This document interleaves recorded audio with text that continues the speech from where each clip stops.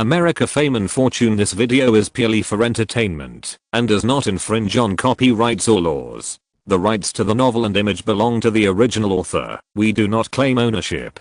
Don't like waiting and want to listen to this fanfic in full now? Subscribe to our Patreon, where you'll find the best fanfics. Chapter 376, Adding Fuel to the Fire.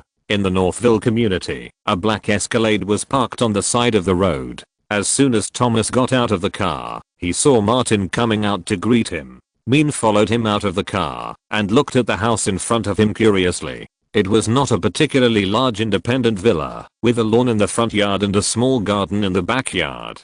The house was not made of cheap wood, but a brick concrete structure. Martin came to the door and invited, "Let's talk inside."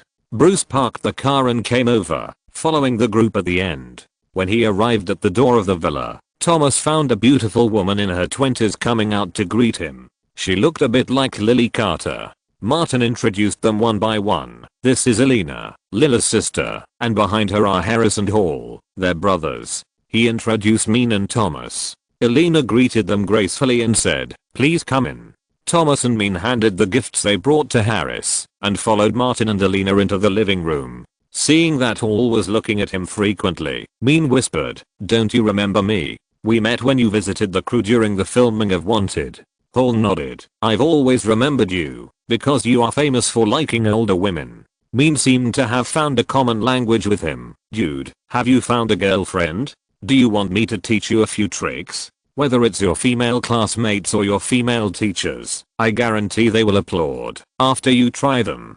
Hall didn't believe it and looked at Bruce. Old Bruce, is he bragging? No. Bruce couldn't lie against his conscience, so he told the truth. Mean does have the ability in this area, especially when facing women over 40 years old. Mean was complacent. "A lot of people pay to find me, but Uncle Mean doesn't want to pay attention to them." Hall pulled him to the small hall next to him. "Teach me quickly, there is a teacher." The two ran to the side and whispered, while Thomas chatted with Martin and Elena about some interesting Hollywood stories. Then, he got to the point. "David Fincher has given the exact audition date and invites you to Los Angeles to participate in the MacUp audition with the crew." Martin replied, "It doesn't conflict with the schedule here, just reply to him directly." Seeing the two people discussing work, Elena stood up and said, "I'll go prepare the tea."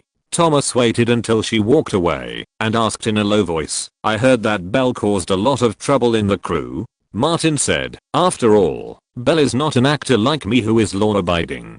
Thomas did not ask stupid questions such as whether it was related to Martin and said directly, "If there is anything you need me to do, just tell me." Martin smiled. "You do your work in Los Angeles. There is one more thing.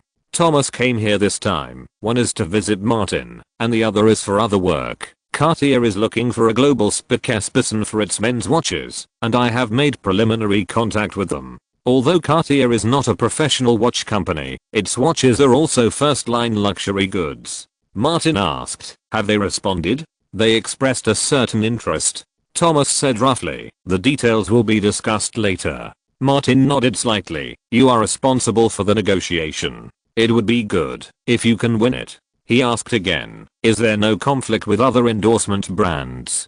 Thomas confirmed, "No conflict." Harris brought black tea and poured a cup for Martin and Thomas respectively. Martin turned around and looked, but he didn't see Bruce. He asked, "Where is old Bruce?" Elena came from the back and said, "She went to the small hall behind with Hall and Mean." Martin simply asked Harris, "Is the Australian horn matter settled?" After Bruce told him about these things, Martin only paid attention to them at the beginning, and then he didn't care about them anymore. Harris smiled and said, "Elena, Bruce and Mean jointly invested to establish an import and export company, acquired relevant qualifications, and reached a supply agreement with the crew." Martin understood a little bit, so he didn't care about it anymore. This business currently has only one client, the crew of the Dark Knight, but the profit is not low. For Harris and the other four, it is also a considerable income. Bruce also dragged Mean along. Some business cooperation within the crew was also handled by Uncle Mean. Uncle Mean is always good at verbal disputes. Mean and Hall came out of the small hall arm in arm, looking like close brothers. Martin asked Bruce, "What did they do?" Bruce said, Mean taught Hall some of his tricks. Martin looked at Hall, and he had grown up in the blink of an eye. It seems that, when Harris was Hall's age, he had already been a tutor for a pair of twins, teaching them carefully, and even teaching them to be under the table. Elena looked at the time, and took the initiative to invite. I prepared dinner, let's sit and talk. The group went to the restaurant. The next morning, Martin continued to shoot at Gray Film and Television Center.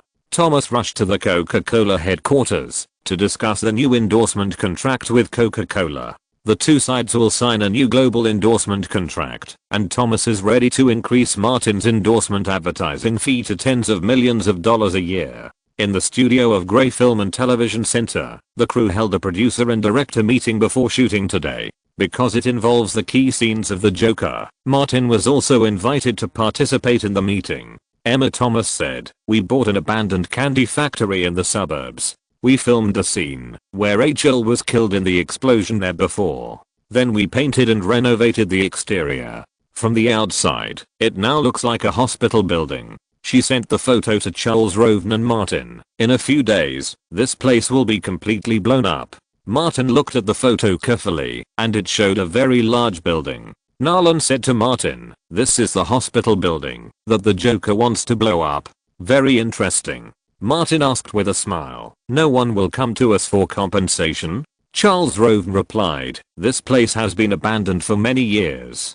There are no residential areas nearby. We have also passed the relevant review. Emma Thomas said again, Just blow it up. Martin nodded, No problem for me. Nolan gave him a few pages of a brand new script. I asked someone to slightly modify the script based on the situation on the scene. You study it carefully. The crew will shoot according to the new script. Martin quickly glanced at it and still said, No problem on my side. The director's requirements do not exceed the terms of the contract, and the actors complete the work with quality and quantity, which is basic professional quality. Charles Rowan said, Emma, please contact Atlanta's fire management department, just in case. Emma said, I've already said hello. The crew received great support, not only tax refunds from Georgia, but also full cooperation from Atlanta. The meeting ended in less than 10 minutes, and everyone went into the studio to start today's filming. After a short break, Belle returned to the crew.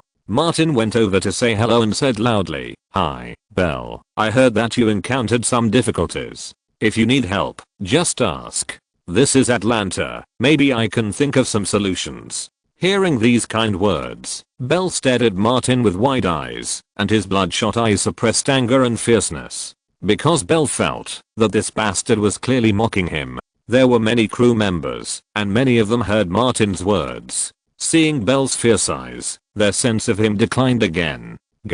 Go away. Belle's words seemed to be squeezed out from between his teeth, squeaking and harsh. Stay away from me. Don't pretend to be a good person in front of me. The white oil paint on Martin's face could not cover up the grievances that came out of his body at this moment. I pretend to be a good person? Haha.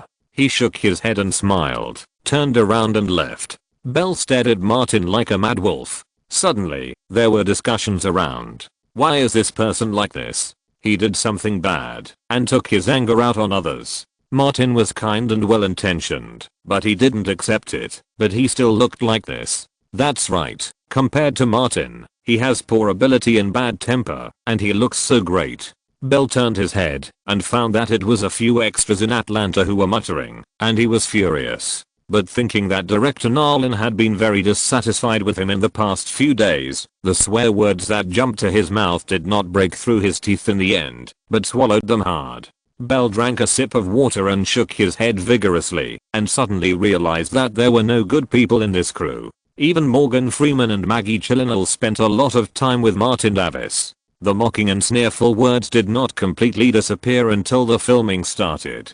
Belle's angry state did not affect the filming, because most of the remaining Batman scenes were scenes after being angered by the Joker. In the filming of one scene after another, that pale face was always smiling in front of Belle, smiling wildly and crazily, making him want to punch it hard.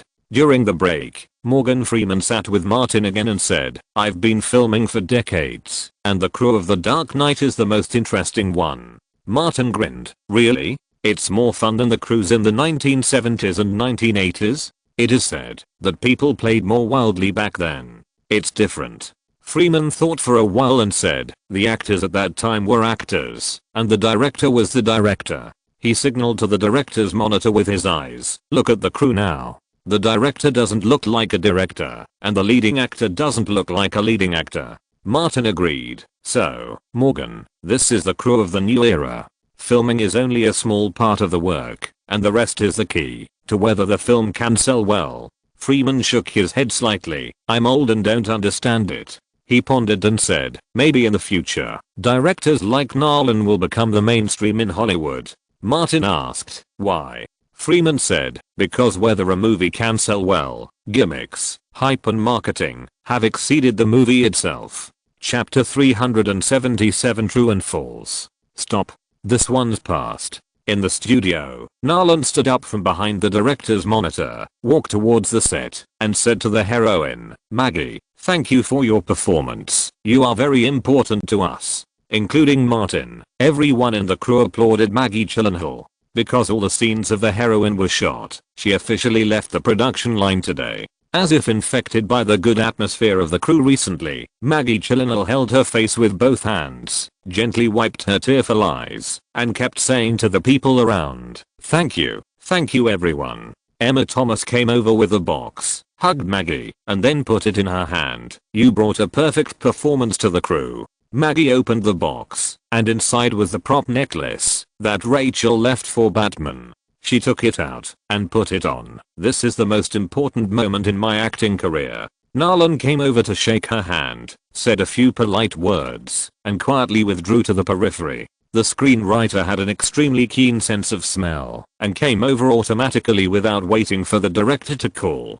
Nolan was about to speak when he saw Maggie Gyllenhaal walking towards Martin. He immediately raised his hand to ask the screenwriter to wait for a moment. Maggie came to the actors lounge, found Martin, and said, I wanted to ask the crew for a souvenir, but the crew doesn't have it now. They said you might have it. Martin was surprised. What souvenir? Maggie gestured and said, a handmade statue of the Joker, the one you gave to Hibby that day. It looks very good, but the crew didn't prepare it. No problem. Martin waved to Bruce. Bruce opened the bag he was carrying, took out a long gift box from it, and handed it to Martin. Martin handed it to Maggie again, pure hand-carved version. Maggie took it, opened it and took a look. The unique shape was indeed extraordinary. She smiled and said, thank you, Martin. Martin smiled and said, you're welcome. Soon, Maggie Gyllenhaal left the studio with satisfaction. Nolan then told the screenwriter, Maggie Gyllenhaal, the heroine who plays Rachel, once fell in love with Martin during the filming, but got no response. Before leaving the crew, she specifically asked Martin for a special clown sculpture as a souvenir. A small gossip was born under the pen of the screenwriter, and it was officially certified. Morgan Freeman has always been a bystander. Nolan has added a new type of director to Hollywood, a publicity and hype director. The British director has as many ideas in publicity and marketing as he has in film conception. On the other hand, Martin was lost in thought. Why is the handmade clown statue always popular with ladies? He has a feeling that, if the movie is a big hit at the box office, this peripheral may sell well. The crew sent Maggie Gyllenhaal away, and a few days later sent Morgan Freeman away. Martin got along well with the old man, and gave Freeman a souvenir. Freeman waved his hand. I'm a man, so I don't want this thing. Martin was surprised. This has nothing to do with men and women. Freeman thought about it and said, okay, I'll take it. The two may work together again. Freeman also gave Martin a gift in return, a nutcracker he made by himself. Martin put it away solemnly, and went back to build a glass display case, to store things like souvenirs for exhibition. Before leaving the studio, Freeman took a special look at director Nolan, and found that Nolan was whispering with the screenwriter again. What was written must be related to him, but Morgan Freeman didn't bother to care if it didn't damage his reputation. He was just very curious about what gossip Nolan wrote about him. Entering summer, the weather is getting hotter and hotter. Under the bright sunshine, the crew left Atlanta and came to the southern city of Concord. Far away from the densely populated area, an abandoned large candy processing factory was transformed into a hospital with only a facade by the construction team hired by the crew. The convoy stopped at a safe area outside the processing plant. Martin got out of the car and went into the Macupe trailer to put on Macupe. Nolan directed the crew to set up the scene. Several experienced pyrotechnicians from the pyrotechnics team went into several key areas of the hospital to set up special explosives, preparing to set off a super large firework. The ambulance converted from a scrapped vehicle was towed to the parking lot near the hospital building. In addition, several real ambulances and fire trucks drove to the periphery, and relevant professionals were on standby to prevent any eventuality. In the Macupe trailer, Martin put on oil paint, a white nurse's uniform, and a nurse's cap. After the stylist left, Bruce, who was sitting on the side, said, "Put on a pair of stockings and a pair of prostheses, and you can go out and seduce perverts." Martin asked, "Do you want to go? I can pay to find you the best stylist." He went a step further. "How about this? I'll charter a business jet and send you directly to Thailand. All your troubles can be solved at one time, and you won't be bothered by Kim and Chloe's problems anymore. I've made up my mind." Bruce had an indomitable spirit. "For Chloe, I'm going to shoot a videotape with Kim." Martin nodded. "Old Bruce, I wish you good luck." Bruce smiled. "Maybe it's a special fate that made me meet them." At this time, someone knocked on the trailer door from outside. Bruce went to open it. An assistant director showed his head and said, "Martin, get ready to go to the set." Martin got up and walked out of the Macupe trailer and followed him to the place where the camera was set up. Nolan was waiting for him here. Bruce didn't stop after he came over and went straight into the hospital, set to check it out in advance. Nolan took off his headphones and hung them around his neck. He pointed to the large building that was originally brick red but has now been transformed into hospital white and said, "There is only one chance for an explosion in this scene. You must get into the state quickly." Martin pulled the nurse's cap on his head and said, "I'll go over there to familiarize myself with the positioning." Nolan called to him, "Come on, let's go together." The two came to the entrance of the hospital building together and walked along the paved road towards the direction where the crew set up the IMAX camera. Nolan said as he walked, "Walk from the door to here. Remember this paving line on the ground. This is the safety line set by the fireworks group. After crossing here, you press the detonator."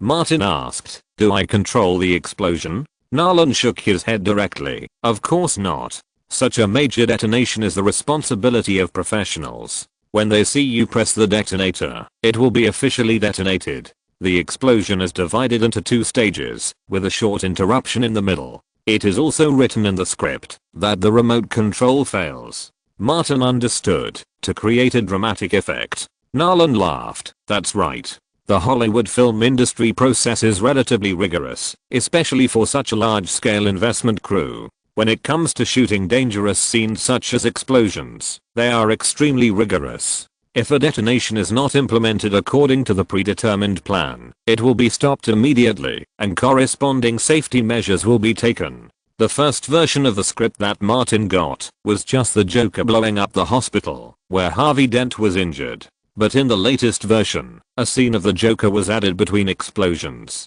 Nolan returned to the IMAX camera. Martin went back and forth and became familiar with the positioning many times. Half an hour later, the fireworks team checked various facilities for the last time and notified director Nolan through the headset. With Nolan's order, the shooting officially began. Martin, wearing a nurse's uniform, staggered from the hospital in trance. He took off his white nurse's cap and threw it to the side of the road. He took out a remote control from the pocket of his nurse's uniform. According to the position, he quickly passed the safety line and pressed the remote control. With a loud bang, a corner of the building behind Martin collapsed. He looked back and looked at the remote control in his hand again and couldn't help but slap it hard a few times. This time, the explosion sounded continuously and the huge building collapsed with a rumble. Martin quickened his pace and ran forward.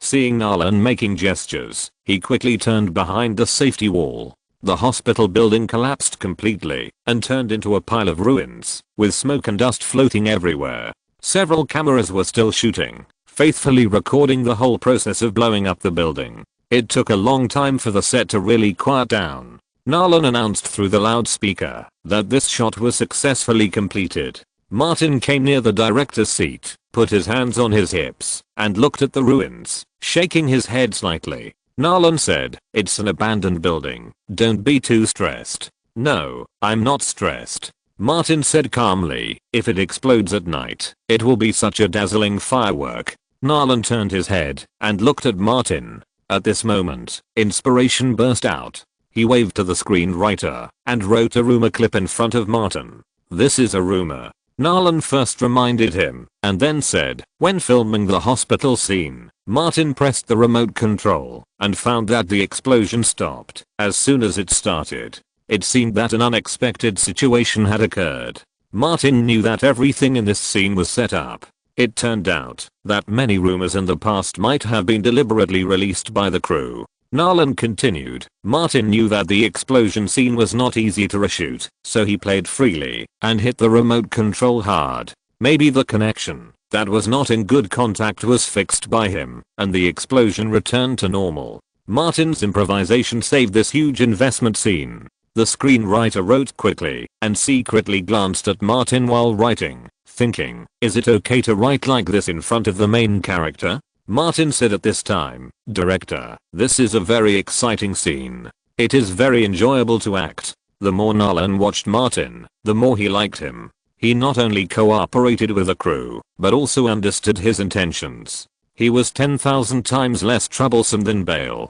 This was the type of actor he liked. "These are all rumors," Nolan reminded him in advance. "When the film is promoted in the future, if a media reporter asks about related news, you can remain silent or give an ambiguous answer." Martin replied, "I will." The scene was completed smoothly, and the crew immediately withdrew to Atlanta. Before arriving in the city, Martin received a notice that Nicholson and Leonardo would come to visit. If you're listening to this novel on a channel other than Fanfic World, it means they downloaded and uploaded it without effort. We cordially invite you to visit our channel, Mundo Fanfic Novelos. There you'll find the original version of this story, and you can explore many other novels of various genres. We're waiting for you to immerse yourself in a world of incredible novels. Chapter 378, Nolan the Instigator. I specifically asked someone about this. What does the crew say? In the car on the way to Grey Film and Television Center, Nicholson looked strange and said to Leonardo next to him, "There are constant incidents and it's exciting."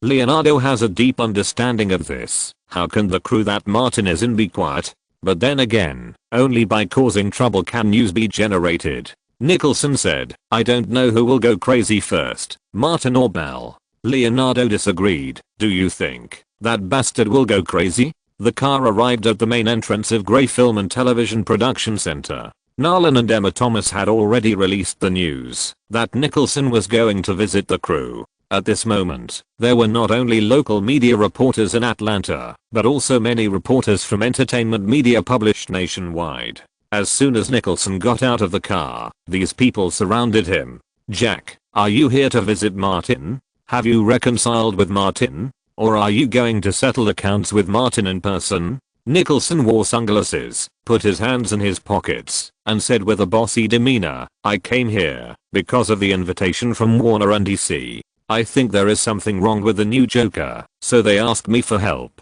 The reporter from Vanity Fair responded very quickly, "Do you still think Martin Davis is not qualified for this role?" Nicholson snorted coldly, looking too lazy to answer such an idiotic question. The security guards on the set came to separate the reporters and let Nicholson and Leonardo enter the door. Someone greeted them at the door and took them to the studio, where the Dark Knight crew was located. The crew had just finished filming the scene of Batman and the butler Alfred, and Nicholson did not see Martin's Joker.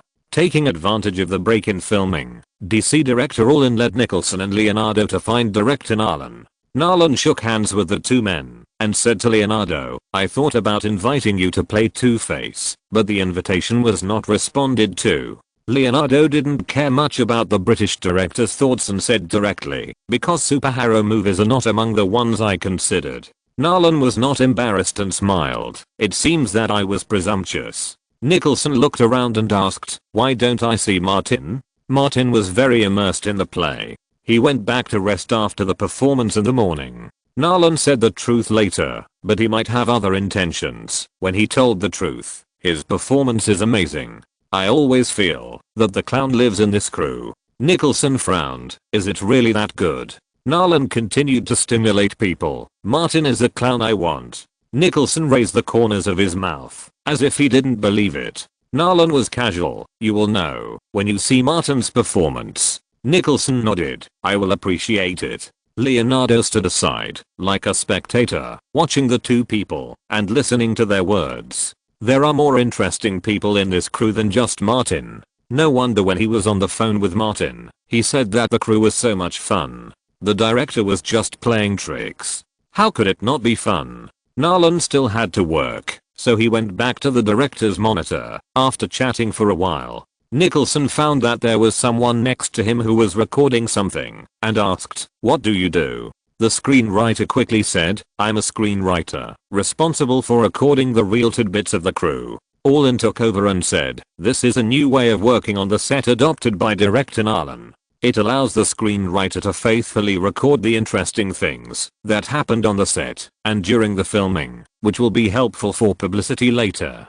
Nicholson was familiar with the people in DC and asked bluntly, "Can I see it?" The screenwriter was deliberately left here by Nolan. Even if Nicholson didn't ask, Nolan would let him see the real record of Martin's tidbits. No problem. Nicholson took the tidbits script handed over by the screenwriter and read it carefully. The most recent one was that during yesterday's filming, Martin saved a large explosion scene of the crew with a very brilliant improvisation. Looking further up, Martin's performance was too realistic, which led to grievances between the characters and affected the relationship between the two leading actors in reality. Martin's crazy performance on the set scared Maggie Gyllenhaal, who was acting with him for the first time, so much that she dared not speak or look at him, and scared the veteran British actor Michael Caine to the point of forgetting his lines. Many actors even said that when Martin was on the set and laughed like crazy, the powerful aura of wantonness was as if a real clown was in front of them. Nicholson still had a blank expression on his face, returned the script to the screenwriter, stood there, watched another scene between Bale and Michael Caine, and then left the studio. When they came to a place where there was no one, Leonardo couldn't help laughing anymore and laughed. "This crew is so damn interesting." Nicholson nodded. Sure enough, where Martin is, there are fun things to do. Leonardo specifically reminded that director seems to be praising Martin, but in fact he wants to sow discord between you and Martin. Nicholson also saw it, and having experienced the first stage of verbal battles with Martin, he guessed, probably wants me and Martin to continue to argue, so as to continue to promote the film. Leonardo exclaimed, "This director has something, and is a perfect match for Martin. That screenwriter and the script, they should have been deliberately let me read it." Nicholson has been working in Hollywood for a lifetime. When it comes to brains, 3 Marlon Brandos combined can't compare to him. He hit the nail on the head. In the script, Martin is praised for his outstanding acting skills, his deep involvement in the role, and his terrifying character. "I guess the core of the publicity for this crew is Martin," Leonardo said. "Martin is so good at making trouble, and he can make news with just a little bit of trouble." In the distance, the door of Macu trailer opened, and an actor with oil paint on his face got out. The man leaned forward, and a blood-red mouth appeared on his face covered with white oil paint. He walked unsteadily. A few young actresses came towards him, and he grinned. The people who were talking and laughing suddenly fell silent, hiding away as if they had encountered a perverted murderer. It is impossible for the members of the asshole trio to mistake one of their own members. Despite the drastic change in appearance and temperament, Leonardo still recognized Martin and said, "He seems to be completely different from your Joker." Nicholson looked over there and said, "If he plays in my style, I will definitely make him doubt his life." Watching Martin enter the studio from a distance, he called out, "I guess there will be a scene for him. Let's go and see." The door of the studio was open, which meant that the crew was not currently filming. Leonardo and Nicholson went in together and found an inconspicuous corner to watch the crew filming. This is a scene where the Joker and Batman are directly confronted. Bale, who was born as a child star and has played the protagonist of the movie since 1987, was suppressed by Martin throughout the whole process. Not to mention insiders like Nicholson and Leonardo. Even those extras can see that Martin's Joker is much more colorful than Batman. The Joker is evil, cunning, arrogant, and almost crazy. His behavior is incredible, but it makes people feel extremely terrifying. On the other hand, Batman on the opposite side is only angry and violent. To roles, to actors, the difference is obvious. Nicholson can be said to be a top acting school in Hollywood, and it is not difficult to make a judgment. There must be a difference in the role. The design and positioning of the Joker in the script are more brilliant than Batman. Martin's acting skills are also not to be ignored. The director called a stop, and Leonardo whispered, "Martin is originally a bastard and a pervert, and now it is a true performance. He is a pervert." Nicholson agreed. It is not a pervert who can kick the ass of a nearly 70-year-old man. The filming continued, and the two shut up at the same time. In order to play the Joker, Nicholson read a lot of related DC comics. It is inevitable to compare virtual and real in his mind. He found that the role created by Martin is a step further than the Joker in any comic. At the end of the day's filming, Martin was not in a hurry to remove his macup.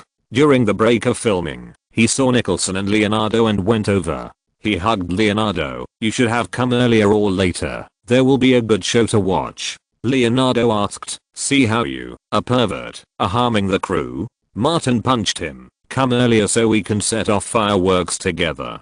He looked at Nicholson. "What do you think of this clown role? Do you choose to continue the verbal battle or ease the relationship a little? The crew director wants to provoke me to continue the verbal battle with you. Why should I follow his rhythm?" Nicholson looked at Nolan in the distance. "I'm not a puppet in his hands." Martin understood what he meant. "Then let's ease the relationship a little." Nicholson said, "I won't be as sharp as before. Let's wait until next year to make peace." Leonardo shook his head. "You said it, as if you two were having an affair." Not far away, Nolan, who was packing up his things, watched the three bastards talking and discussing in the corner, especially focusing on Martin and Nicholson. The screenwriter, whose sense of smell became more and more acute and gradually developed a superconsciousness, rushed to the vicinity early to prepare. He held the notebook in one hand and a pen in the other, ready to respond to the director's summons. Nolan was surprised that Martin and Nicholson didn't quarrel. This was not in his plan. Could it be that the dispute between the two was just due to the roles, and there were no major problems between the individuals? Nicholson came to the crew today, watched Martin's performance and the filming of the role, and approved of the role of the Joker. Although unexpected, this little problem was not difficult for the great director Nolan, who was good at making real tidbits. He waved his hand, and the screenwriter immediately ran over. "Director, write it down first, and use it as a draft for the time being." Nolan's inspiration burst out. Nicholson accepted the invitation from Warner and DC to visit the crew. After seeing the role played by Martin in person, he was impressed by his extremely superb performance and thought it was a shocking role. As a result, the conflict between him and Martin was eased. Chapter 379 Martin's Handle. After leaving the studio, Martin, Nicholson and Leonardo took two cars to the hotel where the crew was staying. The latter two entered the lobby first, and after waiting for a while, Martin came in from outside. The three were just about to go upstairs. A familiar figure came out of the hotel revolving door. As soon as Bell came in, he saw Martin and the other two. His already manic mood these days was rolling again. Martin was very polite, carrying forward the spirit of British gentleman, as if he was a close friend, and took the initiative to greet. "Chris, come here. I will introduce two friends to you." Without Martin's introduction, Bell also knew Leonardo and Nicholson. The latter was the culprit who caused his sponge to tear. Bell stared at the bastard trio, focusing on Nicholson. His eyes were red, as if he could emit heat rays. The three scums on the opposite side would not be left with even a scum. Martin said, "We are all friends, get to know each other, and we can help each other in the future." Nicholson was much more direct than Martin, and he smiled at Bell. The force of the bastard trio was right next to him, and Nicholson was very courageous, raising his hand and making a gesture of firing a shoulder-mounted rocket launcher. He moved his lips and made a bang shape. Bale seemed to hear fireworks exploding in his ears and seemed to see Cate Blanchett slipping and suddenly felt a sharp pain in his lower body. Michael Caine came out of the revolving door and saw all this. As a fellow British actor, he took 2 quick steps and patted Bale. "Didn't you say you would buy me a drink today?" Bale turned his head and looked at Caine. Caine found that his eyes were red and his jaw muscles were trembling constantly, like Batman angered by the Joker, and pulled his arm. "Come on, let's go for a drink together." Bale relaxed and followed Caine to the elevator. Caine advised, "Don't bother with those vulgar Americans. They will only lower the noble character we insist on to their super low level, and then use those boring ways to defeat us." Bale nodded slightly. "Those 3 bastards are all perverts." Caine patted his arm. "Ignore them." Bale took a deep breath and tried to calm down, but the negative things accumulated one by one were not so easy to dissipate. He seemed calm on the surface, but in fact, all the anger and hatred were suppressed in his heart. The two did not go upstairs, but went to the hotel bar to drink. Watching Caine and Bale turn into the elevator, Martin pointed at Nicholson and said, "Look at you, you scared him away. I wanted to have a good chat with him." Nicholson said, "What to talk about? Why did you tear each other apart again?" Leonardo pushed the two forward and said, "You two bastards, can you do something human?" In the Western restaurant on one side of the lobby, Scott walked out of the connected side door with his legs apart. Seeing Martin across the street, he said to the back, "Martin and Leonardo." Sophia took a few quick steps past Scott and waved to Martin. "Would you like to introduce these two?" Martin introduced the female King Kong to Leonardo and Nicholson. When Leonardo shook hands with someone, he felt his hand was deliberately pinched twice. This teasing action, performed by a blonde long-legged supermodel, can make people's minds sway. When Sophia did it, Leonardo felt that his hand bones were about to be broken, and his mouth twitched in pain.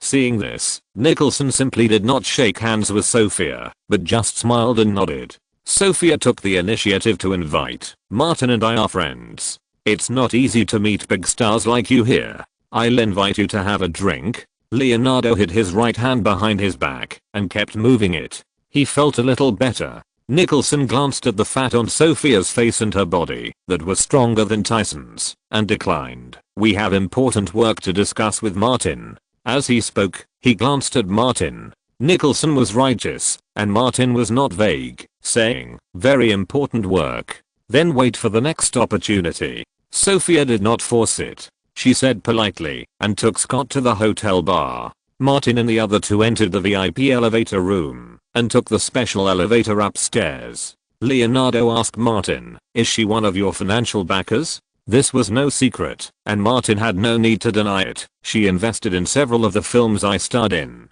Nicholson patted Martin's shoulder sympathetically. "It's not easy. You really have it too hard." Leonardo recalled the figure of the female King Kong. "Sure enough, when you were in Atlanta, you said that the situation was difficult, and you were not lying." Martin said, "Do you think she meets my aesthetic standards?" Leonardo said, "This kind of thing is hard to say. Your taste changes." In the hotel bar, because he was a little old, Michael Caine said goodbye and left after drinking a glass and went back to the room. Bale was upset. The monster that was gradually cultivated in his heart had just been teased and was ready to move. He didn't want to go back, so he just continued to drink alone. Not long after, he drank half of a bottle of whiskey. Bale's cell phone rang, but it was a lawyer calling. It was still early, and the bar was not too chaotic. He answered the phone and trembled. Hibby returned to Los Angeles and filed for divorce. Bale was in a bad mood, and his self-esteem was hurt by Hibby's troublemaking. He was too lazy to say anything more and hung up the phone directly. When he looked up, he found a woman walking towards him with a smirk on her face. "Hi, Chris." Sophia was a little surprised at Bale's state. "What happened? Are you tired?" Bale thought that this person knew Martin and didn't want to talk to her. Sophia pulled out a chair opposite him and sat down, saying, "Are you still in a bad mood?" Bale didn't answer, but asked, "Are you a friend of Martin Davis?" "Friend? Haha." Sophia was prepared and said with a smile, "I'm his former boss. He is a tool for me to make money, and when he was in Atlanta before, he was my gigolo." "Gigolo?" Bale was a little surprised. Sophia shrugged. Bartender and male dancer. Where do you think he learned the striptease and zombie dancing? Belle wanted to know more about Martin's past. After all, it would not hurt to know more about your opponent. I saw that you had a special relationship that day, because I want to know you. Sophia was very confident, so he could only take me to meet you. This did not match Belle's cognition. He took a new wine glass and poured a glass of wine for Sophia. Does he respect you? Or is he afraid of you? Sophia smiled with a face full of flesh. Of course he is afraid of me. Now Martin is a big star, but to me, he is still the stripper. She picked up the wine, took a big sip, and deliberately said, I have a lot of handles on him. Even now, he dare not offend me. Hearing Martin's handles, Belle suddenly became interested and cheered up a little. I didn't expect that you would bring out a big star. Sophia added, I didn't expect that a man who did so many crappy things would become a big star in Hollywood. The two had a lot in common in this regard, and they chatted animatedly for a while. Belle went around in circles trying to find out what Martin called his weakness. Sophia smiled but said nothing. Instead she kept urging him to drink. Belle realized where the problem was. Compared to Martin, he was more unfamiliar with Sophia. If he wanted to find out these important news, he had to be closer to Sophia. How can you quickly get closer to a woman? As soon as he thought of this question, Belle felt a dull pain down there, and he had no interest and felt bored. Sophia turned the topic back to fitness. Belle was somewhat more spirited and started chatting with Sophia, an area he had a lot of experience in. After finishing a bottle of wine, the topic of fitness also came up, and Sophia invited, I opened a fitness club on Peachtree Street. Why don't we go over there together and exchange experiences while practicing it in practice? Belle drank a lot and quickly, and he felt like he couldn't hold on any longer, so he declined. Let's do it another day. I drank too much today. Facing such a Hollywood star, Sophia did not dare to act recklessly in public and said, let's do it another day. She handed Belle a business card. There is the address of the gym on it. You can come to me anytime. Belle put it away, paid the bill, staggered out of the bar, and took the elevator upstairs. Back in the room, before he finished his shower, his wife Ibby called and told him about the divorce. The two of them had a quarrel. During the conversation, Hill used words like disgusting shit stirrer, which made Belle hang up the phone and smash the phone again. This time, Nicholson and Leonardo stayed in Atlanta for only 2 days. On the day when Michael Caine's character was offline, the two were also ready to leave and return to Los Angeles. Leonardo was well informed. After learning about the peripheral products of the Joker statue, he specifically asked Martin for some original Joker statues to enrich his collection. He was barely an art collector and bought a large number of collections in North America and Europe. Martin also gave Nicholson a lot of them. Whether Nicholson was having fun or looking for fun, he really helped him. When the two left, Martin did not see him off. Before leaving, Nicholson specifically wandered around the entrance of the studio for a few laps, attracting a large number of entertainment reporters. Jack, have you seen the crew's filming and Martin's new Joker? A reporter immediately asked, how do you feel about it? The reporter's expected criticism did not happen. Nicholson did not play by the rules at all, saying, when God favors a person, he will not only give him outstanding looks, but also extraordinary talents. Another reporter asked, what do you mean? Nicholson said, I'm looking forward to the Joker in the Dark Knight version. You will know what kind of character Martin Davis, the bastard, has created when you see him. After that, he got in the car and left the studio. The news soon spread to the studio. Nolan called the screenwriter during the break and said, the draft is included in the real footage. Chapter 380, Martin the Rumor Spreader. As the crew was nearing the end of filming, the scenes focused on the violent conflict between the Joker and Batman. Every day when he saw Martin grinning and laughing with people on the set, Bale was irritated and wanted to kill people. And after the scene of bombing the hospital, Martin was inspired by Nicholson and added a little improvisation to his performance. When he laughed crazily, he opened his mouth and made a mouth shape similar to Bang Explosion. Nolan thought it was very good and fit the Joker's wanton and crazy temperament, and he supported Martin very much. But when Bale saw this mouth shape and heard the slight bang tone, he always subconsciously clamped his legs and got angry. Even when he went to bed at night, he woke up again and again from the tearing pain and the nightmare. Bale's spirit became very bad, and he had a lot of anger that needed to be vented.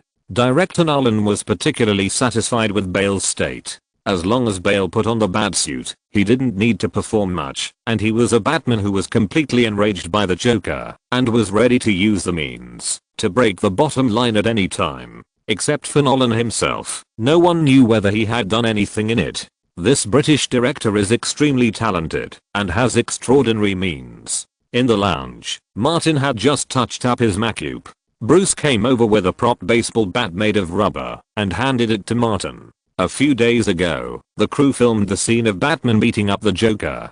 Today, they are going to film the scene of the Joker beating up Batman. Just across from Martin, Bale was walking towards them in a batsuit and a hood in his hand. He raised his head and met Martin's sight. Martin was kind to others, and a blood-red smile appeared on his pale face. A baseball was thrown from Martin's hand, fell back into his hand, and was thrown up again. The baseball bat in his other hand was propped up on the ground. Bale remembered this action scene, and immediately turned around to find director Nolan. This was a scene where Batman was unilaterally beaten by the Joker. Bale used the action scene setting some time ago to create some unexpected situations so that Martin could enjoy Batman's fist. He felt that Martin would never give up today's opportunity. Looking at that look, he wanted to get it back. Although Bale was filled with anger and suffered from nervous breakdown, his mind was not completely overwhelmed. He said to Nolan, "Director, I'm not feeling well right now. Should we let the stunt double do the next action scene?" Nolan frowned slightly, somewhat dissatisfied. It was not that it was not possible to change the stunt double. After all, the stunt doubles of several Batmans in the crew had the same body shape as Bale. After putting on the Batsuit, as long as they did not take close-ups of their chins, it would not be noticeable at all. What Nolan was dissatisfied about was that he had been thinking about how to write the new tidbits this morning. He finally got an inspiration, but Bale did not plan to act. He seemed to be concerned and asked, "Is it okay?"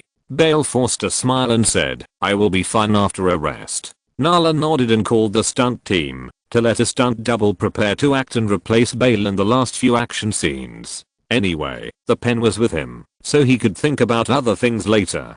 Bale instantly relaxed and came to the rest area. He sat in his chair, took a special look at Martin, and closed his eyes to rest. Bale, who had been tormented by all kinds of bad things recently, felt a rare moment of relaxation. Bale felt that he had seen through Martin's plot. On the other side, Martin was still tossing a baseball. Bruce came over again and whispered, "Stunt doubles Philip and Rice are preparing. Bale will not appear in the few remaining action scenes of Batman." Martin whispered, "It's about the same as I expected. Anyone who wants to create an accident in an action scene will definitely not give others the opportunity to create an accident." Bruce was not surprised. I guess he specifically considered the scene he is going to shoot today when he was filming the scene of Batman beating up the Joker last time. Only someone like him with a head full of bad ideas would have such a low-level idea. Martin smiled what he thought was a kind smile. How could a good actor like me do such a bad thing as deliberately creating an accident? Bruce glanced at his smile and reminded him, "You'll scare the young actresses in the crew." Martin had to put away his smile. You can only create an accident once, and it's over after the beating. You can't beat someone up for a few minutes and still classify it as an accident, right? Bruce combined Bale's actual situation and said, "Some physical injuries can bring long-term mental shock to people." Martin agreed, "That's right. So as long as we start from that aspect, he can't jump out. I think there is a beast hidden in his body, and it may rush out at any time." He nodded his head. "Nicholson told me that physical and mental injuries at the same time will make people unable to get rid of them for a lifetime. He is my boss, and I plan to listen to him." Bruce did not feel guilty or anything like that, because his experience in the army and Atlanta for many years of fighting showed that he must never be soft-hearted when dealing with the enemy. That would be too irresponsible for his future. Martin looked around and whispered, "Let's do it the way we agreed." Bruce left the rest area and walked outside the set. The first person he found was Scott, who suddenly came to visit the crew. "Are you ready?" Bruce asked. Scott nodded. Sophia invited Belle several times, but he refused. Sophia was very unhappy. Bruce said, "Do as I say and tell the truth, understand? No big deal." Scott wiped his nose. "When I was hanging out on the streets, you didn't even know where you were." The two exchanged a few words in a low voice, and Scott found a place to sit down with his legs apart, slowly looking for an opportunity. Martin picked up the prop bat, entered the set, and communicated with the stunt double who played the beaten version of Batman. He never thought of using action scenes to cause accidents. That would be too low level. As an actor with outstanding professional qualities and excellent reputation in the Hollywood circle, Martin certainly would not let such a thing damage his reputation. Compared with bastards like old Bruce, Nicholson and Leonardo, he still has a face. The crew was ready, the lights dimmed, and with Nolan's order, the shooting began. Martin immediately turned into a mad dog. With the help of 2 hounds, he successfully ambushed Batman. He swung a prop baseball bat and smashed it at Batman without thinking. The main point is crazy, and violent. The bat swung with a whirring wind, but it didn't have much weight when it fell. Martin had filmed many action scenes, and was experienced in this aspect. He got it just right. Batman was also beaten to the ground by the Joker. "Stop, this one is past." Nolan was very satisfied with Martin's performance and shouted, "Keep it up." The Macupe artist came in to touch up the Macupe, and the dog trainer took away the 2 dogs. Martin listened to the action director's instructions for the next precautions, and prepared to shoot the next one.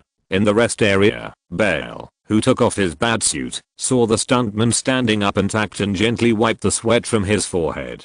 Just now, he saw Martin beating Batman, and he was sweating all over his forehead. When the shooting came to an end and the crew took a break, Bale heard the crew's whispers everywhere. Why didn't that troublemaker appear in the filming? He's timid. Is he afraid? He's brave enough to make trouble. Why would he be afraid of this kind of action scene? Bale was furious. These extras in Atlanta were too talkative. He turned his head and looked in the direction of the sound. The extras immediately shut up. But when he turned back, the discussion started again. Bale was so annoyed that he simply got up and left the studio to get some fresh air outside. After strolling around the studio, Bale just came out from behind a trailer when he found 2 women talking in the extras dressing area on one side of the studio. One of them said with an unpleasant duck voice, "Tell your extras to spread Bale's story." Hearing his name, Bale hid behind the trailer. Another person said, "No problem, this is Atlanta, our territory." The unpleasant duck voice said again, "Bale, that troublemaker, actually wanted to mess with our Atlanta people. The higher-ups have contacted people there, and they said they will never stop until Bale is stinky. Isn't he stinky himself?" The other person said. The duck-voiced man laughed unpleasantly and continued, "The latest rumor is fabricated from Blanchett's perspective and tone. The specific content is this: Bale invited Blanchett to a party. When she arrived, she found Heath Ledger in the room. Clothes were thrown everywhere, and there was a smell of shit. Blanchett thought they didn't clean it properly." The other man laughed out loud. "This is a rumor with a smell." Bale stood behind the trailer, his tense face pale, his eyes, which were already bloodshot, glowing red. "Atlanta. The person who left Atlanta. The person who left Atlanta. He wanted to mess with only one person, Martin Davis." Bale immediately figured out why the extras were talking about him crazily and spreading messages about him in the crew. There was someone behind him supporting him. The person who walked out of Atlanta was, and could only be, Martin Davis. Bale walked towards the studio angrily, with only one thought in his mind. Martin Davis was the real troublemaker. Not far away, Robert, the high priest of coke, saw everything clearly. He picked up his phone and dialed a number. The number rang, and the call was quickly hung up. Scott got off an electric car and walked towards Bell. He shouted with his legs apart. He was still a dozen meters away. "Christian Bell, wait for me. I have something to talk to you about." Bell stopped and turned to see that it was the strange man following the female King Kong. Thinking that the female King Kong might have something on Martin, he forced a smile at Scott. "What's the matter?" Scott pointed to a deserted place. "About Sophia." Bell followed. Scott said, "I advise you to be careful and stay away from Sophia. Martin found Sophia and asked her to mess with you. Having just heard what the two extras said, Belle was particularly sensitive to this. Mess with me? How do you mess with me? Scott took out a pink kettle that was more than 30 centimeters long from his bag and pointed behind Belle. Use this. Chapter 381 Mental and Physical Double Blow. Hearing Scott's words, Belle subconsciously clamped his buttocks and his eyes swept over the peculiar pink kettle, feeling both fear and anger. Thinking about the few times they met in the past few days, he had drunk a lot of wine. What if he got hot-headed and followed Sophia away? It's not that the consequences are serious, but the problems later are very serious. It's better to be a troublemaker yourself than to be a troublemaker by others. Belle's chest rose and fell sharply, as if it could explode at any time. Martin Davis. He hated him so much. Are you a fucking human being? Scott thought of his daughters and said, that bastard is not even worth a damn. Belle had a feeling that Scott was telling the truth and asked, why are you telling me this? Scott crossed his legs and took a few steps. Do you see me?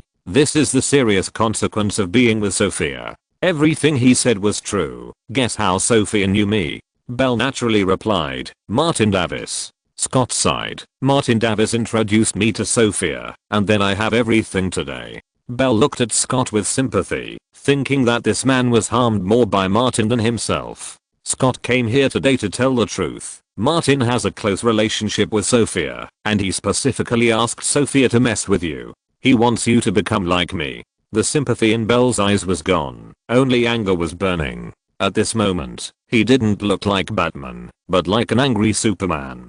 Be careful. I'm reminding you, because you don't get along with Martin. Scott walked away with his legs apart. The weird way he walked kept reminding Belle what he almost became. Martin Davis. Belle had never hated a person as much as he did now. At this moment, in his eyes, heart, and mind, there was only Martin, and no room for anything else. Martin occupied Belle's whole body and mind. Belle strode towards the studio to find his only one now. That clown, the clown who created chaos. He wanted to seek justice from the clown and end all the chaos on the set.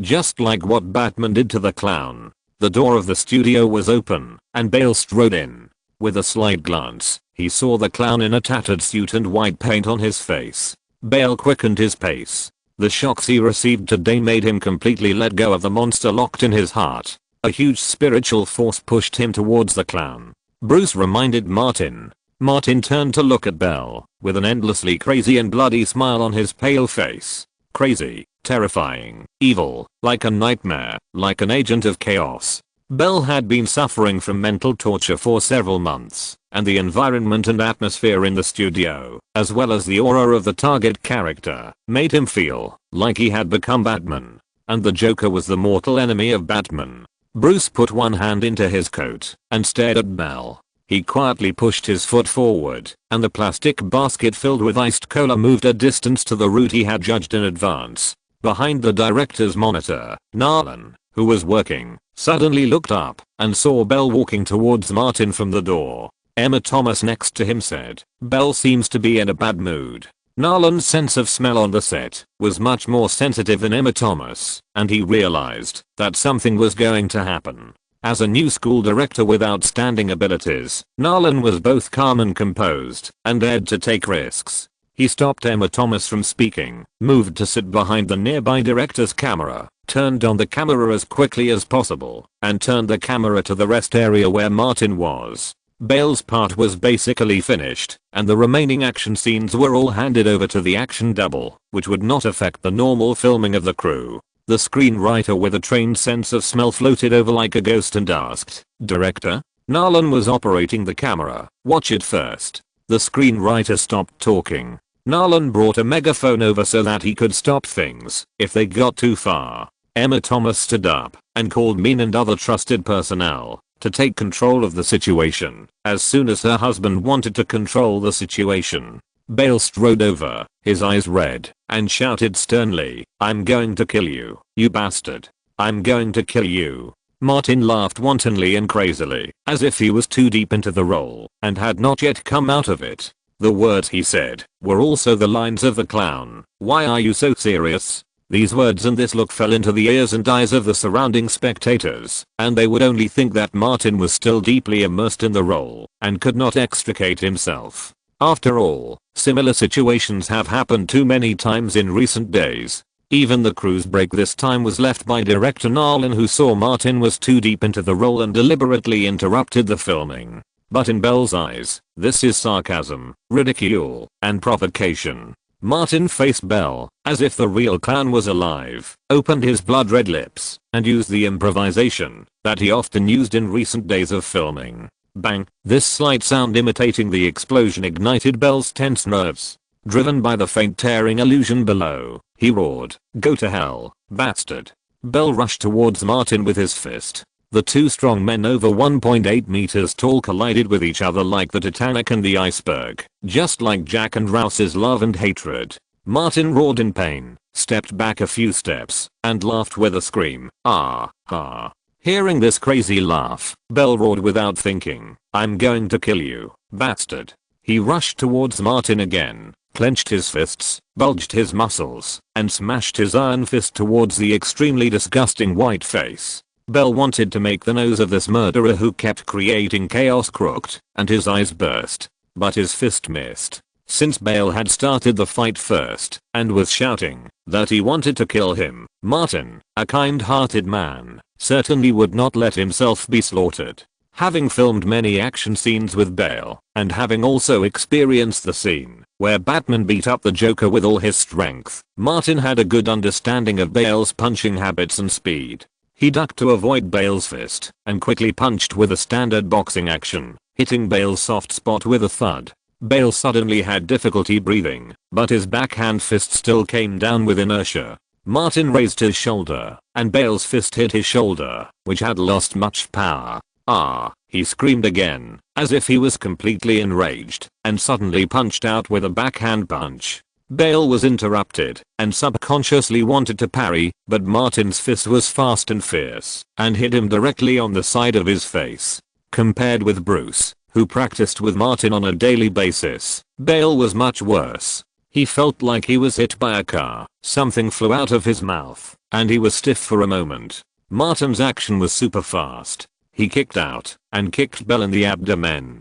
Bale screamed, snot and tears flowed down, and he fell to his knees, and lay flat on the ground. But Bale didn't give up yet. The pain in his vitals made him crazy. "Asshole, I'm going to kill you. I must kill you." Martin didn't stop for a moment, and pounced on him directly, like a pervert pounced on a beautiful woman. He put one hand on Bale's neck, looked at his leaky teeth, grabbed the plastic bottle of Coke in the plastic basket next to him, and laughed wildly. "You want to kill me? Batman, where is your principle of not killing?" Seeing Martin grabbing the Coke, Nolan remembered the name of the Coke Master and the Coke God of War, and hurried to get the loudspeaker. "Stop. Stop now." The voice was heard, but the actor was already crazy, and didn't listen to the words here. Martin swung the plastic bottle of Coke and smashed it on Bale's head with a bang. The plastic bottle burst, and the Coke exploded all over Bale's head and face. Emma Thomas quickly asked someone to pull them apart.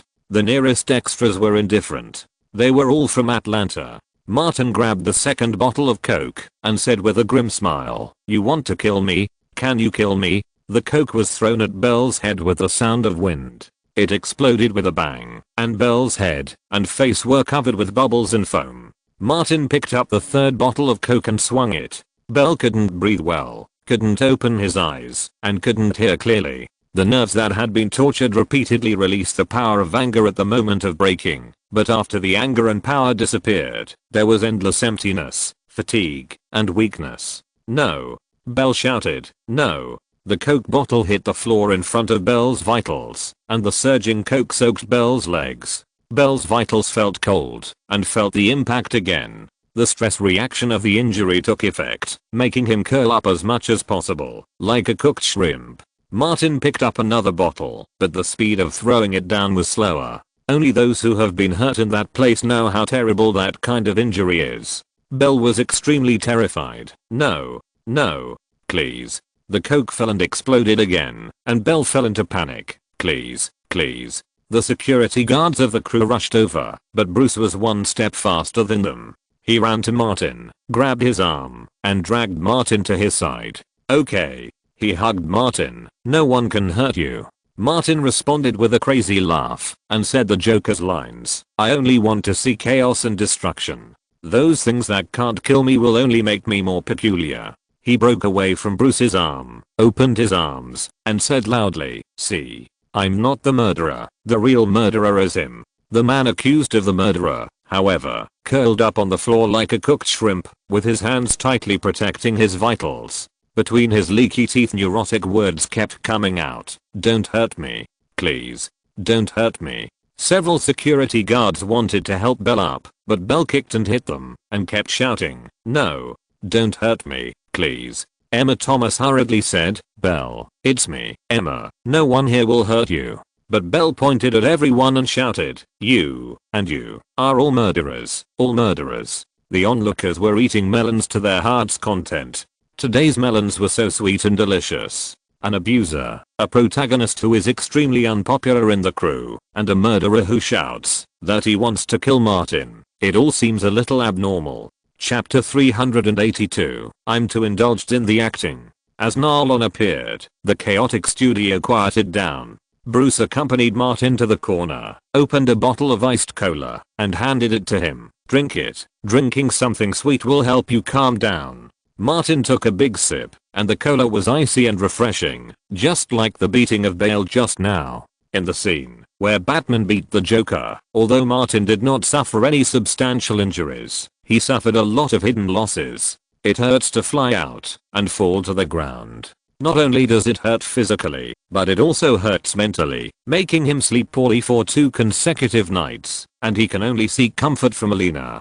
Bruce seemed to be infected and deeply immersed in the role. "Don't worry, no one can hurt you with me here." Martin sat down on the chair, drank half a bottle of cola, and acted as a spectator. Bale was still lying on the ground and murmured, "No. Don't hurt me. Don't hurt me," as if he was greatly stimulated. The crew doctor rushed over and tried to persuade Bale to have a preliminary physical examination. Except for the fallen teeth, other injuries were not serious. Martin's attack was measured, but Bale's most serious injury was not physical, but mental. "Don't hurt me." Bale covered his vital parts with his hands. "Don't hurt me." Narlon whispered to the doctor and winked. Emma Thomas understood and personally led Mean and others to the door of the studio and closed the door of the studio and the nearby emergency passage. Another doctor came to Martin and asked, "Mr. Davis, you?" Martin pointed to his shoulders and chest. "It hurts." He shook his head. "I feel a little dizzy." The doctor quickly called someone over. Director Nolan rushed over immediately and asked, "Martin, are you okay?" Martin shook his head. Batman's fist is very heavy. He asked for advice and said, "Director, I want to call the police. I was attacked, and the other party shouted to kill me." Emma Thomas came quickly, squatted in front of Martin, and said, "Give us some time to deal with it, okay? I will definitely give you an explanation for this matter." The clown makeup was still on, and Martin's face was pale. "Emma, Chris, I believe you. You cannot call the police for the time being, but this matter can't end like this." Emma Thomas promised, "It will never end like this." Narlon looked back at Belle, who was muttering like a neurotic. There were more than a dozen behind the scenes staff and more than a dozen extras in the studio. They all saw what happened just now. Not only did Belle start the fight first, he hit Martin twice in a row and shouted wildly to kill Martin. Those actors from Atlanta must be on Martin's side. Thinking of this, Narlon couldn't help but look at Belle more. This guy's really troublesome. He has made such a fuss. Or is he too immersed in the role? Narlon suddenly had an idea, but it was not appropriate now. He had to deal with the matter at hand first. While Martin was being comforted, Bale was giving him a headache. A person with a nervous breakdown and a weird mind was simply unreasonable. Emma Thomas also warned everyone in the studio that according to their contract, they were not allowed to disclose anything that happened during the filming to the media without the crew's consent. Bale was sent to the hospital. After Martin removed his makeup, he also went to the hospital for a checkup. He kept complaining of dizziness and heart discomfort, and even stayed in the hospital temporarily. Bruce went to get the news, and when he came back he said, "Belle lost a few teeth. and the rest of his injuries were just skin injuries, but the doctor thinks he has suffered a major mental trauma and needs to see a doctor who specializes in psychological and mental treatment and can't be stimulated for the time being. Martin nodded and asked, "What about the crew? Emma Thomas has issued a gag order, and Charles Roven and all in are rushing over from Los Angeles." Bruce said roughly, "Nolan may have some ideas, and he said he wants to talk to you alone later." Martin was not surprised at all. Nolan is not only an outstanding director, but also has ideas in other aspects. And this big play happened in Nolan's style. There was a knock on the door, and Bruce went to open it. Robert, with a slicked back hair and a big head, entered the ward, put down the flowers in his hand, and asked, "Martin, are you okay?" Martin smiled and said, "I'm fine." Robert knew Martin for a long time, and knew that he must be fine. He immediately took out a disc and handed it to Bruce. "This is a video shot on the spot by an extra. As soon as she came out, I asked for the camera. She didn't have time to copy it. There is only this version." Bruce put it away. "What if I need it?" Robert was very confident. "They are fine. They are all from Atlanta and have families." Martin said, "I'm at ease with you doing things." Robert said again, "Jerome and Hart wanted to see you, but I stopped them." Martin thought for a moment and said, "If they want to come, let them come." Robert didn't stay for long and left quickly. Bruce found a laptop and watched the video. The angle and clarity were good, and it faithfully recorded the whole process of the conflict from beginning to end. Bale can be clearly heard roaring, "I'm going to kill you." Martin said, "Keep it. I hope you won't need it." Bruce asked, "Do you think Nolan can handle these? If it's Emma Thomas and Charles Roven, probably not." In the past few months, Martin has fully witnessed Nolan's abilities beyond filmmaking, and said, "These I prepared were based on Nolan's ideas. He is a very good director, and will not miss them." A few hours later, Bale's agent Parker walked into the Dark Knight crew's office at the Grey Film and Television Center, and met with director Nolan and producer Charles Roven. "I just came back from the hospital and saw Bale. He is in a very bad condition." Parker did not get any useful information from the neurotic Bale. After reporting the specific situation to the company and informing Bale's wife, he immediately came over to ask for culpability. "The crew must be responsible for all this." Nolan continued, "We will not shirk the responsibility of the crew." He picked up the remote control and played the video shot before. "You should watch the scene first." Parker put his hands on his hips to make himself more imposing. "No matter what happened, it is an established fact that my client was hurt." Before he finished speaking, he was attracted by the video on the opposite LCD screen. Bale came from the studio door, took the initiative to attack Martin Davis, and roared to kill Martin Davis. Martin Davis was forced to fight back after being attacked by Bale twice in a row. Parker unconsciously put down his hands on his waist. "What happened to the crew? Is Bale crazy?" Nolan continued, "Martin wanted to call the police. I stopped him, and the crew finally calmed him down."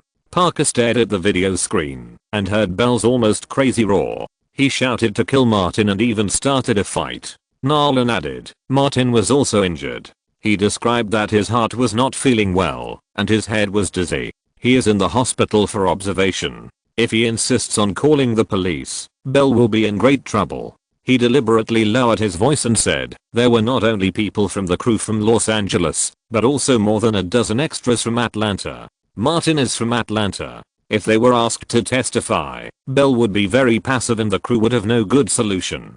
Parker's attitude changed automatically, and he didn't know what to say for a while. Not to mention that Bale was mentally stimulated now, judging from the video. Even if Martin Davis beat Bale seriously in the counterattack, it wouldn't be a big problem. Bale was 100% at fault in this matter. Nolan saw Parker's attitude soften and further said, "I personally feel that Bale and Martin are too deeply involved in the play, and the opposition and hatred between Batman and the Joker may have extended to the two actors. He first separated the crew and himself. I counsel the two actors every day and ask them every half a day. The crew also arranges for relatives and friends to visit the set to help them relax, but Bale's family seems to have some problems. The last time he came to visit, the two had a serious quarrel. As a new age director with excellent shooting and production skills and other outstanding talents, Nolan put the blame back on Bale.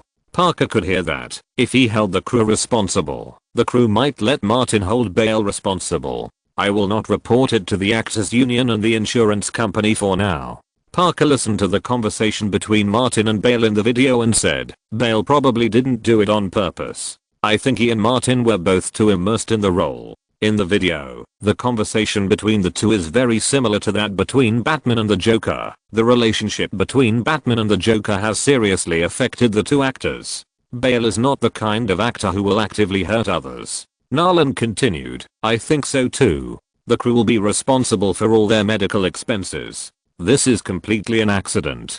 Bale didn't really want to hurt Martin.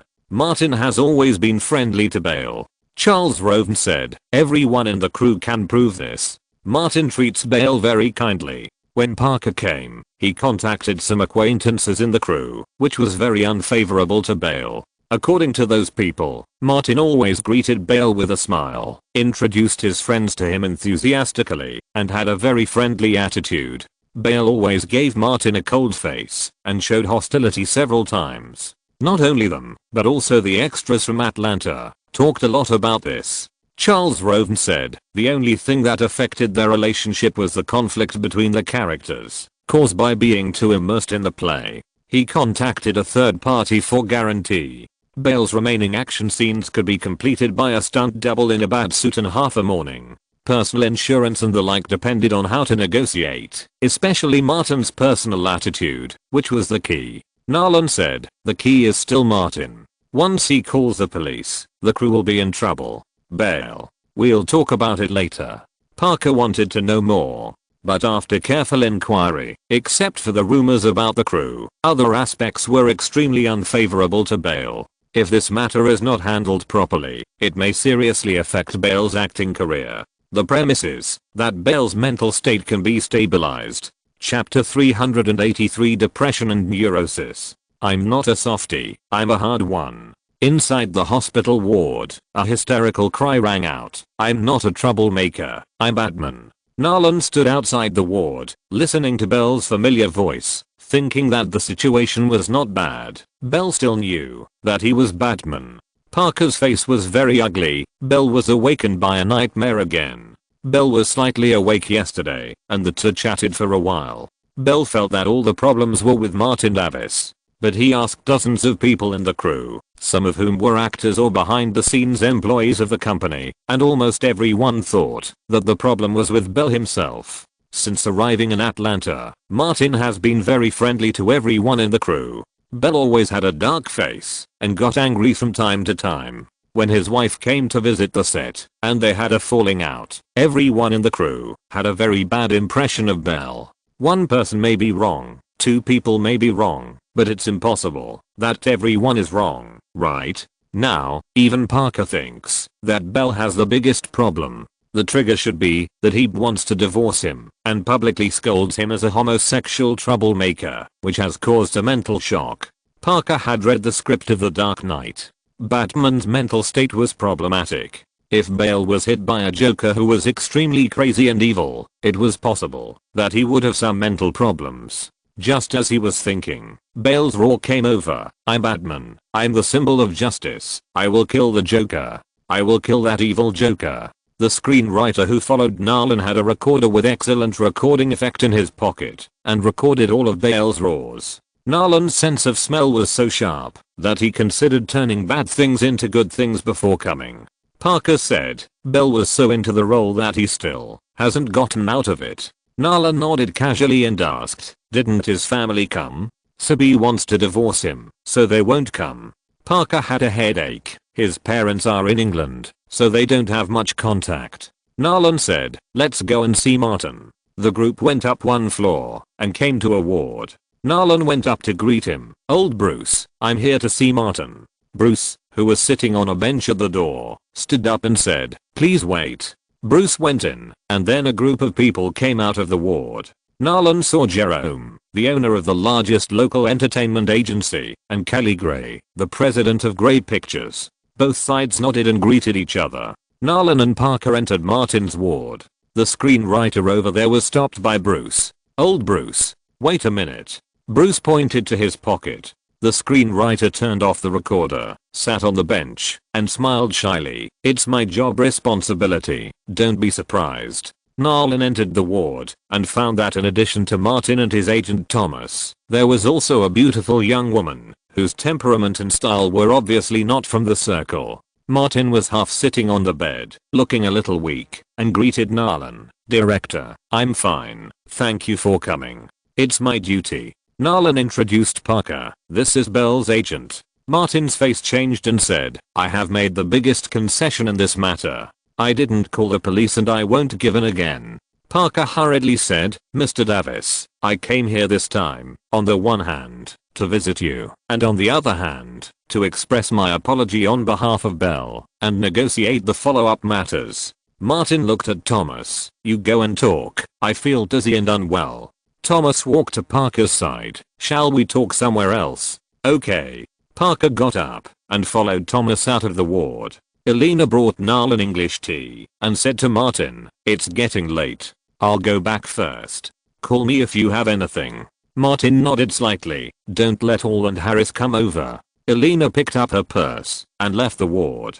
After the door was closed, Nolan said, "Bale's mental state is unstable, and he can't apologize to you in person." Martin said, "I heard from Old Bull that Bale was clamoring to kill me." Nolan corrected, "It was Batman who wanted to kill the Joker. Martin didn't care about this. I never took the initiative to provoke him, but he wanted to kill me." Nolan asked, "Have you thought about the follow-up?"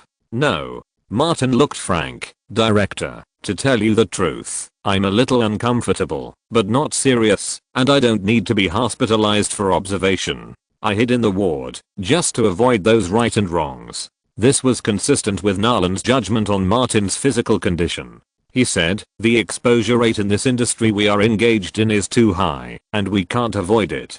Martin simply asked, "What does the crew think?" Nolan had already discussed it with Charles Roven and said, "According to the agreement, the crew has the right to deduct Bale's completion bonus and give you an additional $2 million as a special subsidy." Martin understood that the $2 million was most likely from Bale's bonus for completing the film, in order to shut him up and prevent him from calling the police. Perhaps he needed to cooperate with something else. Nolan glanced at Martin, and seeing that Martin did not express anything, he said, "You can raise your opinions, if you have any." Martin seemed to care about the crew and the film. "I think this matter should not be disclosed casually. It would be bad if it had a negative impact on the release of the film." Hearing this, Nolan suddenly felt relieved. The director who had the pressure of the $180 million investment on him would be the one who felt the huge pressure of a mountain. If not, he would not have come forward in person to talk to Martin about how to turn a bad thing into a good thing. Nolan said, "This matter has been made public, which has a great impact on the crew. I have discussed it with Charles and Allin, and also called Louise, and came up with a preliminary plan." Martin moved his body slightly to sit more comfortably. "I would like to hear more details. Because the character and plot design are too special, you and Bell put all your energy into the performance, which led to being too immersed in the play." Nolan did not tell the screenwriter this time, but asked Martin's opinion first. After all, Martin is the core and key to the implementation. And if Martin disagrees and insists on calling the police, the plan will be useless. He was careful with his words. As the filming time went on, after a few months of performance, you and Bale were both greatly affected by the character's personality and the role. The relationship turned into opposition like Batman and the Joker, and the hostility turned from inside the play to outside the play, and finally the Joker and Batman fought each other. Nolan thought for a while, and then said, "At that time, the cameraman took pictures of the conflict between you and Bale out of habit. I explained some things in advance. If this is used as the tone, the second half of the conflict must be cut. Batman was beaten by the Joker, and it must not be exposed." Martin knew this a long time ago. He was silent for a moment, and then he said directly, "I personally think that the Joker and I are more suitable as the core of the publicity." Nolan was mentally prepared for this. The Joker is the core of the whole film. Martin pretended to think carefully. Nolan knew that Martin always had some ways in publicity and marketing, so he did not say anything to interrupt. After a long time, Martin said, "Can I put it this way? My performance was too good. In order to maintain my condition, I was always the Joker on the set. As a result, I brought Bale into the play and made him attack me like Batman. Nolan grasped the essence of it and said it another way, because your Joker was too good. Bale, who was immersed in the role, mistook you on the set for the Joker in the play. Martin would certainly not give up what he should fight for. Yes, that's right. Bale was always brought into the play by the Joker on the set without knowing it. Nolan felt that this had more selling points than he thought, so he simply asked, "What about Bale?" Martin shared his happiness generously. My Joker was too good.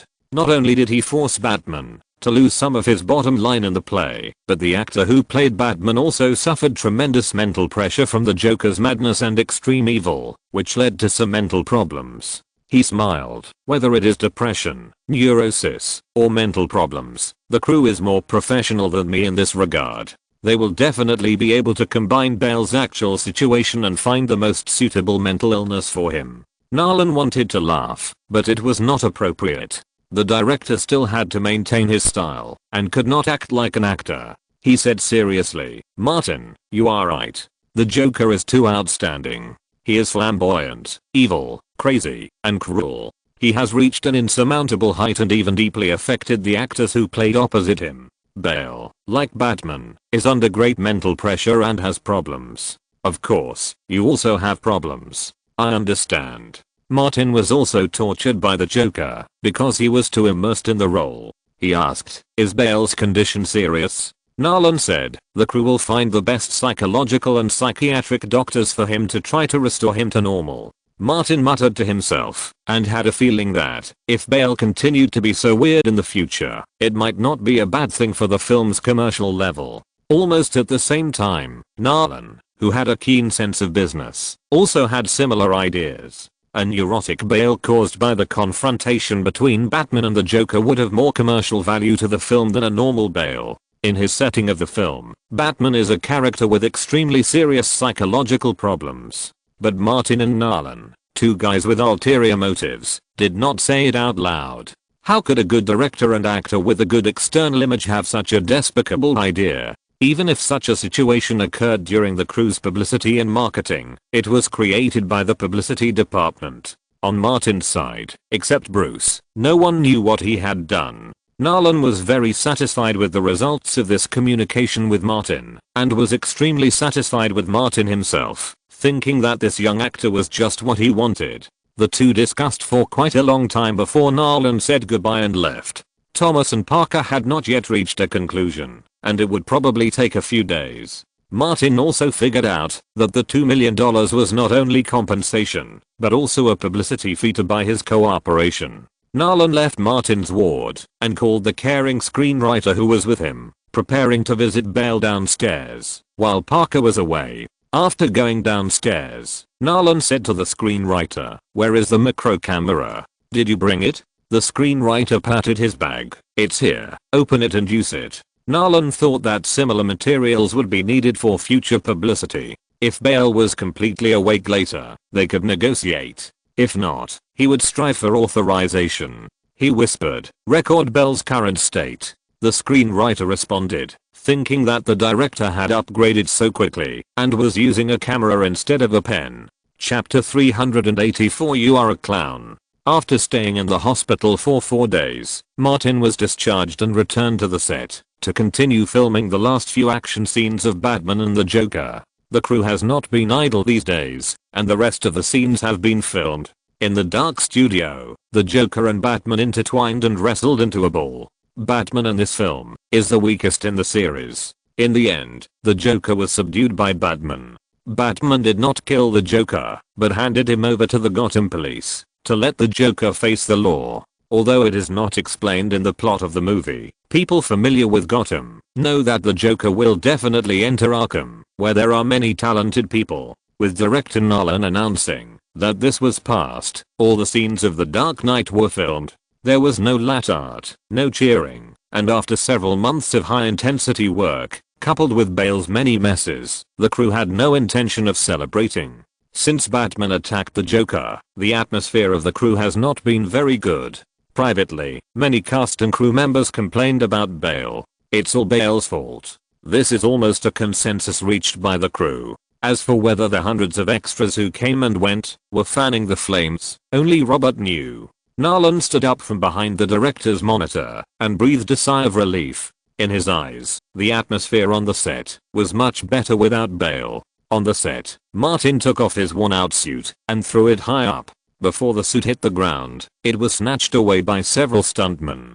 Seeing these guys tear it into pieces, Martin shouted, "Don't snatch it. I have a souvenir to give away." "Really?" The guy in the bad suit rushed over first. Others followed. Martin waved his hand, and Bruce came over with a big box. Other cast members also came to join in the fun. Martin opened the box and said, "Nothing special, a handmade statue of the Joker, which is also a high-end handmade peripheral of the Dark Knight. Everyone has one. Promote it to people around you when you go back." Some people have seen with their own eyes that Hibby hit Bale's head with the Joker statue sent by Martin, and they have been interested for a long time. Even Morgan Freeman and Maggie Gyllenhaal asked for this souvenir when they left the crew. Martin personally delivered the gift boxes to the cast and crew. The crew members who already had a good impression of him all thought that Martin was a good person. Although his gloomy and crazy temperament during his performance as the Joker was a bit scary, he was kind and easygoing. He would smile and respond to anyone who greeted him. Martin took 2 gift boxes and went to Narlan and Emma Thomas. Narlan said, "I don't want them." But Emma Thomas took the gift box from Martin, opened it and took a look. Suddenly, she understood one thing: why Hibby and Maggie liked this Joker statue so much. "Thank you." Emma took it without hesitation, a very unique souvenir. Martin no longer said that he hunted it himself because he gave away too many of them. Instead, he said, "It is made of pure natural horn and is hand carved." Emma looked at Narlan and felt that the statue would definitely be useful to her. She said, "I like it very much." She called the assistant and took out a photo album and handed it to Martin. "The crew prepared it specially for you." Martin took it and looked through it. It was full of photos of him playing the clown, laughing crazily, frowning and thinking, and holding weapons, etc. It was very memorable. Martin liked it very much. "Emma, thank you." Narlan nodded and said to Martin, "Let's talk alone." Martin followed him to a deserted place. Narlan said as he walked, "All producers and publicity departments have held a meeting to study the publicity ideas we discussed, and they all agreed that it is highly feasible. Next, a professional team will formulate a specific plan. After it is confirmed, you will be invited to participate." $1 million of the $2 million compensation has been transferred to Martin, so he responded, "I will fully cooperate. I feel very good about this film." Narlan is quite confident, and he also knows that Martin can always make eye-catching moves in publicity. He specifically said, "Recently, I have a feeling that this film is likely to explode at the box office, provided that we do a good job of publicity and marketing." Martin agreed. "No matter how good the quality of the film is, people need to know about it." Narlan laughed. "We have many similar views on movies." Martin also laughed. "That's right. In addition to doing their jobs well enough, the two are also hype-type actors and hype-type directors respectively. Times are different, and the media will become more and more developed in the future. It is definitely not a bad thing to be able to hype." The crew's work in the shooting stage is all completed, and the post-production will be transferred back to Los Angeles. Warner Studios has a complete post-production studio, but Narlan still has troubles to deal with. A few days ago, when filming a car chase scene, an IMAX camera was damaged. The compensation amount of the crew must be included in the production cost. Martin returned to the Macube trailer to remove his Macube. Bruce had already collected the items left by the 2 people on the crew and came in with a bag. When they were the only 2 left in the trailer, Martin asked, "This time when you return to Los Angeles, you will accompany Kim to shoot the videotape." "I have promised her that after the videotape is shot, she will no longer interfere with me and Chloe." Bruce seemed to be going to the battlefield, looking particularly serious. "These days I have studied Paris Hilton's videotapes and watched a lot of first-person film shot in the Saint Valley. I will design the scenes myself and shoot with the DV myself." Martin couldn't help but praise old Bruce. "It turns out that you are not only the male lead, but also the screenwriter, director and director of photography." Bruce was worried. It's a bit difficult. How difficult can it be? Martin has always been good at being a man. You were able to survive when facing Sophia. This is a piece of cake. Bruce picked up his bag and left. This guy's really not a human being. Martin picked up his bag and followed, saying, now Sophia is wholeheartedly devoted to Scott, and she only came out to play occasionally. Even if you want to do it again, you won't have the chance. Bruce finally couldn't help it and said, paint off the oil paint on your face. What do you mean? Martin asked deliberately. Bruce gave him a middle finger. You are a clown. The two drove the battery car to the parking lot and changed to the Escalade. Martin asked old Bruce to go to the Northville community and have dinner with Elena tonight. After sending Martin off, Bruce went to the Beast house to drink with the old brothers. Martin entered the Carter's villa and found that only Elena was there today. Dinner was ready and covered on the dining table. Elena was cutting vegetables. Seeing Martin's smiling face, she picked up a knife and pointed it at him and said, put away your ugly smile and don't act crazy in front of me. Martin didn't want to accept the iron fist of love, so he immediately put away his smile, washed his hands first, and helped serve dishes and mixed drinks. 10 minutes later, the two sat at the dining table. Dinner was all barbecue and fruit, which Martin liked. Elena cut the steak and asked, when are you going back to Los Angeles? Martin said, I have to sign a new endorsement contract with Coca-Cola tomorrow, and I have to attend a media event in the afternoon. If nothing goes wrong, I will leave the day after tomorrow. He added, there is also an audition in Los Angeles to attend. Elena nodded and said, a few days ago, Lily came back. Is the job you helped her find very profitable? It was just an opportunity. Martin said lightly, the opportunity came, and Lily had enough ability, so she just happened to grab it. He picked up the Joker on the shelf on one side of the restaurant and said, it's this thing. Lily has always used me as a template for carving. This time, the Joker is the core of the Batman movie I starred in. The crew is willing to spend a lot of money on the Joker's peripherals, and they just happen to like Lily's carving. Elena understood and said, she has made a lot of money, and she is very confident in front of me, and she dares to put on a posture of not being afraid of being beaten, and wanting to turn the world upside down. Martin mourned for Lily for 3 seconds. What's the result? Elena smiled. She fully felt the love from her sister, and then she only stayed for one night, and ran back to Los Angeles. Martin was surprised. She left so soon. Even if you care about her, she can usually tolerate it. Because Hall went out to play with the school baseball team. Elena explained simply, she was unable to pass on her love to Hall, and she was very depressed, so she left. Martin nodded.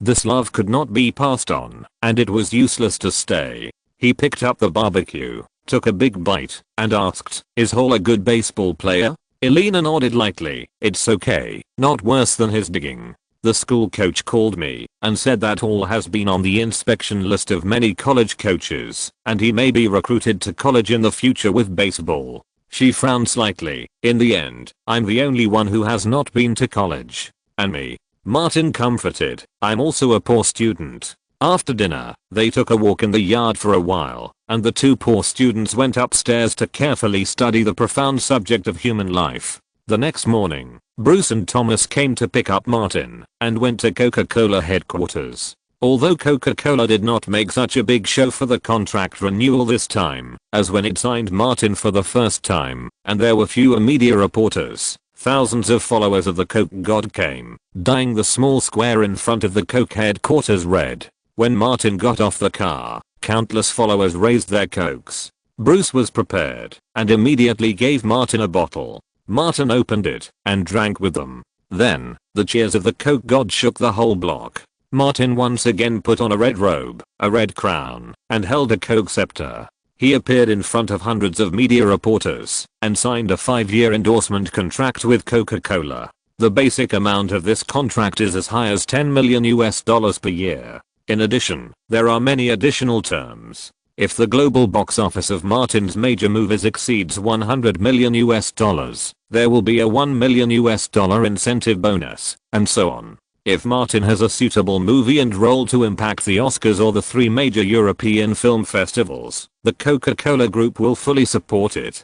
If you win the Oscar for Best Actor or the Best Actor award at the 3 major film festivals, you will receive bonuses of varying amounts. If you're listening to this novel on a channel other than Fanfic World, it means they downloaded and uploaded it without effort. We cordially invite you to visit our channel, Mundo Fanfic Novelos. There you'll find the original version of this story and you can explore many other novels of various genres. We're waiting for you to immerse yourself in a world of incredible novels. Chapter 385 Super Smart Drug. As soon as Martin came out of the terminal of Los Angeles International Airport, he saw Lily. She came to pick him up today. Hurry up and get in the car. We can't stay here for long. Lily opened the trunk of the red Cadillac, asked Martin and Bruce to put their luggage, and asked them to get in the car, asking, "Where are we going?" Martin said, "Home." Lily started the car and drove out of the terminal corridor. "I went to your house the day before yesterday and cleaned the house. I was almost exhausted."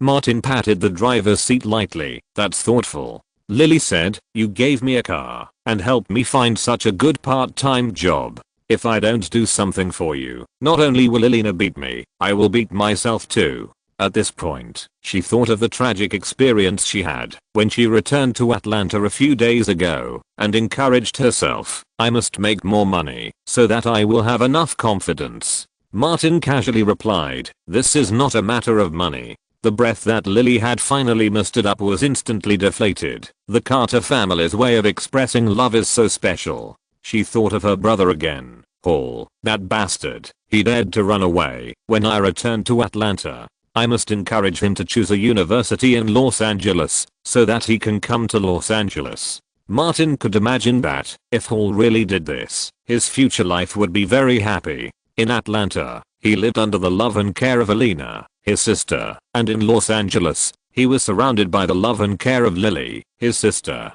It was so happy to be a younger brother.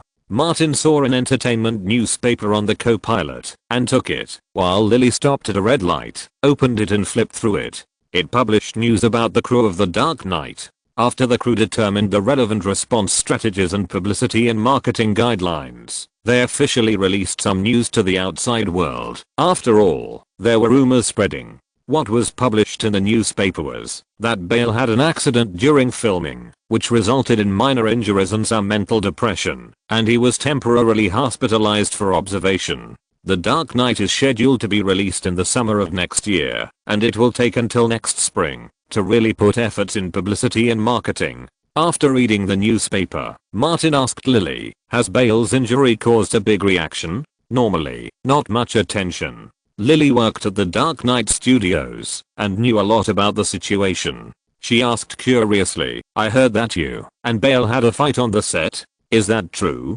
Now was not the time to promote it, so Martin downplayed it. It was just a small problem. Lily, however, was very concerned. "Next time he comes to the studio, do you want me to poke him a few times with a carving knife? I guarantee that he will be in great pain, but it will be a minor injury." Martin knew that Lily could really do it, so he warned her, "Don't get involved in my business. This matter is not as simple as you think. Also, don't poke people with a carving knife at every turn." "I know." As the traffic increased, Lily concentrated on driving. Back at the Coty community, Lily pressed the remote control, and after the gate opened, the Cadillac drove straight in. The house was very clean, and it didn't look like no one had lived there for several months.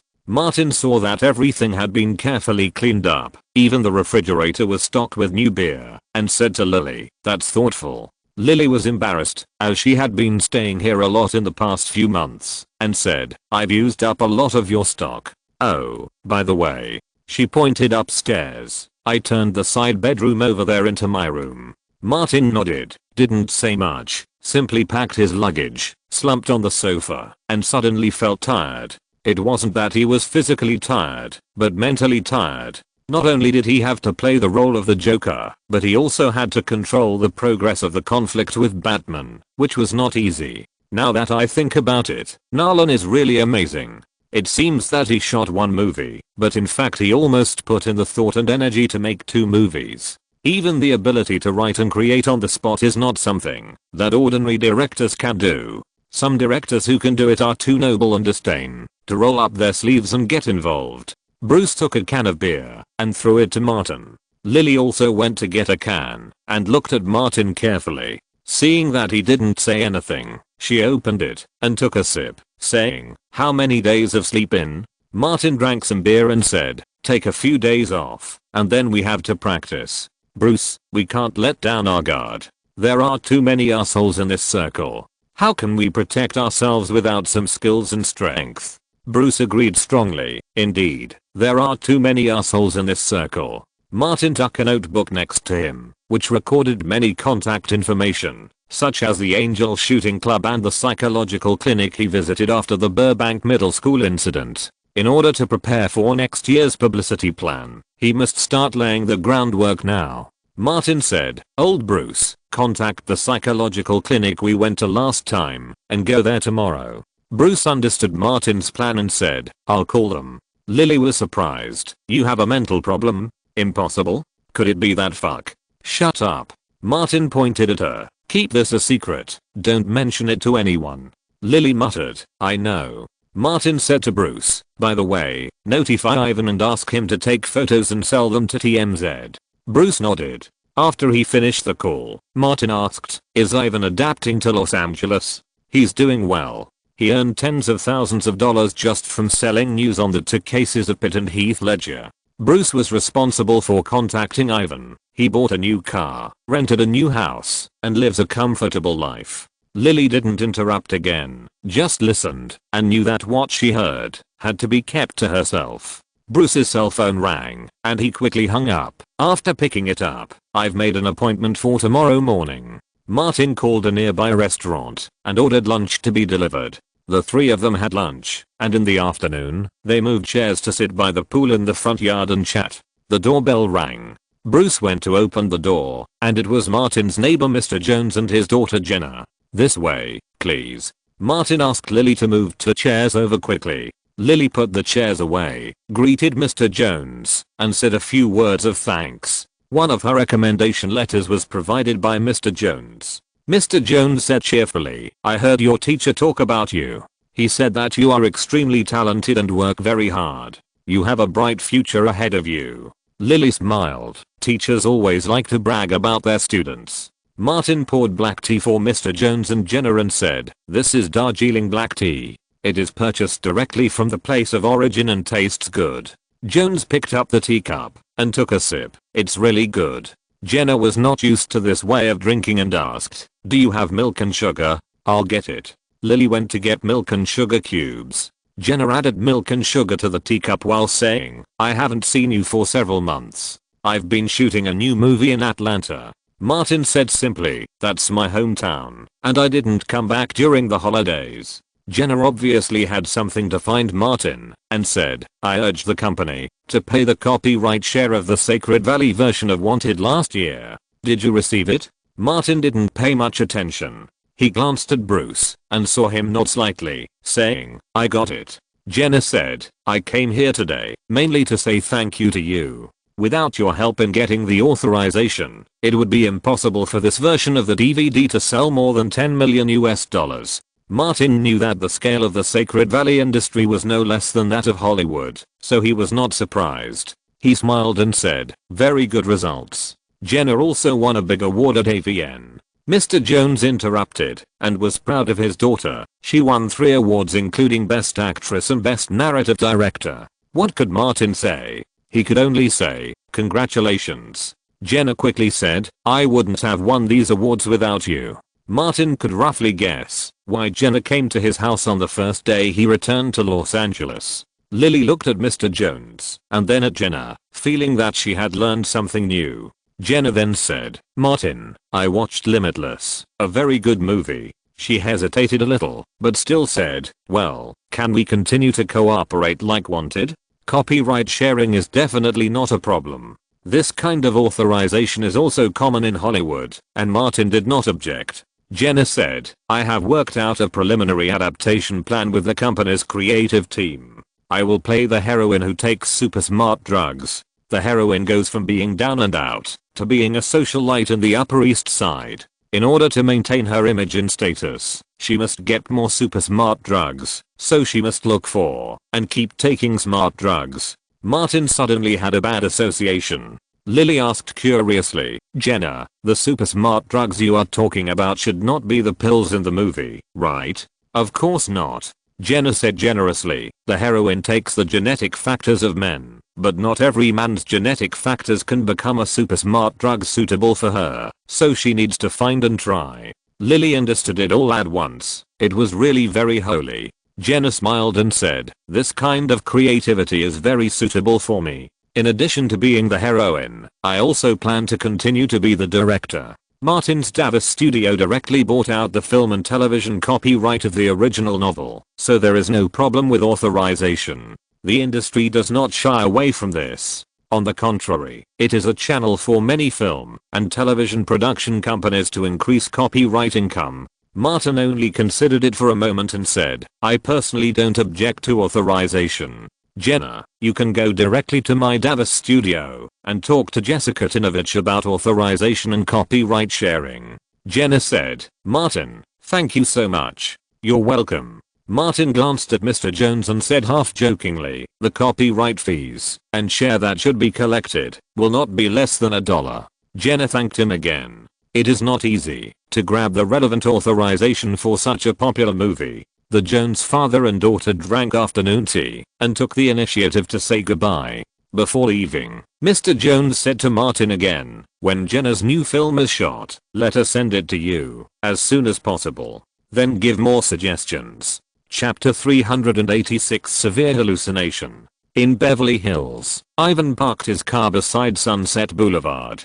He picked up the high-definition camera on the passenger seat, got out of the car, and hung it around his neck. He came to a nearby psychological clinic, paid for a copy of the Los Angeles Times, sat on a bench near the Greenbelt, and waited patiently. In just a few minutes, a black Escalade stopped in front of the psychological clinic. Ivan stood up, put down the newspaper, picked up the camera, and pointed the lens at that place. The rear door of the Escalade opened, and Martin, dressed in casual clothes, got out of the car and walked slowly towards the door of the clinic. Ivan knew very well that this was Martin's special time for him to take pictures, so he quickly pressed the shutter. After a few clicks, Martin disappeared from the camera lens and walked into the clinic. Ivan put down the camera, called up the photos he had just taken, and took a look.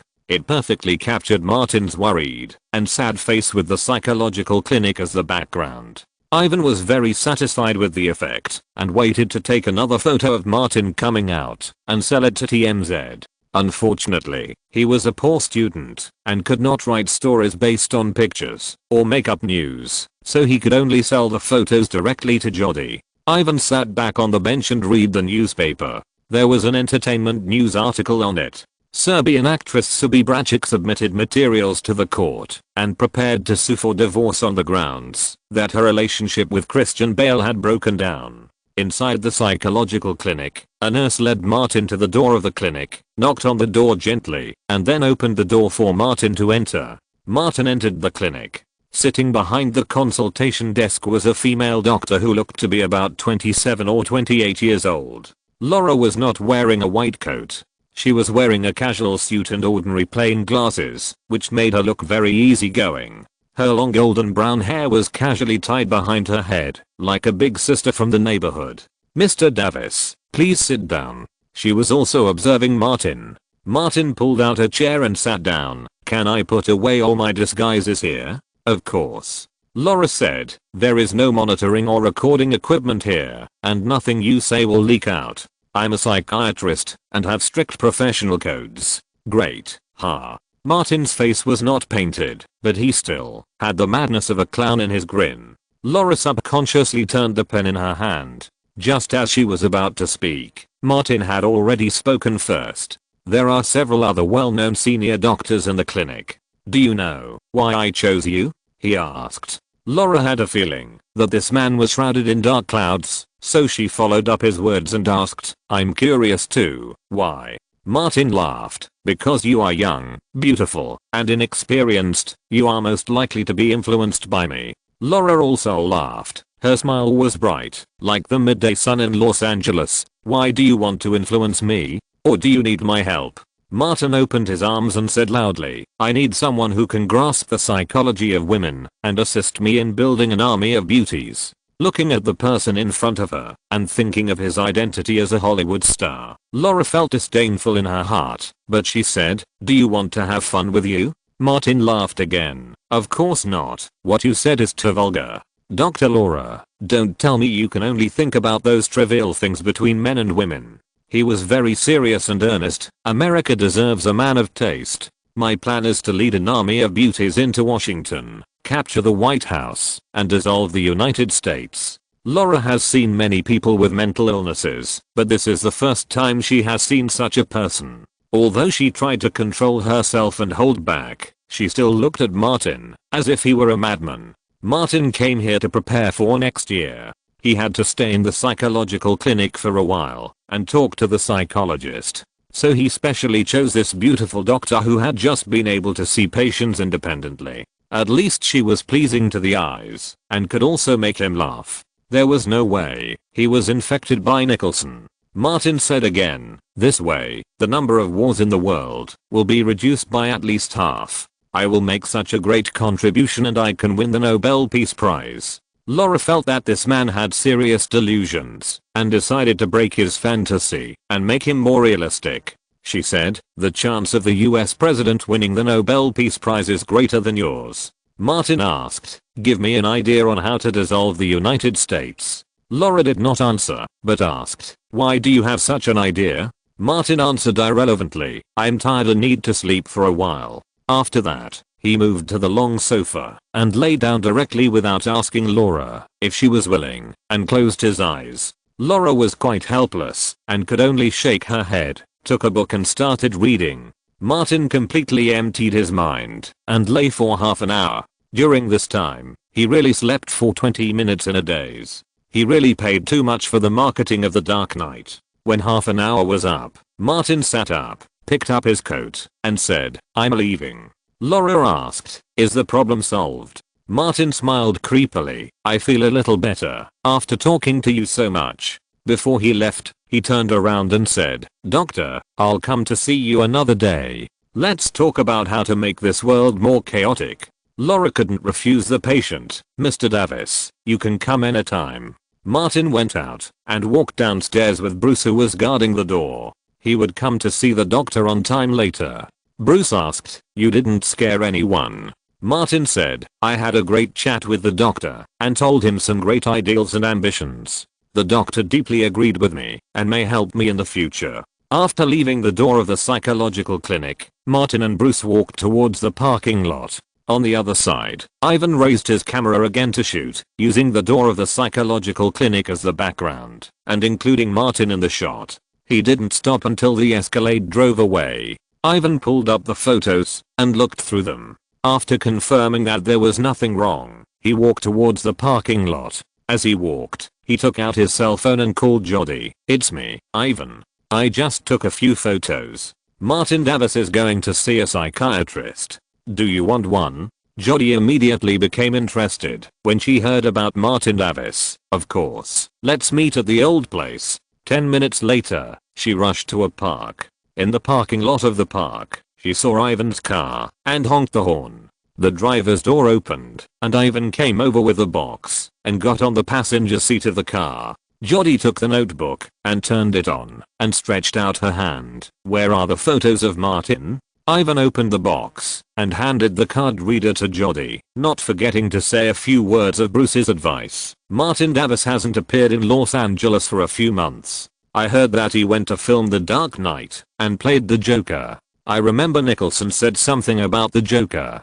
Jody plugged in the card reader, waiting for the computer to recognize it, and said, the Joker is too dark and will cause trouble to people. Martin is too young and difficult to control. Seeing that she remembered, Ivan nodded and said, yes, that's it. He asked, Martin's sudden visit to a psychiatrist, could it be related to this? It's very likely related. Nicholson is experienced, and what he said is not without reason. Jody clicked on the photos and looked at them carefully. The first few photos were all of Martin entering the psychological clinic. His face was gloomy, giving people a very strange feeling. Anyway, he looked a little abnormal and made people feel very uncomfortable. The photos of Martin coming out of the psychological clinic later, although his expression was still serious, the uncomfortable feeling was much lighter. Ivan said again, the before and after photos are very obvious. Jodie agreed, indeed. She said directly, name a price. Ivan quoted a price. The two sides have cooperated many times, and Jodie did not bargain. She directly wrote a check and handed it to Ivan. After he got off the car, she drove back to the company, looked at the photos for a while, and then looked up the news about Nicholson's angry criticism of Martin. She also searched for news about The Dark Knight on the internet. There were many news reports on the internet that Bale, who played Batman, also encountered some psychological and mental problems. Did the actors of Batman and the Joker have psychological problems? The crew also announced it, but vaguely said that Bale was affected by the role. Jodie's curiosity was immediately aroused. What kind of confrontation did Batman and the Joker in The Dark Knight experience that caused the two leading actors to have psychological problems? In the 1989 Batman movie, it seems that Michael Keaton and Jack Nicholson did not have such a problem. Jodie checked some news about the crew and began to write news to match the photos. Although TMZ is a gossip entertainment website, it has high requirements for the authenticity of news. Just like Jodie can actively plan and create news about Heath Ledger taking drugs, but cannot make it up out of thin air. In some ways, Jodie and others pay more attention to the truthfulness of news than those reporters who report on social current affairs. Martin Davis recently went to a psychological clinic for consultation. It is suspected that he had psychological and mental problems when filming the new movie The Dark Knight. Nicholson once warned Martin that the role of the Joker was too dark. Once he got too deep into the role, he might be troubled. Without more evidence, Jodie's news could only stop there. Then, she first uploaded Martin's news and related supporting pictures. Then she dragged out the news that Bale also suffered from psychological and mental problems and matched it with Martin's news. As soon as TMZ's news came out, it quickly attracted a lot of attention. Some media called the psychological clinic to inquire about Martin's treatment. The clinic only confirmed that Martin had come for treatment and declined all other questions. The media could only make groundless accusations. Some, such as TMZ, once again dug up the news about Nicholson's angry attack on Martin and Nicholson's visit to Atlanta and listed them for comparison, believing that Nicholson's attitude had changed significantly before and after, and it was very likely that Martin did something to change his attitude in shaping the role of the Joker. But the reporters who went to interview Nicholson got nothing. Nicholson just said that you will know when the movie is released. There are also Martin's fans who went to his blog and the official website of the Coke cult to ask Martin if there is a problem. Martin's reply was vague. The problem is not particularly serious. Chapter 387 Body-worn camera. Warner Studios. Davis Studio rented a small studio, which was used as a training ground for Chad Stahelski's project. Martin, Bruce and Brad stood at the side of the training ground, watching the people on the field practicing action routines attentively. Chad, holding a prop gun, was besieged by a group of killers as the male protagonist. Chen-Hu, the leader, with his medium-length hair loose, rushed towards Chad from the front. Behind him, followed Lewis and Buck, who had served as Martin's stand-in several times. Marcus, who had become Chad's assistant, was approaching. Chad was changing the magazine, and Chen-Hu rushed forward. The two fought in close combat and strangled each other. Buck and Lewis also rushed up. The movements of several people were naturally designed routines. Chad twisted Chen-Hu's neck, elbowed Lewis in the heart, and kicked Buck down with a flying kick, while completing the magazine change. He turned around and made a shooting action. Marcus, who wanted to show his head and shoot, seemed to be really shot by the bullet and fell to the ground with a plop. Chad pointed the gun at the heads of the four people and shot them one by one. Unlike previous Hollywood action movies, the action design of this project will never give the enemy a chance to counterattack. Those stupid plots that killed people because of talking too much, being too naive, or being careless, and letting the knockdown enemies take the opportunity to counterattack were all abandoned during the action design stage. Brandt came to Martin and said, "Boss, we did a sample survey on the website and asked movie fans to vote for the most annoying movie plots. The design, similar to the two protagonists giving up the finishing blow in the horror House of Wax, was ranked very high. Martin nodded. I almost vomited when I saw such a design. Chat, Chenhu and Marcus came over at this time. Marcus said, on the battlefield, you must not show mercy to the enemy, otherwise you will definitely die. Chad continued, the protagonist is said to be a killer. If that kind of plot occurs, the character will collapse directly. Martin took the prop gun handed over by Chad, made a few shooting gestures, and said, this movie is about that kind of hearty and refreshing feeling.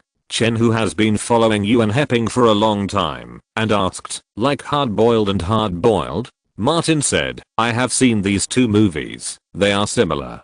Chad has seen a lot of action movies recently, and knows a lot about them. He took over the conversation. In terms of action design, we must be close to actual combat, but we can't excessively pursue actual combat for the sake of actual combat style. Martin completely agreed. This is a movie after all. On the basis of actual combat style, we must take into account the audience's viewing experience. It must be fierce and sharp, and the actions must be relatively good looking. Chen, who is responsible for designing close combat routines, I agree. In this regard, we can refer to some Hong Kong gun battle action movies appropriately. Martin made a joke, don't design it like Jack Chen. After all, the protagonist is a killer. Chen, who replied, not the god of war in the furniture city. Others didn't understand what this meant. Only Martin and Chad, who had watched too many Hong Kong movies, understood. Afterwards, the group went to the film room to watch the video. Chad and his team had designed a lot of gunfights and action routines in recent months, most of which were recorded through rehearsals. Halfway through watching, Chenhu and Martin went to the training ground to rehearse. Action directors also need to understand what the actors can do. Chenhu asked Martin to practice several difficult actions according to his routine, and he had a certain understanding of Martin. After he called a halt, he said to Martin, your basic skills are much better than Keanu's. When I was filming The Matrix, I took Keanu and the others to practice. What I taught was harder than what they practiced. Martin had been a stuntman for many years in his previous life. He had been doing physical training since Atlanta. He said directly, I have practiced many action fighting routines. I have been exercising all year round and have a certain foundation. Chenhu said, you have a good foundation. Martin is only 26 years old now, and he often practices with Bruce. Not to mention difficult movements. Even the degree of completion of ordinary movements is not comparable to that of ordinary action actors. Let's continue.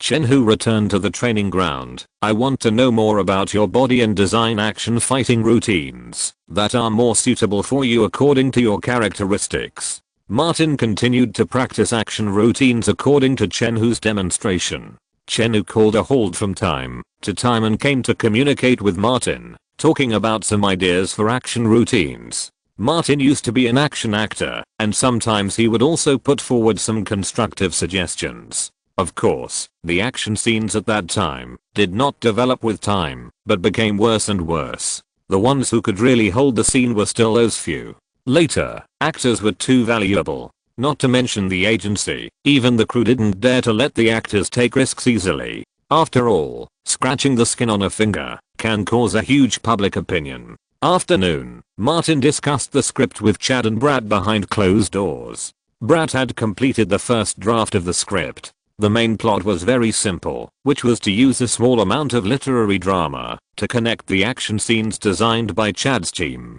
Among them, there was also a blank for the sequel, involving the killer world controlled by the High Table. Martin asked Chad, when can we start shooting? I plan to start preparations in October, and start shooting in March or April next year. Chad has made a more detailed plan. The cost of the first one will not be less than $30 million, and there are too many large-scale action scenes. Martin nodded to show that he understood.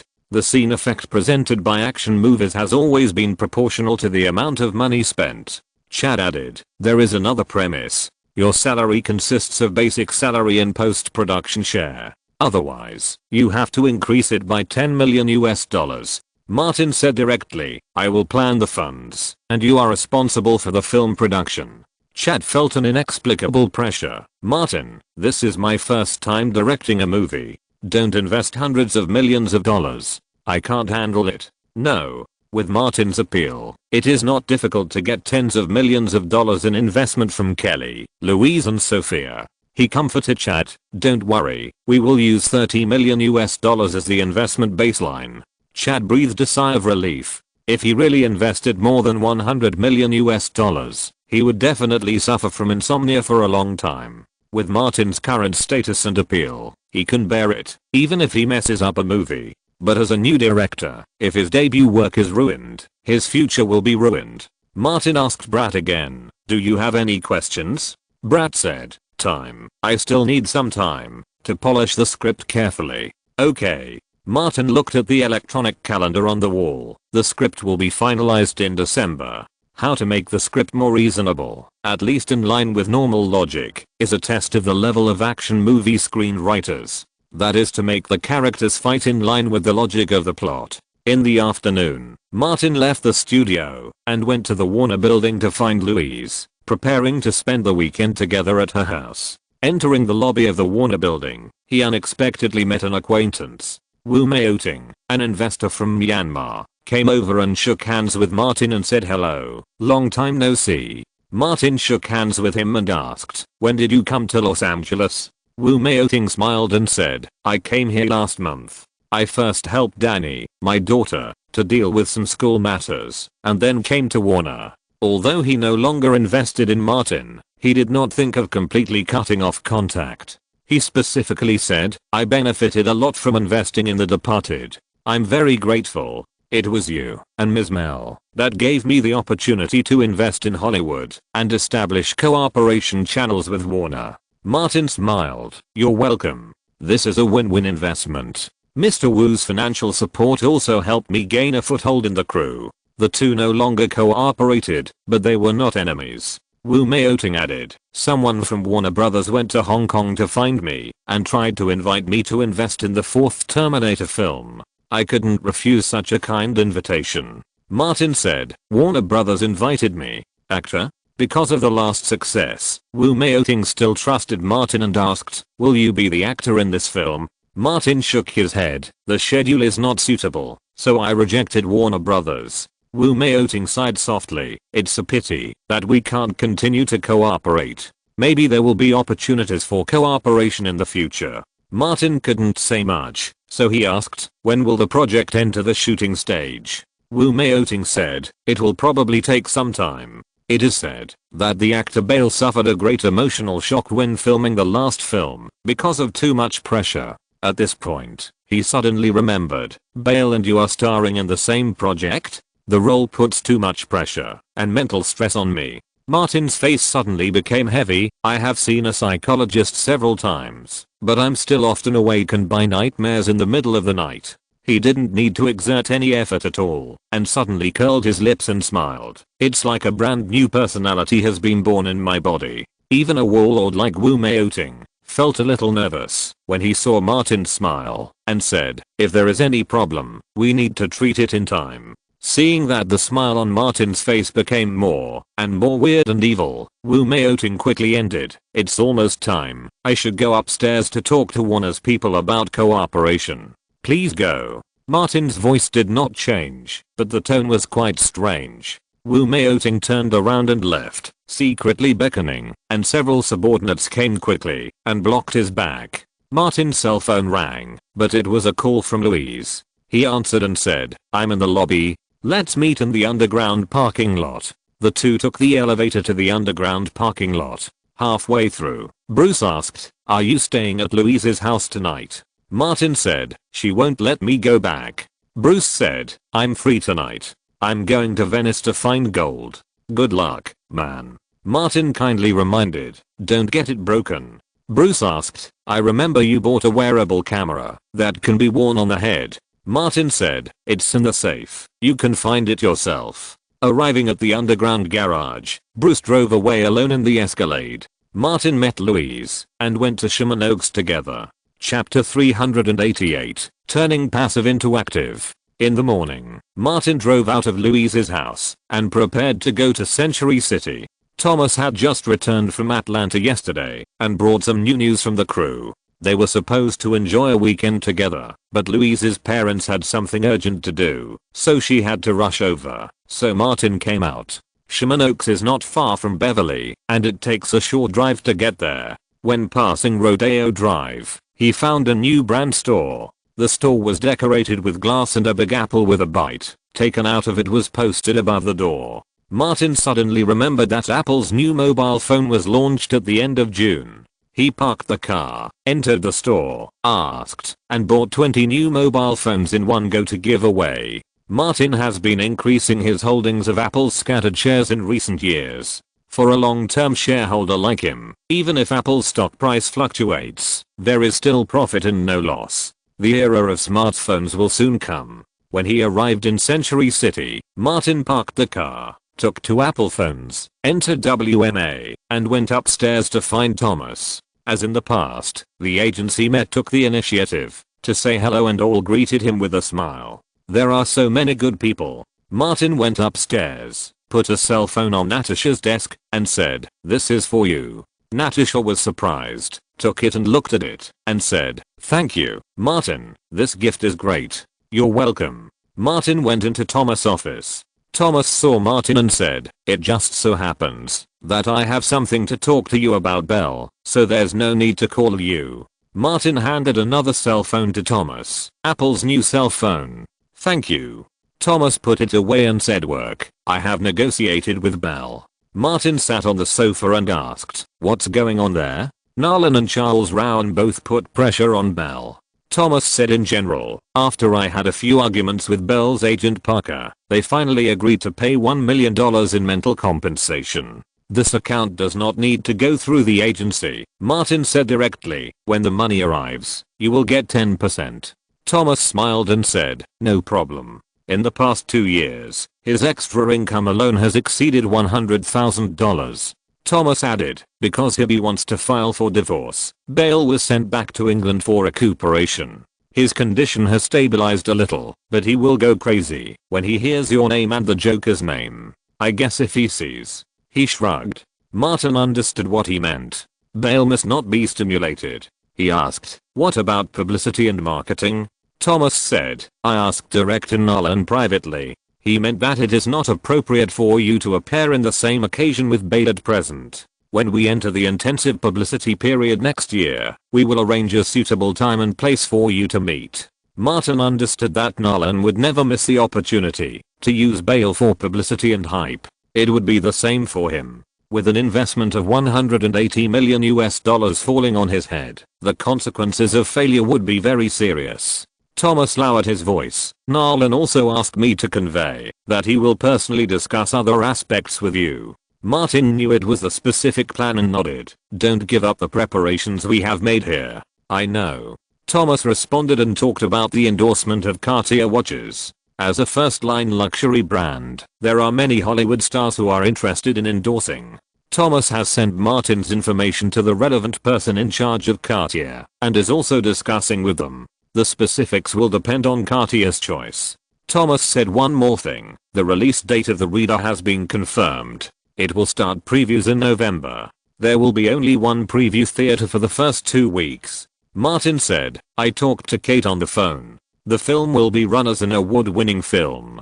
The two then turn to the promotion and distribution of the reader. The goal of this film is very clear, which is to target this awards season. Even the amount of commercial revenue of the film will be greatly affected by the awards of the awards season. The reader will start with previews in November this year. In order to control word of mouth, it will even be shown in only one theater in Los Angeles in the first 2 weeks. The fewer people see a movie, the easier it is to control its reputation. The focus of the reader's surprise attack during the awards season is not on the best picture and best director, but the best actress first, followed by the best actor." Martin also wants to get another Oscar nomination, which will help both in improving his status and in winning the final award. Not long after staying at WMA, Martin said goodbye and returned home. On weekends, he didn't have to go to the studio, so he simply moved a rattan chair out, made some tea, sat under the sun umbrella by the pool, took out the roll script of The Curious Case of Benjamin Button, and studied it carefully.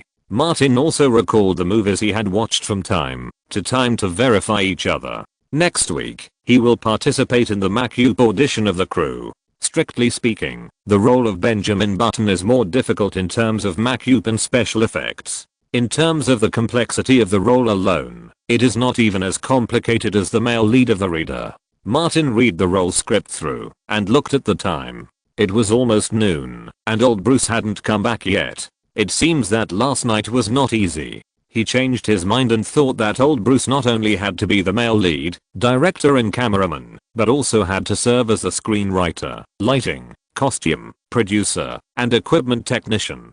He might be very busy, right? By the way, he should also serve as the publicity producer and be responsible for the operation of that film. Martin suddenly realized that the most versatile person in Hollywood was right next to him. I can't live without Bruce. Martin picked up the teacup and took a leisurely sip, just like the West can't live without Jerusalem. After reading the script, he picked up the original novel and continued reading. The more prepared you are, the smoother it will be later.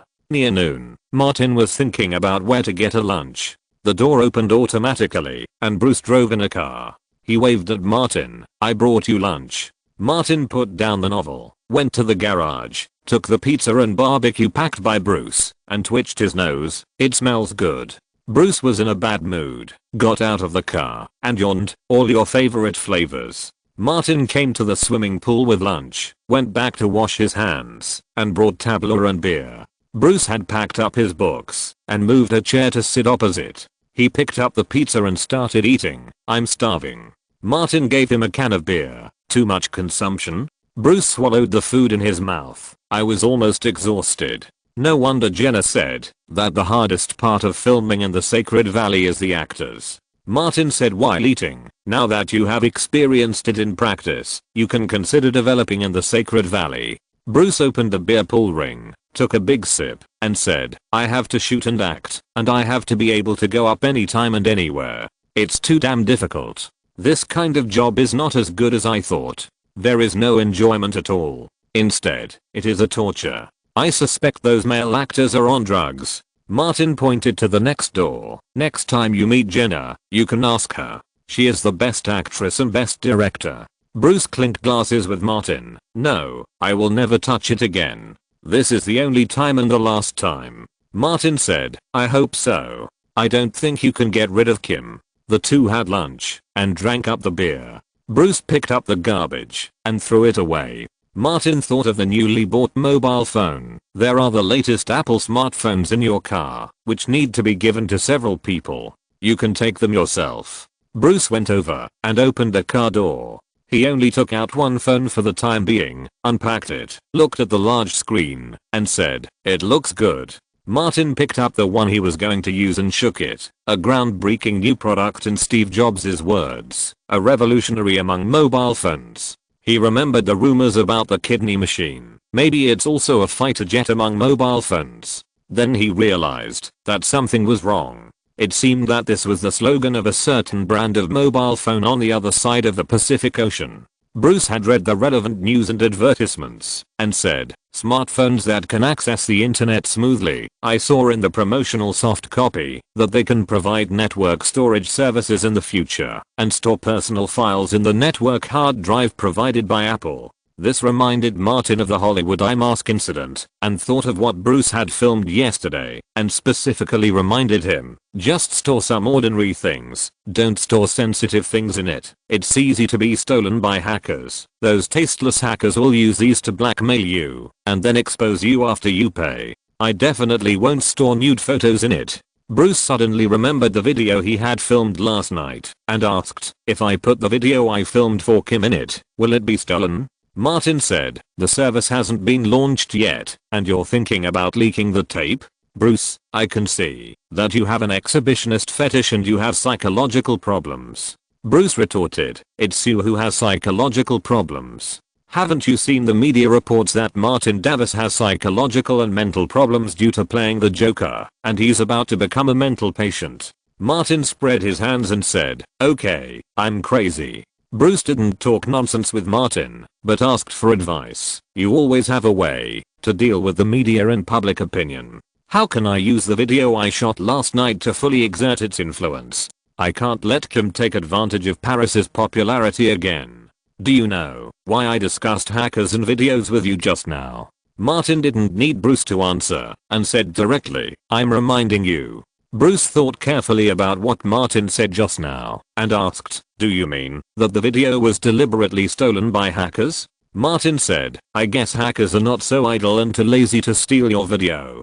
Bruce touched his head. How to do it specifically? Well, since I brought you lunch at noon, give me some inspiration. Martin put away his nonsense and said seriously, continuing with the topic just now, the video of you and Kim was stolen by hackers. The hacker contacted Kim and wanted to blackmail Kim. What should Kim do? Bruce said, Kim's original intention was to expose the video. That's too passive. Martin said, in fact, there is a way that can not only get rid of other people's blackmail, but also turn passivity into initiative. Bruce urged, don't keep me in suspense, tell me quickly. Martin said, before the blackmailer, take the initiative to expose the stolen pictures or videos. Of course, you don't send them out directly. You have to call the police and issue a press release to let everyone know what you have experienced and how helpless you are, that you have to expose yourself. Bruce suddenly realized. After getting the previous hint, he quickly thought of the latter part and said after thinking, not only will the public not blame Kim, they will also sympathize with Kim. If Kim cries at the press conference again, most of the media and public opinion will stand on Kim's side. Martin asked, Kim doesn't mind the video being exposed. Chapter 389 Super Big Melon. At the beginning of a new week, Hollywood is as noisy as ever, with gossip and scandals emerging one after another. But there is a special piece of gossip that first appeared on the TMZ website and was then reprinted by a large number of social, and entertainment newspapers and websites.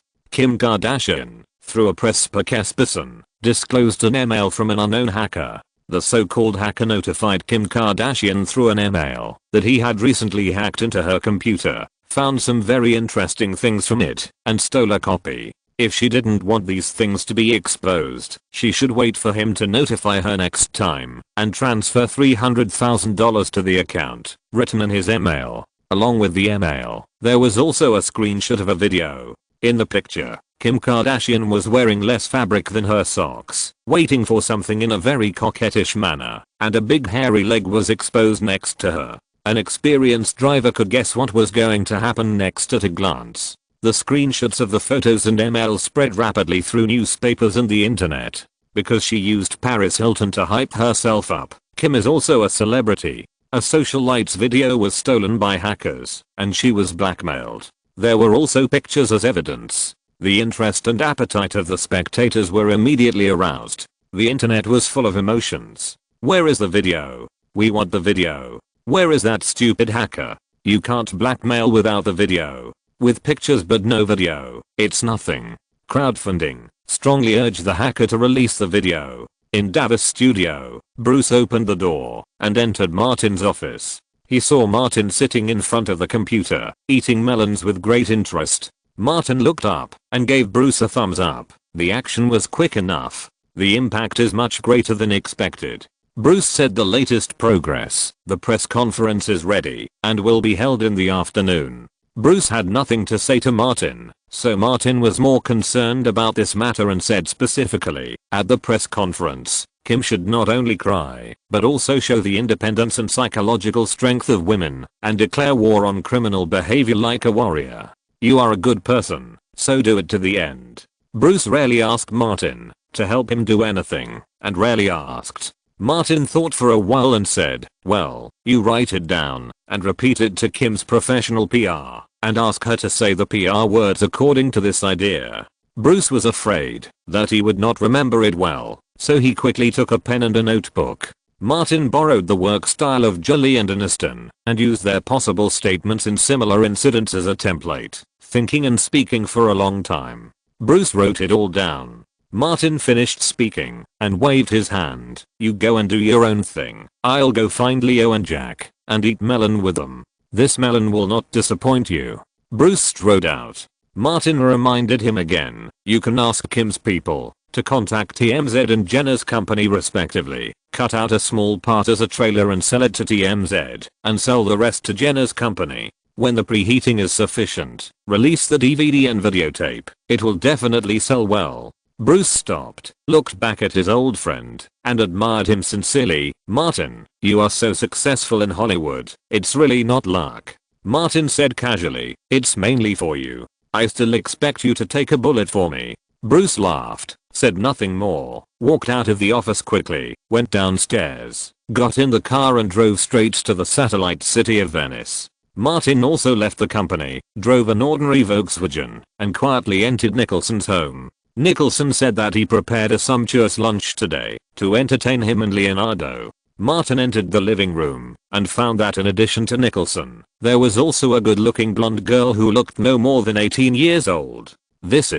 He seemed to have seen her somewhere. Nicholson said, my daughter, Lorraine. Martin remembered that he had seen this girl in several group photos in this living room. Lorraine greeted Martin openly. Hello, Martin. Hello, Lorraine. You are a beautiful angel. Martin deliberately glanced at Nicholson. You are 100 times more beautiful than your father. Lorraine smiled and said, I think so too. Martin continued to stimulate Nicholson. Why do ugly men have angelic daughters? Nicholson said, your future children will definitely not be as pretty as my children. Lorraine knew about her father's friends and didn't want to get involved in their vulgar topics, so she said, I'll go to the kitchen to see. Martin said, please. Lorraine left the living room. Martin glanced over there. Before he could speak, Nicholson said, my daughter is very beautiful, right? She has a good personality. If you are willing to change your mind, I can consider letting her marry you. This man has always been frivolous and does not care about meat and vegetables. Martin would not take it seriously at all and deliberately pretended to be heartbroken. Jack, I didn't expect you to be this kind of person. Who is Jack? Leonardo came into the living room from outside. Martin pointed at Nicholson and scolded him. I treat you as my brother, the eldest brother of the trio, but you want to be my father-in-law. Are you still a human being? Leonardo immediately joined Martin's camp. Jack, you are such a bastard. Even if our trio doesn't care about these things, you can't add something as sour as love to our pure friendship between men. Nicholson shook his head. You two bastards are hopeless. I wish you will never get married. Martin accepted it happily. Thank you for your blessing. Leonardo said, let's go. Martin, let's go to Jack's wine cellar to choose good wine. Martin followed him to the basement and selected 2 bottles of good wine and brought them up. Lorraine instructed the servants to place the seafood feast prepared by the chef in the restaurant. Nicholson asked the two to sit anywhere. Lorraine said goodbye and left. Leonardo asked, are you leaving before you eat? Lorraine said, I won't bother you anymore. Nicholson waved his hand. Go. Before his daughter left, he said, you can withdraw money from your fund account when you turn 21. Don't bother me before that. Lorraine waved and left. Martin said, you should be nicer. You can't express your love in such a rough way. Nicholson sent the servant away and said, you sound like you have a child. Martin was speechless. However, Leonardo said, it's called There Is No Father and Daughter Without Hatred. You haven't enjoyed such troubles yet. Nicholson changed the subject. I saw on the news that you and Bale had a fight on the set. What's the situation with Bale? Martin pointed to his head. It's stimulated here. Now he can't see me and the Joker. He might go crazy if he sees us. Leonardo said regretfully, Jack, we should stay in Atlanta for a few more days.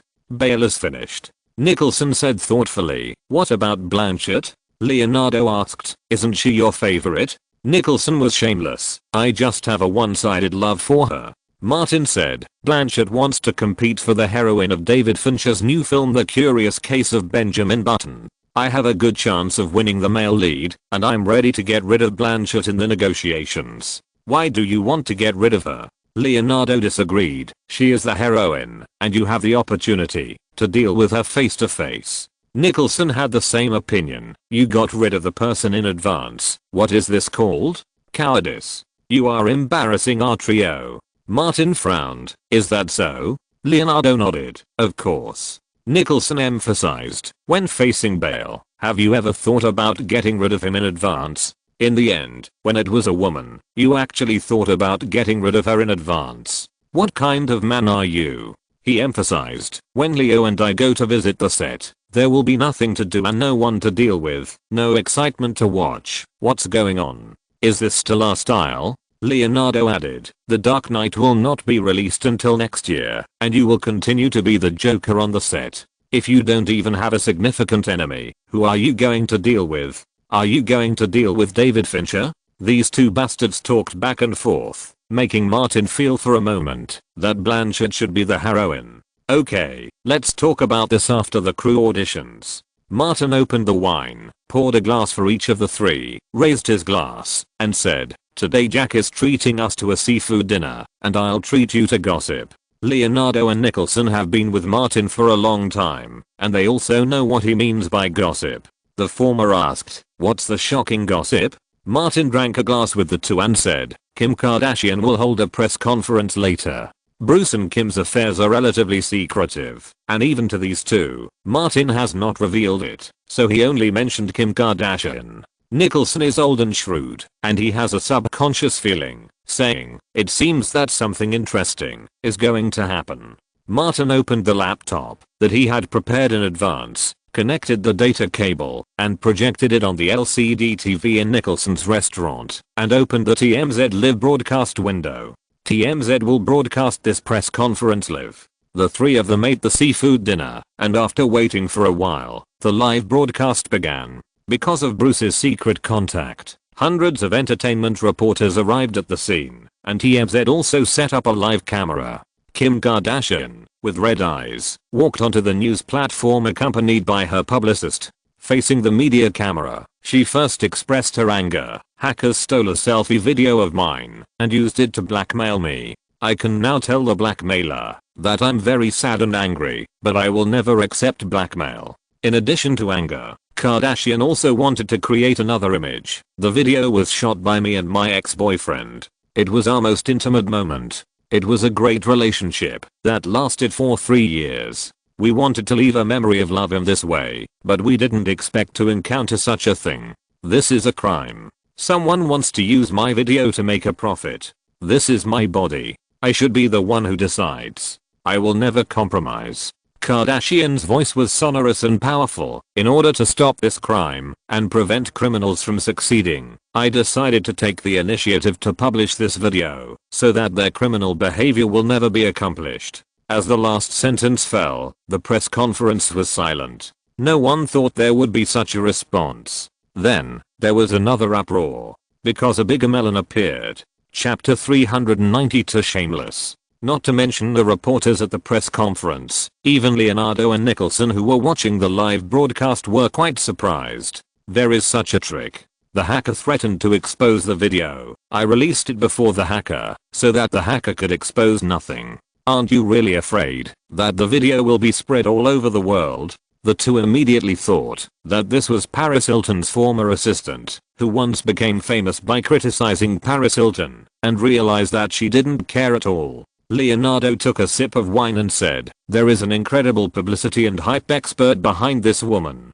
Nicholson was also knowledgeable. Combining the past and the present, he thought for a while and said, Why do I feel that this is a carefully designed hacking incident? First use hacker blackmail to attract attention and let people know that there is such a video. Then use the curiosity and sympathy of the audience and the media to announce the release of the video and create the image of an independent woman who does not compromise with evil forces. At the same time, take the initiative to release the video to gain more attention. Leonardo agreed. The means are very bad, but very targeted. If it was someone else, they might not use it, but Kim Kardashian is just right. Martin raised his glass and clinked their glasses. Cheers. Cheers to such a big and sweet melon. Leonardo and Nicholson raised their glasses and drank together. Nicholson put down his glass and suddenly said, Why do I feel that this shameless and rotten energy has a taste of Martin? Leonardo shook his head decisively. This woman obviously does not meet Martin's aesthetic standards. The hairy legs of the man exposed in the corner of the picture are not Martin's style either. Nicholson nodded. That makes sense. Martin did not try to distinguish Given the work style of these two bastards, it would be fine if he did not say anything. If he distinguished whether he did it or not, they would put the blame on him. Nicholson said, if nothing unexpected happens, Kim Kardashian will become popular. After this operation, the popularity will exceed that of Paris Hilton back then. Leonardo said, the people who helped her operate are too shameless. Martin muttered, they are talking about old Bush. They are talking about old Bush. In the live broadcast, at the end of the press conference, facing Kim Kardashian, whose eyes were red, tears were shed unconsciously, and her expression was firm, the participants of the press conference gave warm applause. This kind of resolute and independent woman is what the public opinion needs, and the super video released by this woman is even more needed by the public opinion. There will be no worries about lack of news too, right, and no worries about news traffic in the future, so the entertainment reporters gave the warmest applause. Kim Kardashian's eyes could not stop shedding tears, and she could not wipe them away. She bowed deeply on the stage and then left. She returned to the lounge and shouted, hurry up and bring me some water to wash my eyes. The assistant immediately brought water. After washing her eyes, she felt a little better. Kim Kardashian took out the tear artifact Bruce gave her from her bag, and looked at it carefully again. It was a small red round box with Chinese characters written on it. When it was opened, it contained yellow ointment. As long as you put some of it near your eyes will unconsciously shed tears, and soon become red and swollen. Kim Kardashian's acting skills are not good enough. So Bruce specially gave Martin some items to him to equip Kim, and appear in front of the media cameras in the best condition. Kim put away the cooling oil, and planned to apply a little around her eyes in advance, whenever she appeared in public these days. On the other hand, Kim's mother personally went out to contact TMZ and Chengdu's company. TMZ was the first to negotiate, and a video with a slightly smaller scale was sold for a high price of $50,000. Afterwards, Jenner personally rushed to Venice and had a long negotiation with Kris. The strength of the big company in the Holy Valley should not be underestimated. Before 12 o'clock that night, Jenner and Kris Jenner reached a deal with a basic amount of $800,000 plus a 35% share to get the sole distribution rights, guaranteeing that it would be put on the market within a week, and claiming to the public that the video was obtained from hackers. Later, in order to promote the hype, Kim will sue Jenner's company, and then there will be another wave of public opinion. As for the backlash of public opinion in the future, this family doesn't care at all. It's even better if there is a backlash and continue to hype it up. In Nicholson's mansion, after lunch, 3 drunk guys went to the tool room to carry Nicholson's tool ladders, climbed out of the side wall, and climbed over the wall into the home of Warren Beatty and Annette Bening. As soon as he landed, Nicholson placed a to-kick firecracker flat at the house, and ignited it, and fired it out. With a bang, Warren Beatty shouted in the house, "You 3 bastards, get in quickly. If you destroy my yard again, I will shoot." The 3 of them entered Warren Beatty's living room together. Annette Bening asked the servant to make a pot of black tea and said, "You are drunk again." Martin did drink a lot, and said with a smile, "Warren is my idol. I came here to take a photo with him today." As he spoke, he sat next to Warren Beatty and asked Leonardo to take a photo of the 2 of them. Warren Beatty also drank at noon.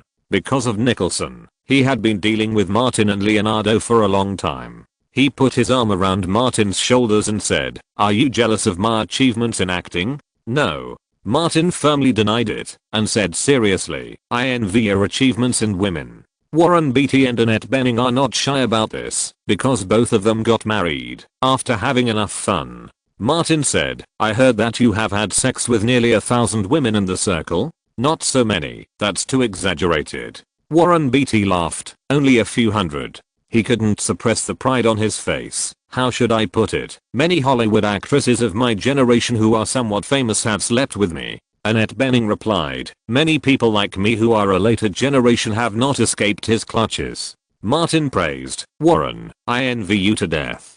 Nicholson did not forget to hit his old buddy, "Don't envy him, he cares about quantity rather than quality, unlike you and Leo who are very picky. When people talk about the #1 playboy in Hollywood, who do they think of first?" Warren Beatty pointed to his chest. "It's me, Warren Beatty, not you, the old villain, and Marlon, the old fool." Nicholson said, yeah, who doesn't say good things when they hear Warren Beatty? When he was young, he was a big star and a Hollywood super playboy. When he was older, he married the beautiful Anne. When he was old, he entered the academy and almost became the president of the academy. Warren Beatty said with regret, it's really just a little bit short. We actors don't have the dirty hearts of those producers. Leonardo finally joined the topic. Your influence is real. Warren Beatty looked at Leonardo, then at Martin, and said, you two little guys, you must have an agenda to climb over the wall. Martin laughed. Award season will be here soon.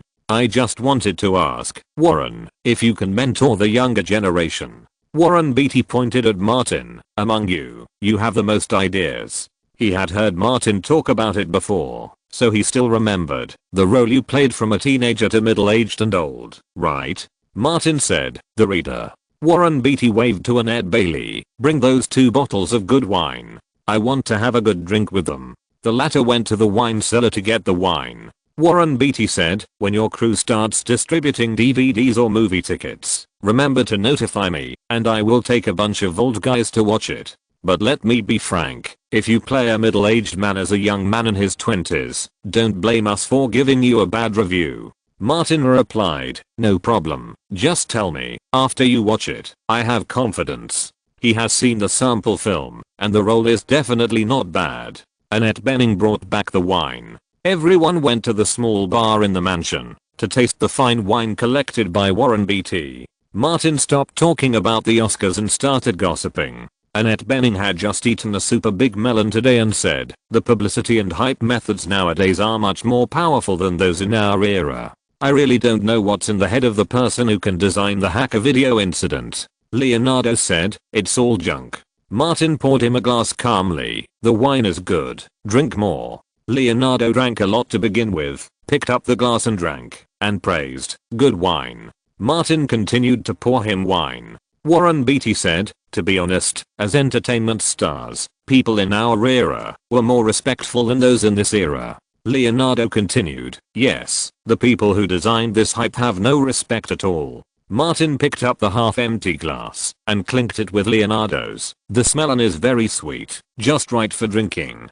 Leonardo picked it up and drank. For this wonderful gossip, it's worth drinking a few more glasses. Martin poured him another glass of wine. Leonardo said, I don't know when the video will be released. I really want to see it. Not to mention him, even Nicholson and Warren Beatty nodded with curiosity. The experienced old stars were like this, not to mention the large number of spectators. After drinking until the afternoon, the 3 of them left the villa and climbed over the wall with a ladder. After climbing over the wall of Warren Beatty's house, Martin deliberately dragged Leonardo to the back, and when he climbed to the top of the wall, he took away the ladder before Leonardo could react. The drunk Leonardo glared, frowned, and roared 3 times, Martin, you bastard. Martin squatted on the wall and watched Leonardo jumping up and down.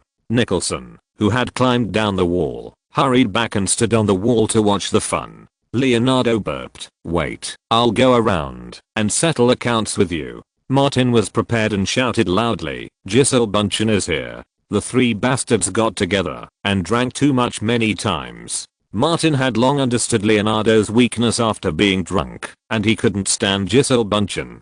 Sure enough, Leonardo murmured, Giselle, my Giselle. He sat on the ground and cried loudly, Giselle Bundchen, my favorite, wow. Nicholson cheered him up, Leo, cry hard, your voice is not loud enough, it doesn't show that Giselle is your favorite. Chapter 391 I'm the second-rate writer. Who am I afraid of? In the psychological clinic on Sunset Boulevard, Laura seemed to be flipping through the books on the table, but her eyes were actually on Martin on the couch. Martin opened his eyes, pulled off the blanket, stood up, folded it up, and said, it's time to go. Laura looked at the time and asked, so soon today? Martin said, I have an audition, it's not good to be late. Laura nodded and deliberately said, you are quite normal when you don't say those crazy things about destroying America. That's not crazy. Martin grinned. It's the most real thought in my heart. He picked up his bag and walked out. Close the door. Thank you. Laura had a feeling that this Hollywood star had at least 2 personalities. According to her judgment, those crazy words should be his real thoughts. His second personality, is he antisocial? After leaving the psychological clinic, Martin relaxed a little and stood at the door for half a minute so that Ivan could take the best photos. Bruce drove over. Martin got in the car and said, "Let's go to Paramount Studios." The Curious Case of Benjamin Button was jointly produced by Paramount and Warner Brothers. Although David Fincher's previous film Zodiac did not do well at the online box office, the offline DVD and TV copyright sales were very good and the cost had been recovered, so this one still managed to secure an investment of $100 million. In addition to these two companies, DreamWorks accounted for 1/3 of the investment. When they arrived at the studio, David Fincher's assistant Bob came out to receive Martin. Accompanying Martin to the dressing room, Bob specifically said, "The makeup time will last for several hours, so the audition is scheduled for 3 o'clock in the afternoon." Martin said, "It doesn't matter." Bob gave a few more instructions and took the initiative to say goodbye and leave. The stylist came in at this time and reminded Martin to go to the bathroom first before starting to put on makeup. Martin was very patient and cooperated throughout the process. Bruce had been sitting next to him. The more effeminate makeup artist looked at him with a covetous look, and suddenly her effeminateness disappeared, becoming like a normal man. The most tedious part of the audition with makeup, or the transformation from a young man to an old man, is the styling. Martin had learned before that the crew would use makeup and post-production special effects to achieve Benjamin's old look in the early childhood stage, and hired Industrial Light and Magic to do the special effects. David Fincher is not a real-life shooter like Nolan. As long as he can achieve the effect he wants, he doesn't care about the specific implementation method. The makeup and styling took nearly 4 hours, and Martin was even dazed for a moment at noon. In the middle, Bruce received a call from Robert, and the ceremony had been completed this morning. The most basic guarantee and psychological comforts are there. Nearly 3 o'clock in the afternoon, Martin walked into the audition room for the second time this year. After entering, he greeted Fincher first. "David." Fincher introduced the people participating in the audition. "This is Kathleen Kennedy. This is Frank Marshall." The couple represents DreamWorks, and people in the industry know that they are Spielberg's right-hand men. The former is even the industry's leading female producer. After Martin greeted him, Fincher said, "Let's get started." Martin returned to the camera lens and habitually looked behind the producers and directors. Seeing the union and insurance company representatives playing video games, he felt relaxed. Everything that suited his habits was there. The audition began. Martin first read a voiceover line as David Fincher requested. This was not a problem for Martin at all. Then he acted out his old age. It was just the appearance, not the character and psychology. Therefore, the old age stage of this character's appearance was not particularly complicated. The audition went very quickly and was completed in just 5 or 6 minutes. David Fincher's style of doing things is different from other directors, and Martin was the top candidate. He looked around, asked for the opinions of Kathleen Kennedy and Frank Marshall, and announced directly on the spot, "Congratulations, Martin, you got this role." Martin came down to shake hands with David Fincher and said, "It's my honor." Then he shook hands with Frank Marshall and Kathleen Kennedy one by one. "Thank you. It's my great honor to work with you. He is handsome and speaks well." The couple has a good impression of Martin and said, "Your performance is vivid and most suitable for this role." After a simple business exchange, Martin left the audition room and returned to the dressing room to remove his makeup. In the corridor, he met a young actor about 20 years old. The other party had a strong aura of a second-rate American youth, as strong as 10 meters. From a distance, that indescribable temperament seemed to tell passers-by that I'm a second-rate person and I'm afraid of no one. Martin recognized him. Shia LaBeouf, the male lead of the live-action movie Transformers and Spielberg's favorite godson. In fact, he is more pleasing to Spielberg than Drew Barrymore was back then. In Martin's previous life, this person was often the focus of discussion in the group. Why did Spielberg like such a fool? So much so that some gossip makers speculated that he was Spielberg's illegitimate son. When the two were about to pass each other, Shia LaBeouf's curious eyes fell on Martin. Because Martin was wearing old man makeup, he might not recognize him, and joked casually, "Hey, old man, you are so cool." Martin suddenly grinned, showing a weird smile in the shape of an old man. "Why don't you be serious?" Shia LaBeouf's psychological quality was not good. He was stunned for a moment, then jumped to the side of the corridor, as far away from Martin as possible, and covered his vital parts with both hands. What do you want to do? I'm a man." Suddenly, he felt that men were not safe either, and his butt was against the wall. He shouted again, "Don't mess around, I'll call Bumblebee over." Martin ignored him, and turned around and left. After the people walked away, Shia LaBeouf breathed a sigh of relief, and asked the crew assistant who led the way, "Who is that pervert?"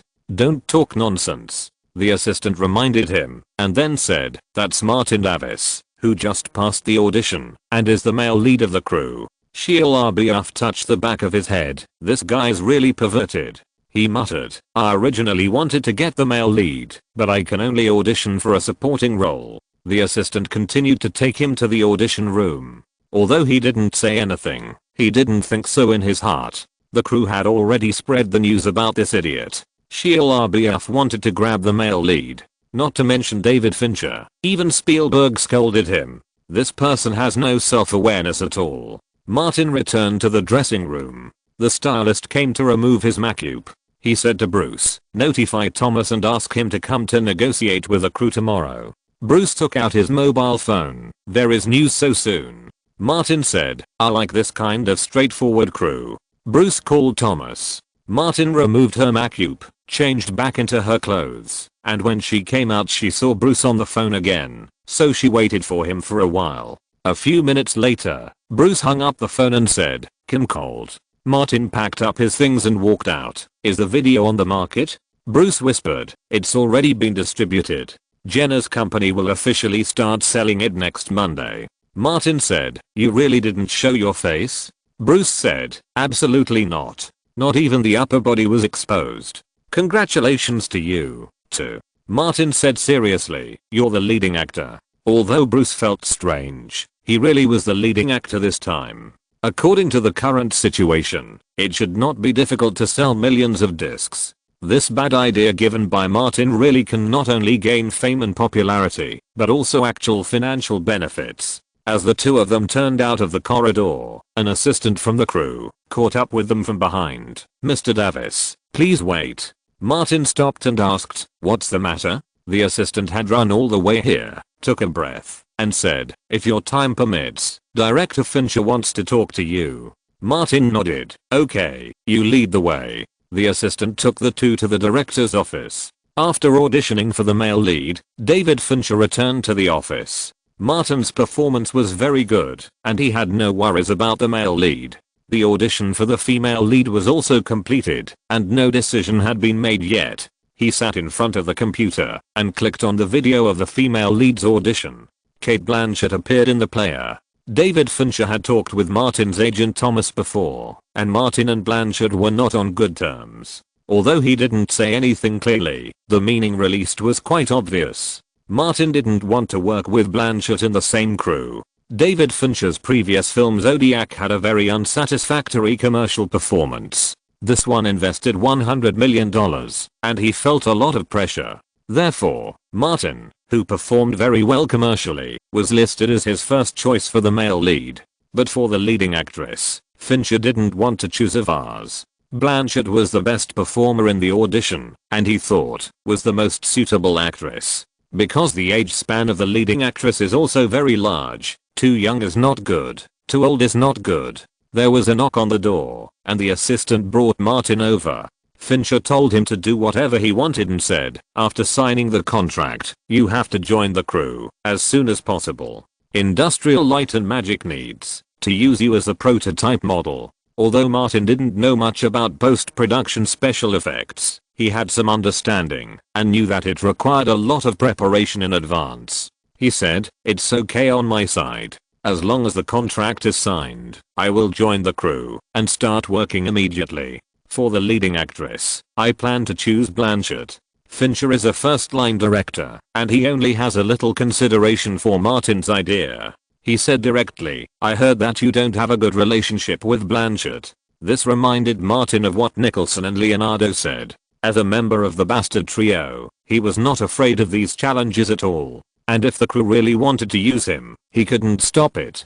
Martin thought for a moment and said, "Director, if you think she's suitable, I have no objection." Finch laughed. "One day when you have time, we can sit down and talk calmly." Martin seemed to have thought of something interesting and laughed. "No problem. If you're listening to this novel on a channel other than Fanfic World, it means they downloaded and uploaded it without effort. We cordially invite you to visit our channel, Mundo Fanfic Novelos. There you'll find the original version of this story and you can explore many other novels of various genres. We're waiting for you to immerse yourself in a world of incredible novels." Chapter 392 Tit for Tat. Once again at Paramount Studios, Martin was accompanied by Thomas. The agent had only one goal, to secure a suitable big contract for Martin. Bob was waiting for Martin at the entrance of the studio. When he saw him, he said, "Please come here." Martin was going to meet Fincher. Thomas walked alone to the producer's office to discuss the specific terms of the contract with Kathleen Kennedy. In a conference room, Martin met David Fincher. Then, Cate Blanchett also entered the conference room. Martin casually greeted, "Long time no see, Cate." Blanchett's tough face was very recognizable. Without making any expression, she looked very cold. "If possible, I don't want to see you." Martin's smile became deeper, with something different. "My eldest brother Jack, I have always been thinking about you." When Nicholson's name came out, Blanchett broke down. "Don't mention that bastard to me." Martin put away his smile and said no more. Blanchett thought of Pinewood Studios and Nicholson's public display of love in the hotel lobby, and she was so angry that she didn't want to say anything. David Fincher looked at the two and suddenly had a headache. The male and female protagonists, who were at loggerheads with each other, had to play two characters who loved each other, which was a bit difficult. Fortunately, he had experienced similar situations before. When filming Fight Club, Brad Pitt and Edward Norton were not easy to deal with and had a big fight. David Fincher said, "You are all mature actors. Your personal relationship should not affect the normal work of the crew." Martin was the first to agree. "No problem on my side." "Me too." Blanchett agreed for the time being and added, "As long as Nicholson doesn't come to visit the crew, everything else is fine." Martin laughed. "Why can't old Jack come to see me?" "Ha. I asked the crew not to let other Australian actors come here except employees." Blanchett said, "You are too much." Martin raised the corners of his mouth, and his smile was sunny and bright. "Jack is almost 70 years old. What can he do by coming to the crew? Will he hurt you?" Blanchett's rocky face was so angry that it almost turned into a muddy face. David Fincher raised his hand to stop the two from talking. "Okay, let's put aside all your personal conflicts and grudges while we are on the set, okay?" He found that mediation was a mistake, and he was too lazy to do any more, so he simply used his authority as a first-line director. "I know you are all good actors with excellent professional qualities. I just hope that your performance at work can be worthy of the high salary you get." Martin nodded and said nothing more. Blanchett simply stopped talking. "That's it." David Fincher sent the two away. "If there is any new situation, I will contact you in time." Martin stood up and left the meeting room first. Blanchett waited for a dozen seconds before walking out. Martin came to the studio lobby, found a place to sit down, and waited for Thomas to come out. Blanchett walked over from the side. Martin was as shameless as Nicholson and said, "Are you free at noon? I'll ask Jack to come out for lunch." Blanchett quickened her pace. Martin said again, "Jack loves you." When these words fell into Blanchett's ears, she was walking down the stairs. Her high heels tilted, and her foot twisted slightly, and she almost fell. The young man who was walking up the stairs next to her kindly helped her. Maybe he grabbed the wrong place in a hurry. Blanchett was angry again, turned her head, and glared at him. "Get out of the way." Shia LaBeouf quickly let go of her hand and raised it up by the way, as if surrendering. The two had met when filming Indiana Jones 4. Blanchett patted her chest lightly, and in anger, she fired a map cannon. "Men are not good." Shia LaBeouf said, "Cate, what are you talking about?" Blanchett ignored him, shook her ankle, and walked away quickly. Shia LaBeouf touched the back of his head. Woman with a problem in her brain. He walked in and saw Martin. Martin didn't recognize her when she was wearing makeup yesterday, but Shia LaBeouf still recognized her without makeup.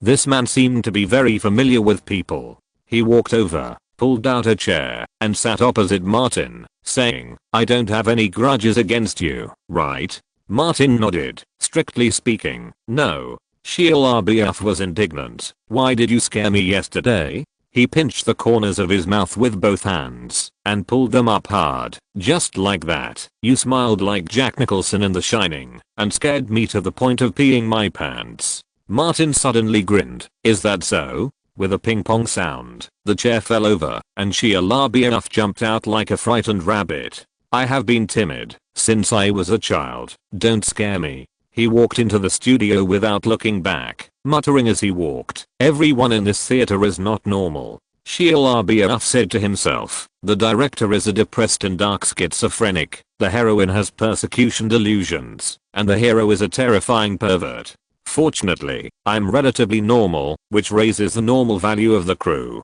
This young actor also has mysterious self-confidence." Martin waited for a while, and Thomas came over from the producer's office. The two of them went out together and got into the Cadillac driven by Bruce. "We just had a preliminary contact today," Thomas said about the initial negotiation. "We only talked about the salary." Martin patted the front seat and asked Bruce to drive back to the company. Thomas continued, "The crew proposed a salary model similar to The Dark Knight, basic salary plus North American online box office share." Martin asked, "What is the specific amount in proportion?" Thomas said, $5 million basic salary. North American online box office share was initially at $150 million. I initially negotiated $100 million, but it was only 2%, which I felt was not appropriate. He looked at Martin. "If the film can reach $200 million at the North American box office, I can talk to them, based on $10 million as a step point. But this type of film, the type of film determines that it is difficult for it to reach $200 million at the North American box office." Martin has been in Hollywood for so long and can see clearly that under normal circumstances, the commercial attributes of a film are much more important than the appeal of the leading actor in the box office. What about the offline share? Martin knew that this film was aimed at the awards season. Moreover, David Fincher's films have offline commercial revenue that far exceeds the box office of theaters and can even be 4 or 5 times that of online revenue. Thomas said, "For now, Kathleen Kennedy refuses to discuss offline profit sharing with me." Martin thought for a while and said, "If they insist on paying the film with a basic salary plus a profit sharing, I will not only ask for a share of the North American box office, but also a share of the offline DVD and TV copyright revenue." At this point, he remembered one more thing. The share of new internet media should also be included. Thomas said, "I'll try my best. However, considering that DreamWorks, Warner Brothers and Paramount are all scams, and Martin's affiliates have not invested in the project," he simply said, "these are the initial negotiation prices. In the end, I want a salary of $15 million." Thomas told the truth. "Okay, even if we can't directly negotiate to $15 million, we can achieve $13 million plus a compensation clause." Martin knew this payment method. For example, according to his current status, he could only get about $13 million, but when he signed the contract with Benjamin's crew, The Dark Knight, in which he starred, had not yet been released, and this film would inevitably be released before Benjamin. Once The Dark Knight became a hit, Benjamin's film would definitely benefit. In this way, he can try to sign a compensation clause with Benjamin's crew, stipulating that the North American box office of The Dark Knight reaches a certain amount, and Benjamin's crew will pay him a certain amount of salary. Similar clauses are most commonly used by Will Smith nowadays. Smith has many film contracts, and often a new crew comes to him before the new film is completed. If he does not accept the project he is optimistic about, he will definitely suffer a loss. If he accepts it, his salary will inevitably increase after the new film is a big hit. The compensation clause perfectly solves these problems. Not all Hollywood stars, including big name stars, can use this clause. The films starring Martin and Smith must be successful one after another, the actors must continue to rise, and their box office appeal must be very strong. Martin said, "We can talk. I'm very confident in The Dark Knight. This movie will explode at the box office." Thomas first ensured that Martin would get what he could get, then it will be a basic salary of $13 million plus the tiered compensation part. This kind of thing is not something they can succeed just by thinking about it. Martin said directly, "You go and talk." While Thomas was arguing with Kathleen Kennedy, Martin continued to punch in at the psychological clinic on time. In addition, he visited the elderly in the nursing home several times and gave some gifts. He spent a long time in the nursing home every day, observing the elderly walking, sitting, talking, and entertaining, and continued to prepare for the role in the film. Just like the reputation in public opinion, Martin is impeccable in terms of professionalism. If you work hard, of course you have to let people see it. Martin also participated in many gatherings of the old white people in the academy through Warren Beatty and Annette Bening, observed their behavior on the spot, and asked for acting skills on the spot. This attitude of respecting predecessors and learning with an open mind has made Martin's reputation among the old white people in the academy better. As for human beings, if they have a good impression of someone, they will be more pleasing to the eye. But if they have a bad impression of someone, they will feel uncomfortable, no matter how they look at him. The representative of the former is Martin Davis, and the typical of the latter is Leonardo DiCaprio. In addition, Ivan always shows up on time at the occasions where Martin is working hard, takes relevant photos, and spreads them through the media. Martin is also well known in the Los Angeles critics. In mid-September, Thomas negotiated Martin's actor contract, and after much negotiation, he successfully achieved his goal. Martin's salary is divided into two parts, and the male lead's salary is $14 million, which is in line with his current worth. At the same time, a compensation clause was signed. Before the release of Benjamin, if the North American box office of the film starring him exceeds $250 million, the crew will pay an additional $2 million, and if the North American box office exceeds $500 million, the crew will pay another $3 million. In fact, the crew also hopes that one of Martin's two films that have not yet been released will be a box office hit.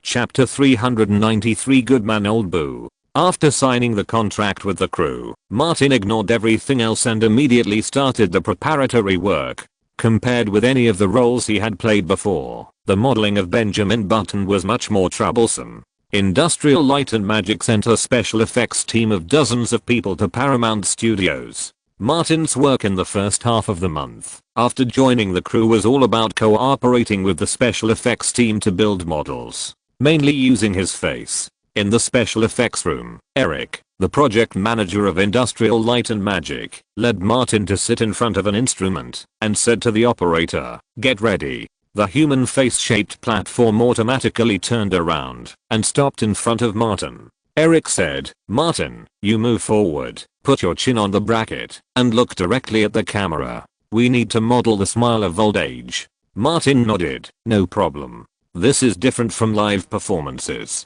Martin was also doing this for the first time. He was not used to it at first, and the effect of the motion capture lens was not very good. He has a strong ability to adjust himself and decisively said, "I'll adjust for a few minutes." Eric led his team to do special effects capture modeling for many movies. It is normal for actors who are used to traditional performances to find it difficult to adapt to special effects capture performances for a while. Modeling work is very delicate, and you can't be impatient. Not everyone is as talented as Andy Serkis. Martin stood up, walked back and forth a few times, and asked Eric again, "Can you save a lot of makeup during filming? It can save more than half of the time. You don't have to stick on not very breathable silicone every day, and you don't have to wear a headgear on your head." Eric suddenly brought a hat over. "Wear this then, and we will generate the hair and other effects through post-production special effects." Martin took a look at the color of the hat and his face was the same green as the hat. He asked, "I remember that we can use a blue screen." Eric said, "If the leading actor's eyes are blue, mine are not blue." Martin pointed to his pupils. "Mine are dark brown."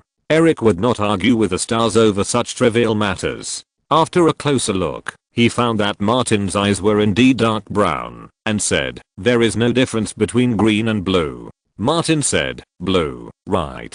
Eric nodded. "Okay, I'll have someone prepare it. Wear a blue hat during filming." Martin gave him a thumbs up. Wise decision. Although Eric didn't understand, he felt the goodwill released by Martin and immediately smiled back. Martin relaxed and sat back in front of the capture camera. This time he quickly found his state. With Eric's reminder, he made various expressions such as joy, anger, sorrow, and happiness. The expressions captured by the camera are automatically generated into corresponding models through the professional software of Industrial Light and Magic. When it comes to the actual shooting, Martin's face can be put into the special effects model.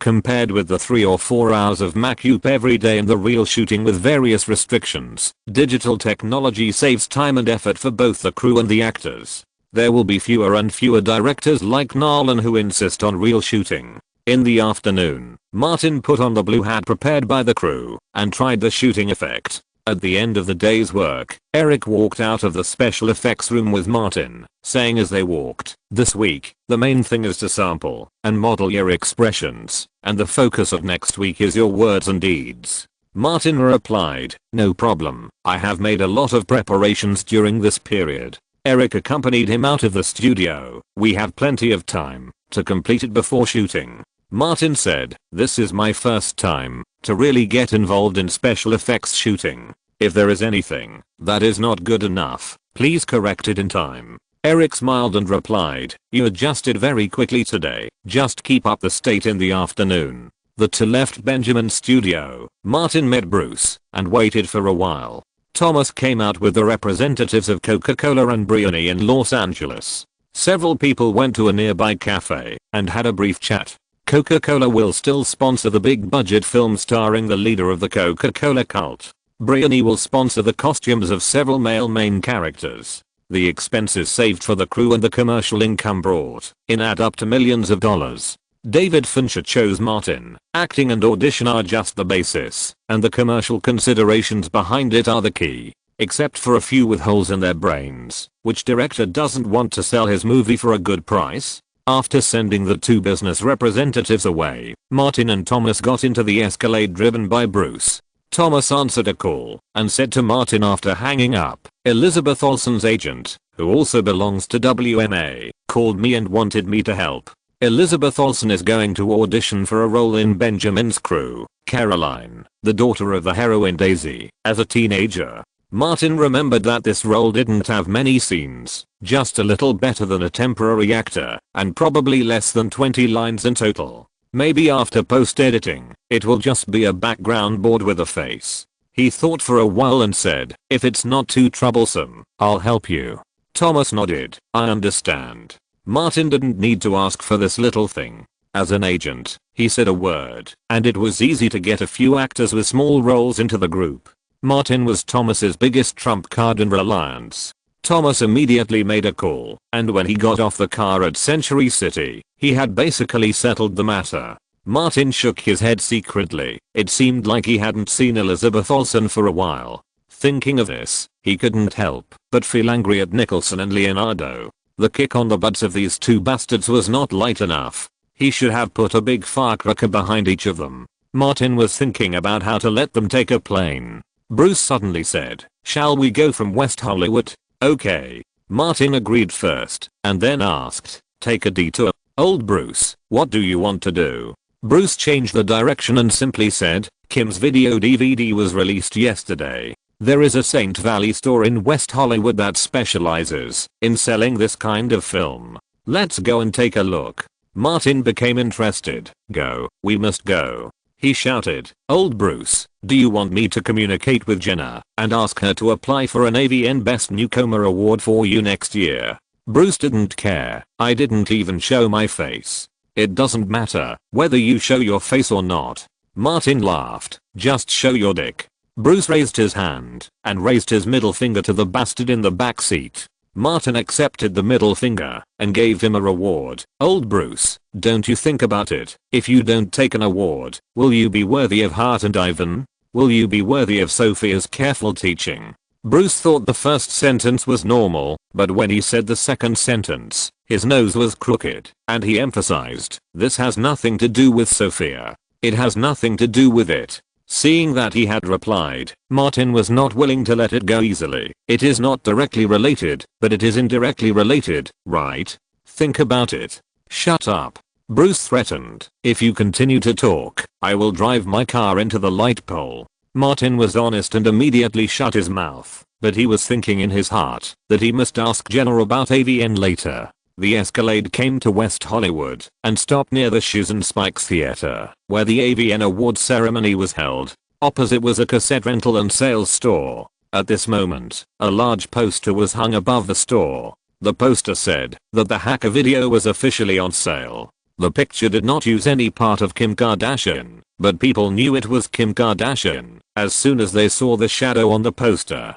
The DVDs and videotapes released by Jenna's company were claimed to be from so-called hackers and had nothing to do with Kardashian. There was a long queue outside the store, with hundreds of people waiting to enter the store to buy. Among them were some entertainment bloggers who wore special t-shirts with words like Kim I love you on them to attract attention. These smart people have already realized the password and tricks of traffic from Kardashian's hacker door. Martin watched for a while, and as the time to get off work came, people gradually joined the queue. The queue outside meant that the store had reached its limit of customers. Bruce counted silently and said, it seems to be selling very well. Martin said casually, Kim is rich, why don't you ask her for a share of the profits? Forget about the share. Bruce thought that he had used Kim's most outstanding parts for several years, and it was rare for him to have a conscience. Just consider it as a breakup fee. Martin gave old Bruce a good guy card. I didn't expect you to be such a good person.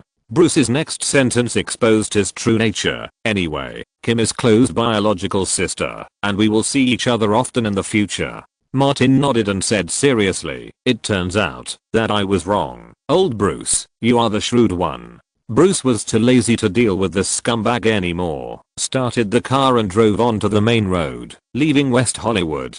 Century City, WMA headquarters. Thomas got out of the elevator and saw Elizabeth Olsen and her agent Martha coming to the office door. Before he reached the office, Martha came over and said, thank you, my friend, you helped us a lot. Benjamin's crew just called and asked Liz to audition with Macup. As long as Liz's acting skills are not a problem, she will have a good chance of getting the role. She put one hand behind her and waved. Elizabeth immediately stepped forward and said, thank you, Mr. Ryan. Don't be polite, and don't thank me. Thomas was a mature agent who knew where all this came from. He specifically said, Martin asked me to do this. Martha continued, I will thank Martin in person. Elizabeth was surprised and whispered to herself, so Martin has always remembered me. That night she returned disappointed, thinking that Martin would take the initiative to ask her out again, just as he often went to Louise's house. Martin did call her a few times, but he didn't ask her out. Unexpectedly, Martin had been paying attention to her secretly. Martha heard something vaguely, but didn't hear it clearly, and asked, Liz? Elizabeth smiled sweetly. I have known Martin for many years, and Martin has saved me. Chapter 394, Bald Head. In Benjamin's studio, Elizabeth signed her name on the actor's contract and got her first real movie role in her life. Caroline in her youth, the daughter of the hero and heroine Daisy. When acting, she has to call Martin Dad. Thinking of this, Elizabeth scratched her face, feeling an indescribable weirdness. Should she go to Martin to rehearse in advance? The 18-year-old Elizabeth was full of random thoughts. Or should I call Martin first to express my gratitude? After leaving the office, her agent Martha reminded her, Liz, Martin is the key to your getting this role. Don't forget to call and thank him in person. Elizabeth had already taken out her cell phone, picked it up and shook it, and said, I'll call when I go out. After leaving the studio, she immediately called Martin, waited for the call to be connected, and said, Martin, it's me, Elizabeth. Do you have time at noon? I want to invite you to lunch. Martin replied, yes, where? There is a good restaurant in Sherman Oaks. Elizabeth said the address happily. No problem, we'll meet at the restaurant at 11:30. After getting Martin's reply, Elizabeth couldn't help but speed up, got on the electric scooter, hung up the phone, and called her agent. "Martha, hurry up." Martha waved her hand. "You go first. I have something else to do." Elizabeth stepped on the door of the store, and the electric scooter rushed out with a whoosh. On the other side, on the roof of Nicholson's mansion, Martin swung the club, and the golf ball flew dozens of meters away, hitting the iron bucket in the yard with a bang. Leonardo laughed. "The challenge failed. You lose." Martin put down the cue, took out $5, and stuffed it into Leonardo's hand. "You win." Nicholson said, "You've made progress. Just practice more." Leonardo remembered something. "Jack, did we open a handicap?" Nicholson is old and his memory is not so good. "What handicap?" "About Weinstein." Leonardo reminded. "Georgina Chapman." Nicholson remembered, calculated a little, and said, "It's not time yet." Martin packed up his things. "These crap you are talking about have nothing to do with me. You wanted to place a bet at that time," Leonardo said. Martin heard something faintly, looked at the mansion on the other side of Nicholson's house, and changed the subject. "Someone from Marlon Brando's side is moving things out, and there's a van." Nicholson said, "The house was sold when Marlon was alive. The alimony and lawsuits for several children consumed all his savings and assets. He also borrowed a large sum of money from the bank with copyright income as collateral. In the end, he was unable to repay the loan, and even lost his share of the union. He had to move into an RV and live on relief and basic benefits from the Actors Guild." Martin reminded, "We must never end up like this in the future." Leonardo nodded repeatedly, pointing to Nicholson's neighbor on the other side and said, "We want to be Warren Beatty." Martin sneered, "You actually betrayed the trio and wanted to get married." Leonardo then remembered that Warren Beatty got married in the end and quickly changed his words. "Warren Beatty before marriage." He did not forget to smear Martin. "Why don't you consider buying Marlon's house? Your house on Cotty Road is too small, and you can't even hold a carnival party. Let's talk about changing houses later." Martin glanced at his watch. "I won't talk to you anymore. I have an appointment at noon." Nicholson replied, "I heard your call. Why don't you consider taking us two with you? With our help, you can succeed in the afternoon." Leonardo put his arm around Martin's shoulders. "You won't forget your friendship for the sake of beauty and leave your two old brothers here alone and go on a date with a beautiful woman yourself, right?" Nicholson squeezed. Martin is certainly not that kind of person. He was not polite at all, picked up his coat and left. "Leo, hold on. You can't keep the lady waiting for long." "Wait." Martin stopped them and said, "The beauty said this is a date for two people and no third person can be brought." He didn't want to bring these two guys again. "It's different this time. I'll go and scout the way first. If I need your help, I will call you as soon as possible. Compared to you two, I have less experience, poor skills, and thin capital, so I will definitely ask you for advice." Leonardo was just making a gesture. Nicholson was not worried, but he still had to be more restrained. If he really went to cause trouble, Martin, the jerk, would definitely dare to light a ton of fireworks to add to the fun when he was picking up girls. "Forget it. Good luck to you." Leonardo waved his hand casually. Martin said to Nicholson again, "Don't forget our agreement. It's not appropriate for us to appear outside together now." Nicholson nodded. "That's right. Let's wait until The Dark Knight is released." Martin hurried away and called Bruce while going downstairs. When he arrived at the door of the villa, Bruce had already driven the car over. After getting in the car, Martin told the address and reminded, "Go around twice more. Be careful of those two guys following." The car drove out of the gate, and Bruce turned around twice to make sure that Nicholson and Leonardo did not follow, and then rushed to Sherman-Oaks. Martin was worried, so he turned back and stared for a while, but he didn't find anything else. But he found that the van in Marlon Brando's yard turned north from a three-way intersection. This reminded him of what Leonardo said about the house and the party, so he asked, "Should we move to a bigger house?" Bruce said, "The current one is too small." Martin said, "Let's talk about it next year." Bruce suddenly remembered something and said, "Pitt has reached a settlement with several victims and will compensate a considerable amount of money. I heard that he is short of cash and has sold several properties on the East Coast. Old Bruce, if you catch Pitt masturbating alone, he will become bald. Martin said so, but he thought it was worth paying attention to this matter. He asked, I remember that Pitt has a super luxury house in Beverly Hills. Bruce would pay attention to Pitt from time to time and knew more about him. He said, in 2001, before Pitt married Aniston, he spent nearly $13 million to buy a super luxury house. It was his premarital property, and it is also Pitt's current residence. Martin thought about it. Should he be a good person to the end? Bruce added, the mansion was built in 1934. When Pete bought it, it was quite old. He asked a company to renovate it. It is said that it cost tens of millions. Although the architectural appearance of the mansion has not changed, it has only been completed for a few years. Martin made a decision. Let Ivan keep an eye on it. If Pete plans to sell this mansion, remember to notify me. Bruce said, I think Pete will definitely thank you. You have considered his worries in advance. Martin was aware of being a good person. If Pete is anxious to sell it at a low price, we will help him. If he doesn't want to sell it, we will talk about it later. Soon, the car arrived at the commercial district of Sherman and stopped in front of a French restaurant. Martin got out of the car and entered the restaurant. Before he asked the waiter, he saw Elizabeth Olsen in a white dress walking over quickly. You are here. Elizabeth smiled sweetly. The extremely fitted white dress highlighted her youthful and exquisite curves. Martin made a phone call gesture. I rushed here immediately after receiving your call. Elizabeth walked to the booth and invited Martin to sit down.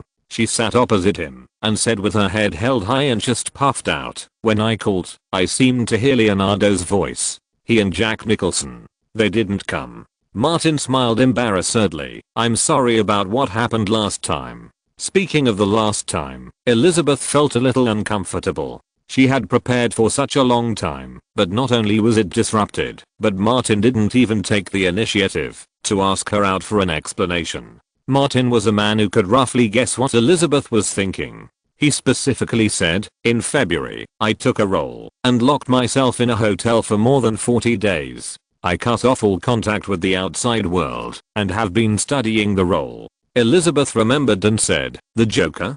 Did Nicholson argue with you about this? Martin said solemnly, this role is indeed difficult to grasp. It's easy to mess up people's mentality. I was completely immersed in the role, and even my mental state was problematic. I scared a lot of people on the crew. Maggie Gyllenhaal and Michael Caine were so scared by me that they forgot their lines when they were acting opposite me. He was helpless. This is a very scary role. You'll see when the trailer for The Dark Knight is released. I was too immersed in the role and forgot everything. The only thing in my mind was the Joker.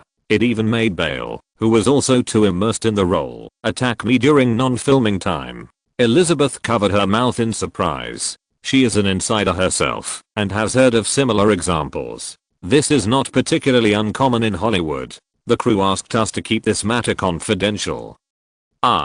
Martin paused. I just want to explain it to you clearly. Elizabeth nodded vigorously. I will never tell anyone. She asked with concern. Are you feeling better now? Martin told the truth. I go to the psychological clinic every week. The problem is not particularly serious. Elizabeth thought of the rumors in the circle. Many people who have worked with Martin said that he is a dedicated and good actor. She said, Martin, you work so hard. Then, she was a little envious. It would be great if I could have half of your acting talent. Martin encouraged, you are also very good. We have worked together. I know how good you are. As long as there is the right opportunity, Elizabeth, you may be more famous than your sisters. These words were nice to hear, and Elizabeth smiled sweetly unconsciously. I hope so. Thank you for your encouragement. By the way, I also want to thank you specifically. I got the role of young Caroline. Thomas said that you said hello to the crew. Martin smiled. It's just a small thing. Don't take it to heart. We are friends. I owe you many times. Elizabeth waved to the waiter to take our order. The two of them returned to their previous state and chatted animatedly. Chapter 395. Learn from each other's strengths and weaknesses. The red Porsche circled around Beverly Hills and drove into the underground garage of the Four Seasons Hotel. As soon as Elizabeth parked the car in the parking space, she unbuckled her seatbelt and rushed to Martin. The face of the Red Witch with a sweet smile was right in front of her. The throbbing earth vein energy pushed up a volcano and hit Martin's arm. Which normal man can withstand the test of an 18-year-old beauty? Martin held Elizabeth's face and kissed her. Elizabeth stood up and moved over, sitting astride the passenger seat. The narrow space of the Porsche was pressed tightly together. Martin unconsciously straightened his waist, and Elizabeth's head hit the roof of the car with a bang. "It's too narrow here, I can't move around." Both of them were not small in physique, and Martin was also worried that someone might take a sneak shot. "Get out of the car, get out of the car." Elizabeth rubbed her head and went to open the passenger door. "Why don't we go to your house?" She liked to go directly into Martin's house, all at once, simple and convenient. Martin said honestly, "Leonardo and Nicholson are two bastards who are too good at making trouble. I'm worried that they will launch another surprise attack." Elizabeth thought of the last time. "Stay away from them." As she said that, she sat on Martin's legs and moved down. Martin's eyes widened. Slow down, it will break." Elizabeth smiled sweetly. I'm sorry, I will apologize in person later and comfort him well." Martin said, "You have raised my expectations." Elizabeth glanced. "You are indeed high." She has made a lot of preparations. "I have watched a lot of San Francisco movies in the past 6 months." The two got out of the car and took the elevator upstairs. Halfway up, Bruce came over and gave Martin a room card. Arriving at the luxury suite on the top floor, Martin closed the door and threw his coat aside. No words can compare to actual actions. Elizabeth apologized for her recklessness when getting off the car and comforted him carefully. Martin raised his head and saluted to show forgiveness. Elizabeth's 18th birthday ceremony was finally completed successfully after being postponed for half a year. The two did not leave the hotel that day. Martin would never treat badly a girl like Elizabeth who tried so hard to comfort the injured.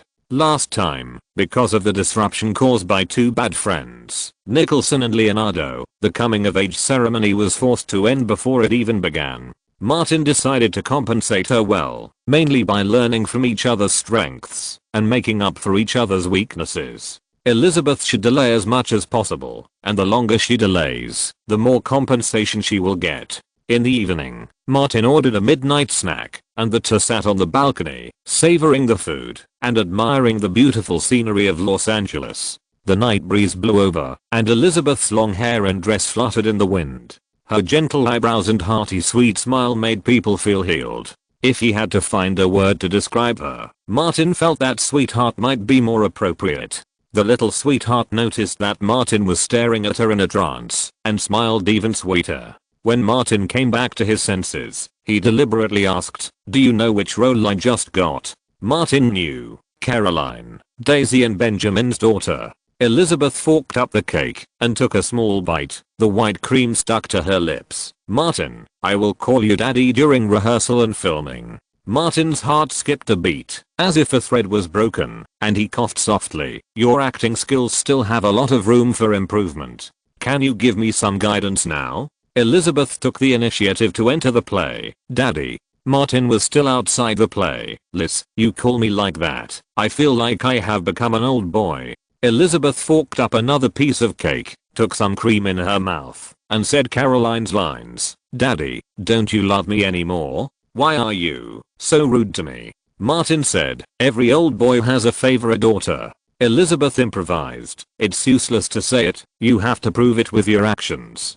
Martin stood up, pulled the little sweetheart up again, and kissed her again. Elizabeth is sweet. In the morning, at the Olsen mansion, the Olsen sisters entered the garden and walked on the path surrounded by flowers and grass. The autumn dew wet the grass and the path, making it particularly slippery to walk on, making people unconsciously want to speed up.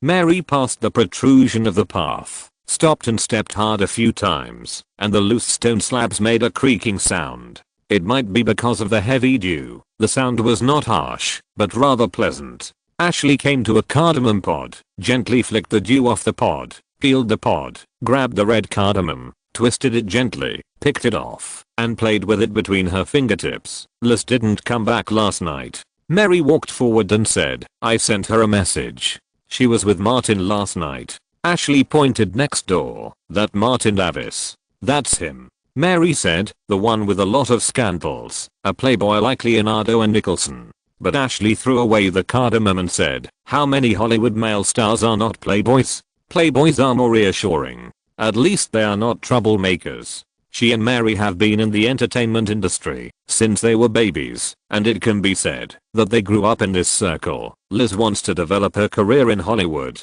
She will always have to go through a lot of scumbags. It's not a bad thing to do it early. Mary stopped. Remember to remind her later to take safety measures. The sun rose higher, the weather became hotter, the dew on the garden path evaporated, and it became dry. The Olsen sisters went back to work and worked in the study at home. In the middle of the morning, a red Porsche drove in and parked in the outdoor parking lot on one side of the square. Elizabeth got out of the car happily. Her steps were bumpy, and the sweet smile on her face was pure enough to heal the huge psychological trauma of Belle or Pete. Thinking of the excitement of the old boy Martin every time he called daddy during the rehearsal, Elizabeth smiled even sweeter. Liz, come and sit. Ashley called her sister, so happy. Elizabeth sat next to her sister and said with a smile, I caught up with a boyfriend. Mary came over from the study. Martin? Yes, Martin. Elizabeth's whole body was filled with the sour smell of love. He is my boyfriend now. Mary nodded. You have grown up. I won't say anything else. Just remind you to pay attention to safety measures. I will. Elizabeth put away her smile and said seriously, if there is an accident, I will marry Martin. Ashley shook his head. You think too far ahead. Elizabeth has her own opinion on this. I think people who love each other should get married. Mary and Ashley didn't take it seriously, just smiled and went back to the study to continue working. Elizabeth did not force her family to approve. She sat back on the sofa, took out her phone, and sent a text message. I'll come to see you in the evening. On the other side, at Paramount Studios, Martin sat on an electric car and replied, my friends have arranged to have dinner in the evening. You can come with them. Elizabeth asked, Leonardo and Nicholson? Yes. The two bastards called Martin this morning. They will also bring their own female companions.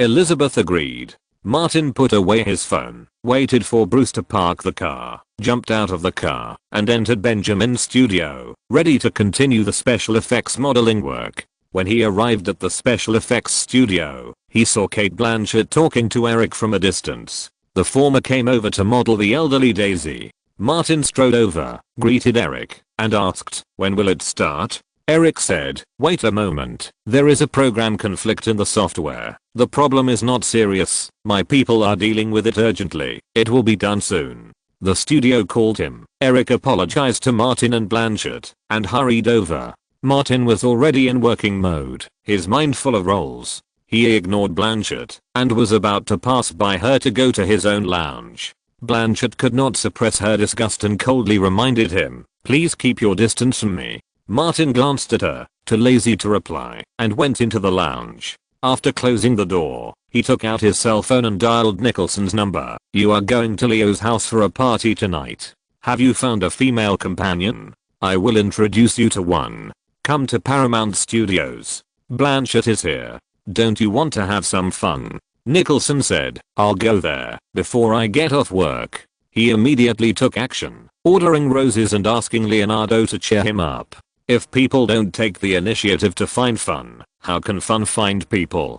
Martin waited for more than 10 minutes, and soon someone came to inform him. He went to the special effects studio. Under the stereoscopic surround of multiple camera lenses, he walked like an old man in his 80s with inflexible legs and feet. In the afternoon, an assistant pushed an old-fashioned wheelchair over. Martin sat in the wheelchair, hunched over, as if he was in his twilight years. When it was almost time to get off work, he received a text message from Nicholson. Martin left the studio earlier and saw Nicholson's amazing scene outside the studio. He took the initiative to bypass them and came to the area opposite where the electric bicycle was parked. He stood on a high place and waited patiently. Bruce came to his side and asked, what have you planned? Martin signaled with his eyes, people are coming, you will see them soon. Blanchett came out of the studio door with her bag and her assistant. When she looked up, she saw many people. The old man in the middle had a pair of sunglasses on his face and looked like an English gentleman. Begin. With Leonardo's order, the others started to move. The red carpet rolled out and landed just below the steps of the studio. Two beautiful MCs walked quickly with flower baskets. Red rose petals fell from their fingers onto the carpet. With two crisp sounds, the ribbons flew and fell on the red carpet. Everyone inside and outside the studio was stunned. Nicholson stepped out of the crowd, holding 99 bright red roses, and walked towards Blanchett. Behind him, Leonardo waved his hand, and the two of them held up a banner with a line of words on it. Blanchett, my love. When it comes to shamelessness, Nicholson is Martin's boss. Chapter 396. Old white man. Nicholson, who was walking with big strides, stopped 5 meters away from Blanchett, holding a bouquet of bright roses in both hands, and said loudly, as if reciting a line from a play, I love Blanchett. I love Blanchett. No matter what expression Blanchett had on the other side, Nicholson performed on his own. Because he thought it was fun, and had found pleasure, not only did he shout louder, but he also simply said something extreme, with a sincere face and a heart. Kate Blanchett, marry me. There was an uproar at the scene. Who in Hollywood doesn't know that Kate Blanchett is married? Martin shouted not far away, marry him. Marry him. When Leonardo heard it, he immediately followed, marry him. Not only did he shout, he also opened his arms to incite the people around him to help. We are witnessing the birth of a great love. Shout together. The onlookers never thought it was too big to make trouble. First, a few people who followed Leonardo shouted, and a few seconds later, all the onlookers around shouted, marry him. Marry him. Some passers-by, without even understanding what was going on, also shouted. Blanchett looked extremely unhappy. Everyone in Hollywood knew that she had a husband, and they had a very good relationship. As long as she returned to her home in Australia, she would be a good wife and mother. This bastard wanted to ruin her reputation. Blanchett, with a dark face, strode to Nicholson, snatched the bright rose, and threw it on the ground. Still not satisfied, she stepped on it, and it became a pool of mud. Nicholson looked quite helpless. I'm just courting, not hurting you. There's no need for that. Blanchett continued to step on the rose vigorously, and on her cold face, mocking words like iron plates rubbing against each other popped out. Get out. Ugly, you old and ugly. She spitted very rudely. Bah. Nicholson spread his hands innocently, without doing anything extra, and became more and more like a gentleman who was not courted. Not far away, his daughter Lorraine was holding a handheld camera and filming all the scenes. Nicholson said, I just love you very much, and I hope you can give me a chance. He was very old and shrewd. Seeing Blanchett, he was very angry, and said something special. Although I'm old, my influence is weak, and I have become an inconspicuous old white man in Hollywood. I always have the right to express my love. He emphasized, old white men in Hollywood should also have their spring. Bah. Blanchett spit again and cursed loudly. Disgusting old white men in Hollywood. Nicholson shook his head and said nothing in the end. Instead, he took the initiative to make way. Blanchett heard the booing around her and turned around and left quickly. If she stayed for another minute, she might vomit. When she walked out of the crowd, Nicholson called Leonardo. Let's go. Let's go. Leonardo, Nicholson, and Lorraine, who secretly followed. The three of them got on an electric car and evacuated the scene like the wind. Martin jumped into the driver's seat of the electric car, called Bruce to sit down quickly, and went straight to the parking lot of the studio. 10 minutes later, Martin came to the WMA headquarters in Century City, where they agreed to meet. Martin entered the lobby on the first floor, waved to Leonardo and the other two in the lounge, and asked for a reception room at the front desk. With his current position in the company, it would not be a problem, even if he wanted to meet in Area Manuel's office. On the one hand, it was because of his status, and on the other hand, Martin's 3-year contract was about to expire. Now the whole company wanted to support him. It was not easy to get a star like Martin, who had great commercial appeal and was still in a rapid rise, to sign another 3 years. After the door of the reception room was closed, Nicholson asked Lorraine for a digital camera. Martin and Leonardo immediately came over. Lorraine was quite helpless. Her father was unreliable, and her two best friends in recent years seemed even more unreliable. Three idiots got together and made trouble all day long. Martin watched the video and gave Lorraine a thumbs up. It was well shot. Lorraine smiled back. Leonardo was a temporary helper, so he asked, "What should we do next?" Martin looked at Nicholson. "You are the director, producer and leading actor, so you decide what to do." Nicholson already had an idea. "Of course we have to sell it and earn back all the money we invested today. We can probably make a profit. We will never do a business that loses money." Martin nodded. "You are really good at business." Nicholson was actually modest. "I learned everything from you." Martin turned his head. "Old Bruce, contact person." Bruce asked, "Direct transaction?" "Direct transaction." Nicholson glanced at Lorraine, thinking that his daughter must be trained. "You go to trade." Lorraine opened her mouth wide. "Me? Okay, I'll go." Nicholson said, "If it can't sell for $10,000, you can make up for the shortfall yourself, and you can keep the extra." Lorraine copied a video and followed Bruce out to find Jody to trade. Leonardo asked, "Jack, did you do this on purpose?" Martin was also quite interested.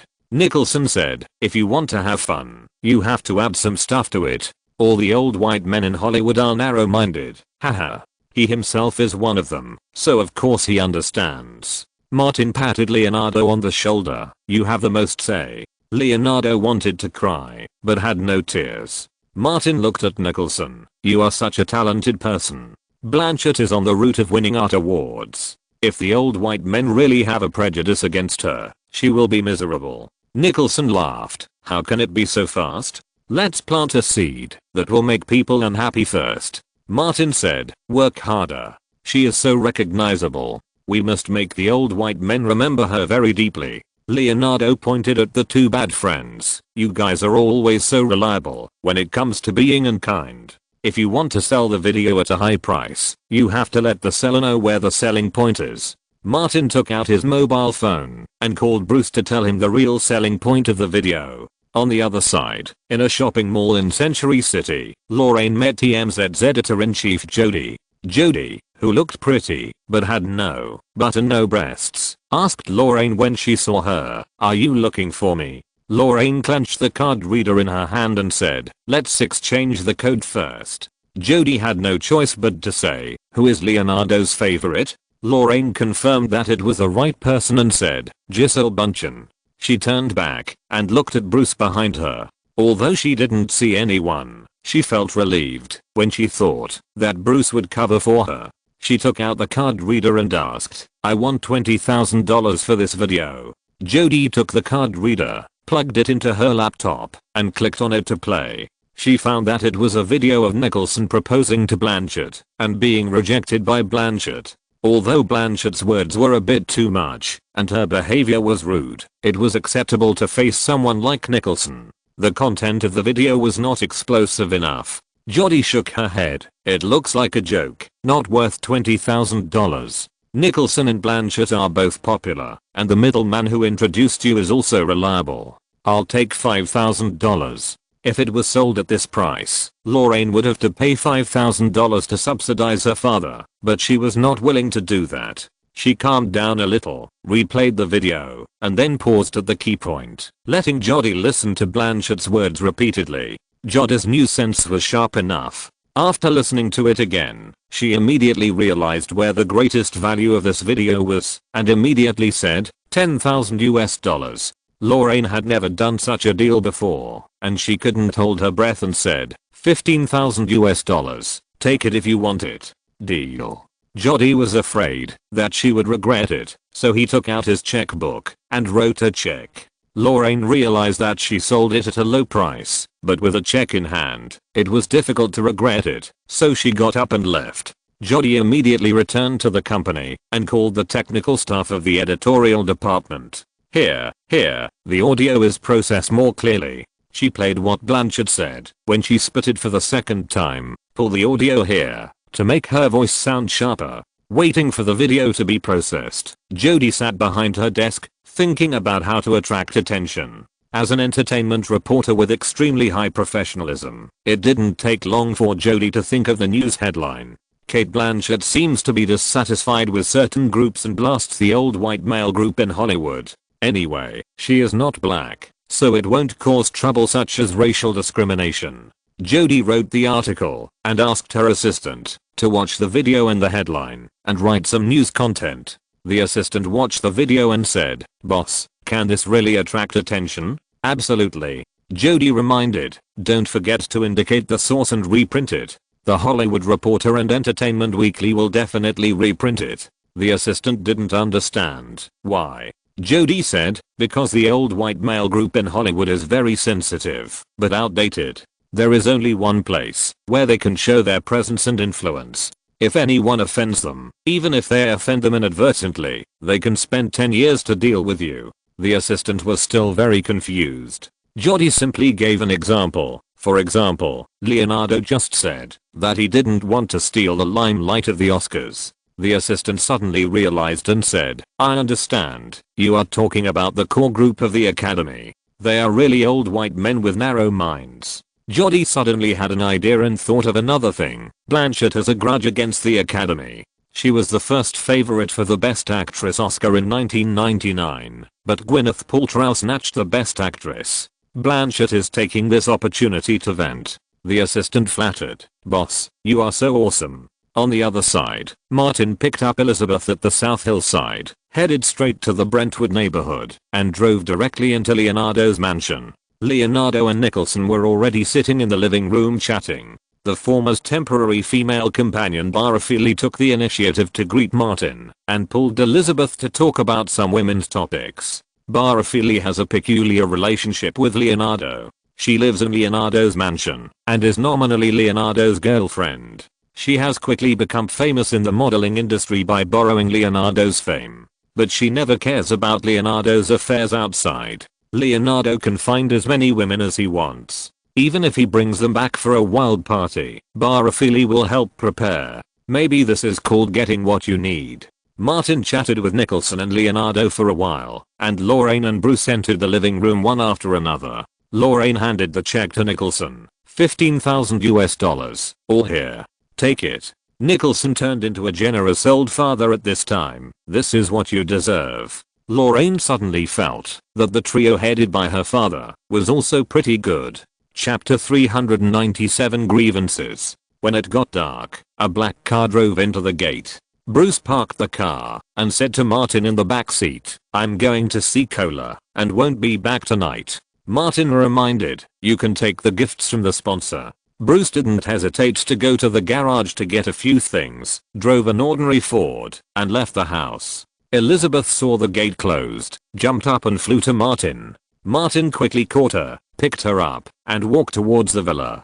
During the process, he slapped her, which felt very good. Elizabeth was at an energetic age. Seeing the swimming pool in the front yard, she suggested, "Let's go swimming. The fast swimmers will take the initiative tonight." It was a little cold at night in October. Martin patted her again. "Not at night. The water is too cold, and my swimming pool doesn't have a heating function." Elizabeth had a good living condition since she was a child, so she asked directly, "Is there no indoor swimming pool?" Martin was not embarrassed and said, "The house is a little small, there is no." Elizabeth hung her hands around his neck. "Let's work together, and these will be available soon." "Okay." Martin responded habitually, and then felt something was wrong. Elizabeth took the initiative to offer a passionate kiss, and the two of them became entangled as soon as they entered the villa. The villa that Lily came to clean every week soon became a mess, as if a world war had occurred. It was not until she woke up the next morning that Elizabeth had time to visit Martin's house.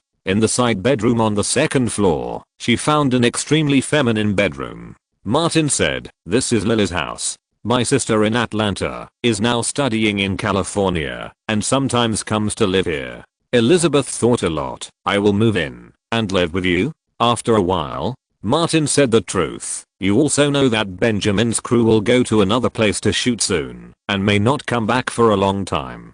Elizabeth also got a role in the crew. "That's right. Let's talk about it when you come back." Martin led her downstairs and said as he walked, "I'm looking for a new house. This place is a bit small and there are few facilities. You may not be used to living here." Elizabeth was very happy to hear Martin's words. She felt that part of the reason Martin said to find a new house must be to take into account her living habits. Compared to her own home where she had lived for 10 years, this place was indeed more cramped. There was no condition to swim in the indoor pool, and the living room was not even as big as her dining room.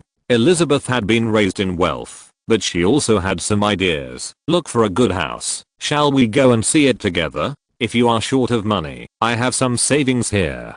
Martin smiled and shook his head. I can get tens of millions of dollars in film pay. Elizabeth sincerely admired. Martin, you are amazing. Martin took her to the basement storage room. Come, I will give you some good things. Elizabeth followed Martin to the storage room and saw Martin open a metal cabinet and take out several gift boxes from it. Martin stuffed 2 of them into Elizabeth's pockets and said, "These are Lily's works. One is a clown statue she carved by hand, and the other is a figurine, which also comes with 2 Australian crocodile tooth pendants." Thinking that these things are likely to flood Hollywood, he added, "I have given them to many friends and crew members. If you are interested, keep them." Elizabeth opened it and looked at it carefully, saying, "It's very beautiful. I like it very much." Martin opened the safe again and took out a mahogany gift box. After opening it, he lifted the black velvet cloth and found a full green bracelet given to him by Wu Maoting. Elizabeth picked it up. Under the light, the bracelet was crystal clear. She couldn't help but say, "It's so beautiful." Martin said, "It's for you. Wear it." Elizabeth put it on her wrist. After visiting the house, Martin took Elizabeth out for breakfast, sent her home first, and then came to Benjamin's studio. As soon as he entered the front hall, the girl at the front desk of the crew came over and whispered, "Martin, have you seen it? There's big news on our crew." Martin asked, "What's going on?" The girl lowered her voice even lower. TMZ reported that Cate Blanchett used yesterday's incident to vent her anger at the old white man. It said that Blanchett thought she should have won the Best Actress in 1999 instead of Gwyneth Paltrow. The Academy's bias towards old white men led to the upset. Martin knew that Jodie would not disappoint. He had seen this from many news reports, otherwise he would have asked Bruce to change someone to work with. Martin nodded. "Well done." The girl smiled and said, "Glad to be able to help you." This front desk was one of the information collectors that Bruce helped Martin develop and the crew. Martin asked again, "Did Blanchett come today?" "No." The front desk had a lot of information. Blanchett asked for leave. Martin no longer cared about these things and went to the special effects studio to start today's work. In a house in Santa Monica, Cate Blanchett flipped through the newspapers and magazines in front of her, all of which reposted the latest entertainment news disclosed by TMZ. Among them was her angry criticism of Nicholson. Blanchett was still furious. "It was Jack Nicholson who provoked me first. If he hadn't gone too far, I wouldn't have said that. I was mad at him at the time. He provoked me again and again." This was not just one time, but from Toronto to Pinewood Studios to Los Angeles, the accumulation of emotions led to an out of control of emotions. Actors are people who express their emotions outwardly, not to mention that the anger value is always increasing. Agent Hilda quietly put her hands down. "Cate, calm down. The problem now is not the cause of the incident." Public relations manager Dana pointed to the newspapers and magazines on the table. "Because TMZ disclosed it first, print media such as The Hollywood Reporter and Entertainment Weekly did not follow traditional procedures and informed me, or quietly in advance. Now it has been published in newspapers. That can have a major impact in the circle. We must consider the consequences." She took the notebook, opened the video on TMZ, and let Blanchett watch it. Blanchett angrily said, "Despicable. That's not the point."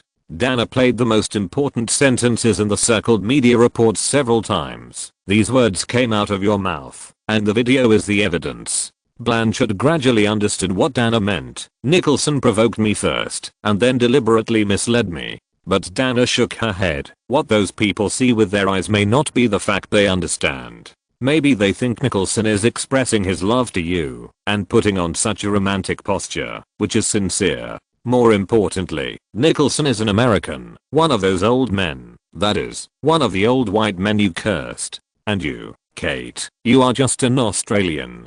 Blanchett has already thought of who the old men Dana was talking about are. Quali replied, Queen Elizabeth II is about to start screenings, and you want to use this film to compete for the Oscar for Best Actress. Dana suggested, Kate, I suggest that you apologize publicly as soon as possible. Blanchett nodded, okay, I'll apologize for my reckless words. Dana's suggestions were not limited to that, and Nicholson, no, I never will. Blanchett simply could not accept it. This was all instigated by Nicholson. Quali also knew that Nicholson was the culprit in this matter, but most of the time things don't develop in terms of who is right or wrong. She could only persuade. Nicholson did not make any teasing remarks, except expressing his love to you, nor did he do anything deviant. Blanchett sadly discovered that this was indeed the case, but she really couldn't accept it. I can publicly apologize for my harsh words, apologize to the group of old white men, and even say that I was wrong, and ask for their forgiveness. I can't accept apologizing to Nicholson personally. She simply used her ultimate move. I'm a woman, and he's a man.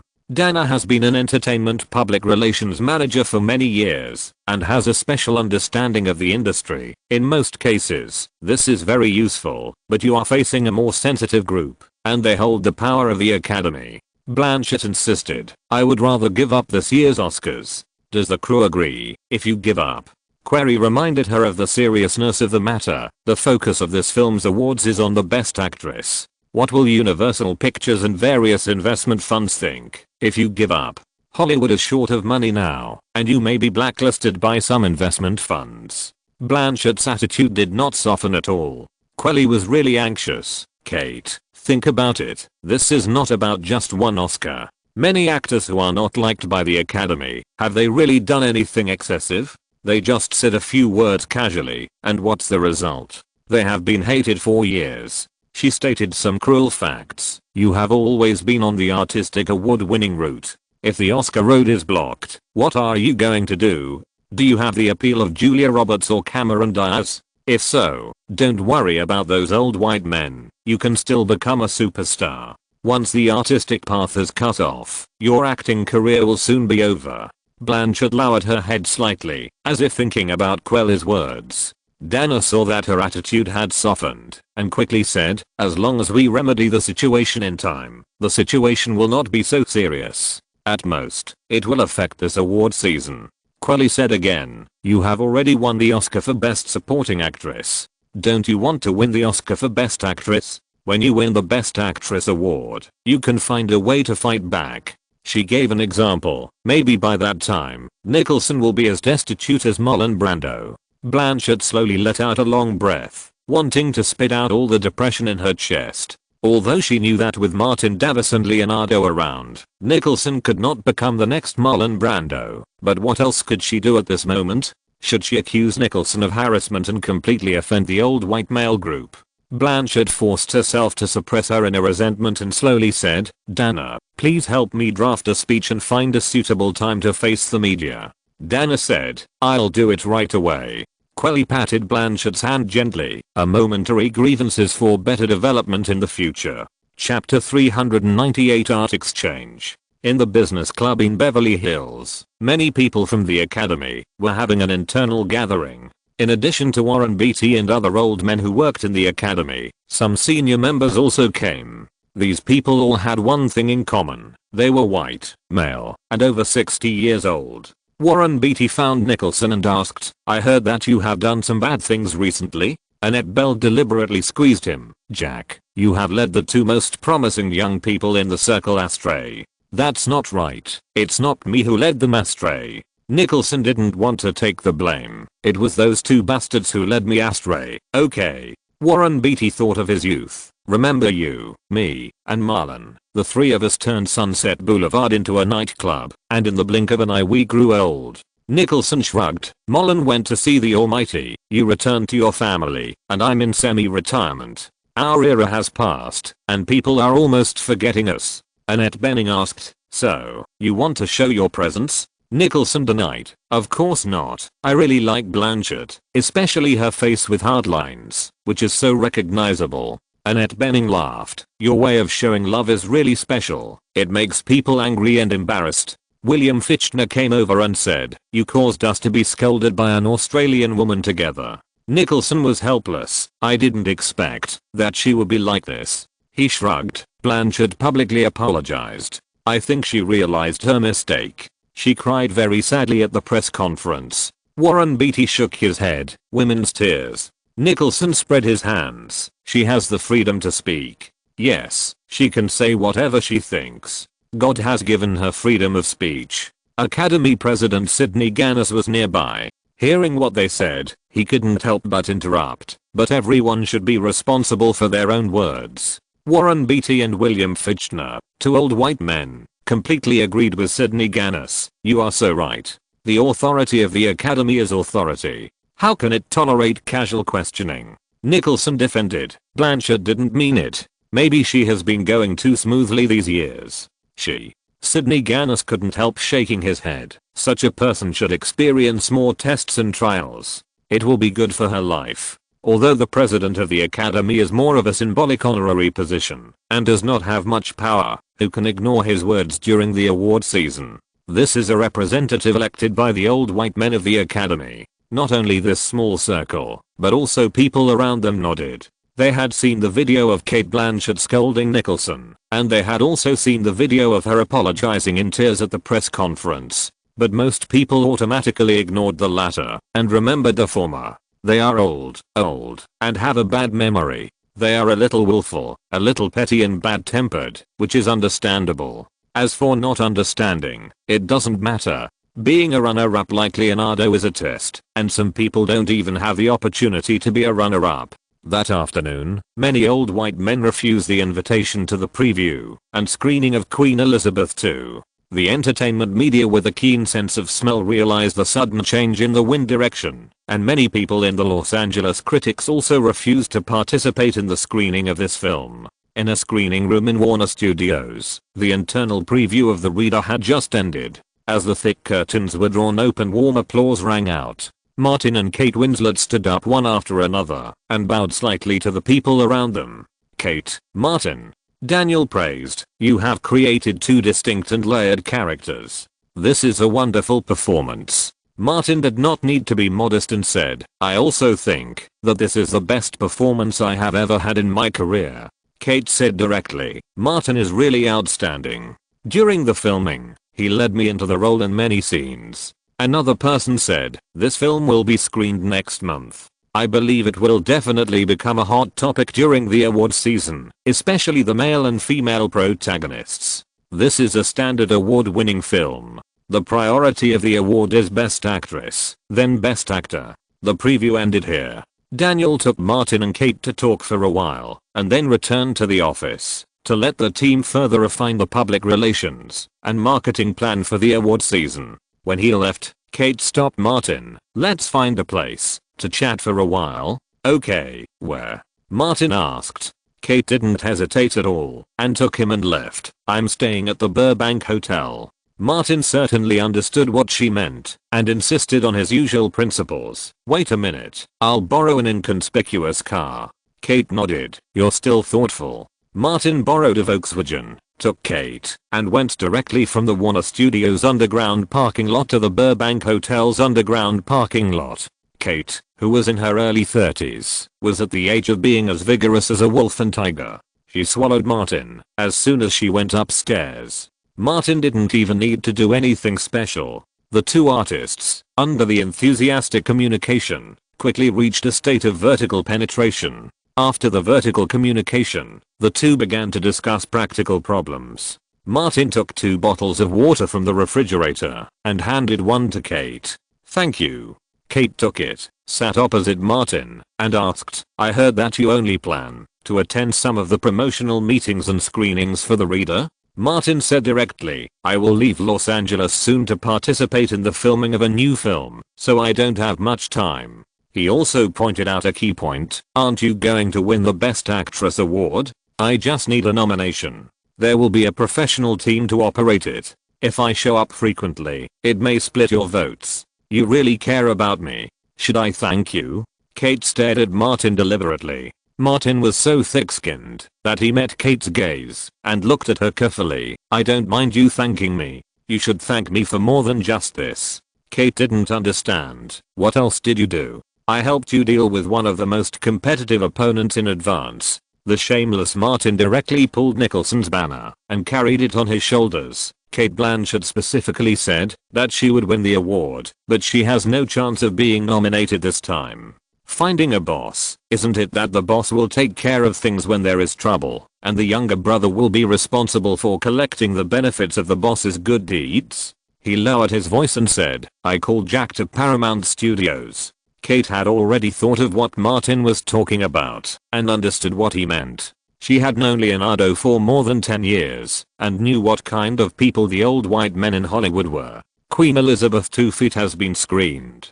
Kate said slowly, it is said that many critics and industry insiders have rejected the invitations to the preview and the screening. Martin said, the old men in the academy are spreading the word, and the direction of the wind is very clear. Kate scanned her eyes. I'm full and tired today. I will thank you next time. Martin took a sip of water, sat opposite her, looked at her carefully, and said, you are not doing a good job in body management. It's not bad.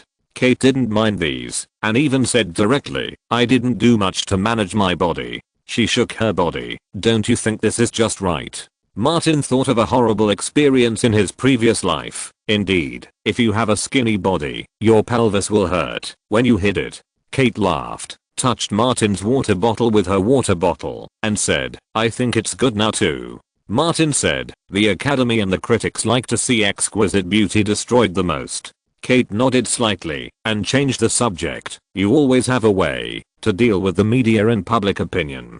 For an actress like me, after destroying her appearance and inherent image, are there any other ways to increase the chances of winning? The conventional method is there. Spend money on reputation, public relations and publicity. Kate knows all this without Martin telling her. All Martin can think of are crooked ways. In fact, female stars have an advantage when they are competing for the Oscar, which is a huge natural advantage that male stars do not have. Sleep every male judge. Kate obviously thought of something wrong. Martin was angry. You pervert. Do you have anything else in your mind besides sleeping? He emphasized. I'm talking about the natural advantages of women. Kate deliberately held up her chest. Could it be this? Martin was too lazy to let her guess, and said directly, public opinion and public psychology will tend to favor pregnant women. When one of the seeded candidates for the Oscar for Best Actress frequently appears in the media with a pregnant belly, will the judges be affected psychologically? Kate thought it made sense as soon as she heard it. She had been a mother, and the tangible and intangible preferential treatment she received when she was pregnant was vivid. Whether from high to low, society generally treats pregnant women very well. Kate's eyes immediately fell on Martin, and she seemed to be thinking about something important. Martin realized that something was wrong and warned, Kate, don't try to hit on me. Sam is old after all. Kate has always pursued art. When shooting, she paid a lot for art, and didn't mind paying more. Martin was suddenly startled, and felt like a lion facing a lioness in heat. He quickly added, Kate, you don't have to do this. As long as you do fair public relations and publicity, you have a great chance of winning. I asked Warren Beatty and Annette Bening, who are the core members of the Academy. This group's impression and evaluation of you are 100 times better than Leo. Martin suddenly thought of something, got up and rushed to the trash can, took out the condom inside, ran into the toilet, and flushed it down the toilet. It seems that this thing will be specially disposed of in the future. Kate sat on the sofa and smiled at Martin. I didn't say to use this method. For safety reasons, Martin specifically said, it's late October now, and it's less than 3 months until the vote in January. 3 months is not obvious enough. It's too late. This time Kate listened to her. She had children before, and knew her own characteristics. 3 months is indeed not very obvious. Martin got dressed and said, let's stop here today and go back early to prepare for the preview. If you're listening to this novel on a channel other than Fanfic World, it means they downloaded and uploaded it without effort. We cordially invite you to visit our channel, Mundo Fanfic Novelos. There you'll find the original version of this story and you can explore many other novels of various genres. We're waiting for you to immerse yourself in a world of incredible novels. Chapter 399 Huge Breakthrough. Before leaving Los Angeles, Martin attended several promotional events for the reader and also appeared on a TV show with Kate Winslet. Time was too tight for Kate to adopt the strategy of getting pregnant to win awards. There was no case of a lioness biting a male lion. Martin still went to the psychological clinic to punch in on time, and even filmed it and published it in the entertainment media. Such news could not make much of a splash. From fans to public opinion to quite a few people in the circle, they all believed that Martin had psychological problems. In early November, the reader was released by Warner Brothers as planned. The preview range was temporarily limited to an independent theater in Los Angeles. According to the regulations of the Academy, a film must be screened in Los Angeles for a period of time before the new year, before it can obtain the corresponding Oscar selection qualification. For the first preview, the crew invited a large number of well-known people in the Los Angeles film critics circle. The award season is the time when they need to advocate vigorously. There was no red carpet for the preview. Martin got out of the car, ignored the noise of reporters, entered the theater alone, and went directly to the lobby on the second floor. Kate Winslet and Sam Mendes were already waiting here. Martin asked, "Haven't our friends from the media arrived yet?" Sam Mendes looked at his watch and said, "They will be here soon." Kate said to Martin, "I heard that you have a very good reputation among the film critics in Los Angeles. I hope your good reputation will make them give the film some good reviews." Martin has invested a lot in these people and is confident about this. It will definitely happen. Louise, who was wearing black-rimmed glasses, came from a distance and asked the three people, "What are you talking about? You look so happy." Kate said casually, "We are talking about Martin's psychological problems." Louise pushed her glasses and said, "Going to a psychological clinic once or twice a week, how is the effect?" Martin replied, "It shouldn't go crazy." Many critics from Los Angeles went up to the second floor at this time.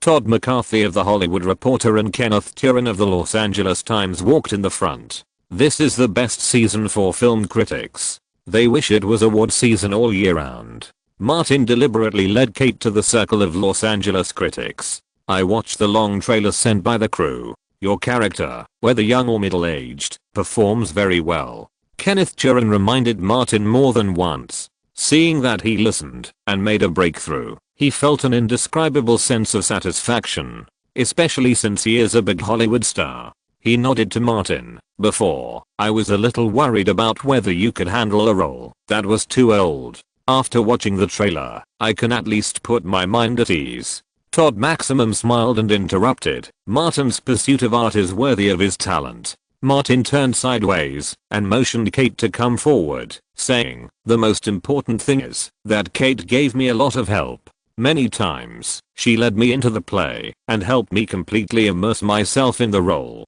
This is not a lie." When shooting the action scenes of the middle-aged woman and the young man, Kate led him into the play. Kate modestly said, "Martin is the best young actor I have ever seen." Kenneth Turan said, "Kate, you have made a huge breakthrough in your acting this time, and I hope the film will be the same." Kate said, "I won't let you down." Martin specifically said, "In order to make new breakthroughs in art, Kate made great sacrifices during this filming, and even gained weight to better fit the characteristics of the role." Kenneth Turan and Todd McCarthy looked at Kate at the same time and determined that everything Martin said was true. After all, it can be seen with the naked eye. Martin and Kate went to greet other people. Leonardo invited some old men through Warren Beatty. Critics waved flags and shouted, and the old men held real votes. These are the people who really have the right to speak during the award season. When these people entered the theater, Leonardo quietly called Martin into a lounge. Because the relationship eased during the filming in Atlanta, Nicholson came to the premiere with Leonardo and his daughter Lorraine, but did not say anything to Martin in public. Just like Martin's psychological problems, now is just the beginning. It's not time to exert force. Nicholson said directly to Martin, "Cate Blanchett will definitely not be nominated for an Oscar this year." Martin nodded slightly, and Lorraine suddenly popped up. "Next time there is such a good thing, remember to call me. There will be more money like this in the future." Nicholson pushed his daughter's head back out of the door. "The premise is to control your mouth. Lorraine is under 21 years old. She can only receive a small part of the money from the foundation set up by her father every week. She has no achievements as an actor. It is not easy for Nicholson's daughter to work hard and make progress, not to mention that she prefers to lie down and enjoy. For her, it is a bit difficult to earn $15,000 in the short term. Lorraine thinks the three bastards are pretty good. She left, and Bruce, who was guarding the door, closed the door again. Inside the door, Nicholson said, "Martin, you must not leave me behind when there are fun things in the future. Otherwise, don't blame me for turning against you." Martin said, "As a matter of course, you are the boss of me and Leo, so of course you should be the first to rush to the front when there are fun things." Leonardo, a fence sitter, was particularly tacit. "Martin and I will be responsible for covering you from behind." Nicholson raised his hand and pointed at his two younger brothers, then left the lounge first and returned to the screening room. Martin and Leonardo waited for a few minutes before going back. The reader has begun to be screened. The plot of the film is logically smooth, the editing rhythm is just right, and the dark pictures can easily make people fall into memories of the 1950s and 1960s. Among them, it also adds topics such as the Holocaust that the judges of this era like. In a few years, this theme will not be popular. In front of LGBTQ, it is vulnerable. The plot is not lacking in intense emotional conflicts, such as dignity and suffering, such as law and emotion, etc. These are not what Martin cares about. He just plays to his extreme according to the role script.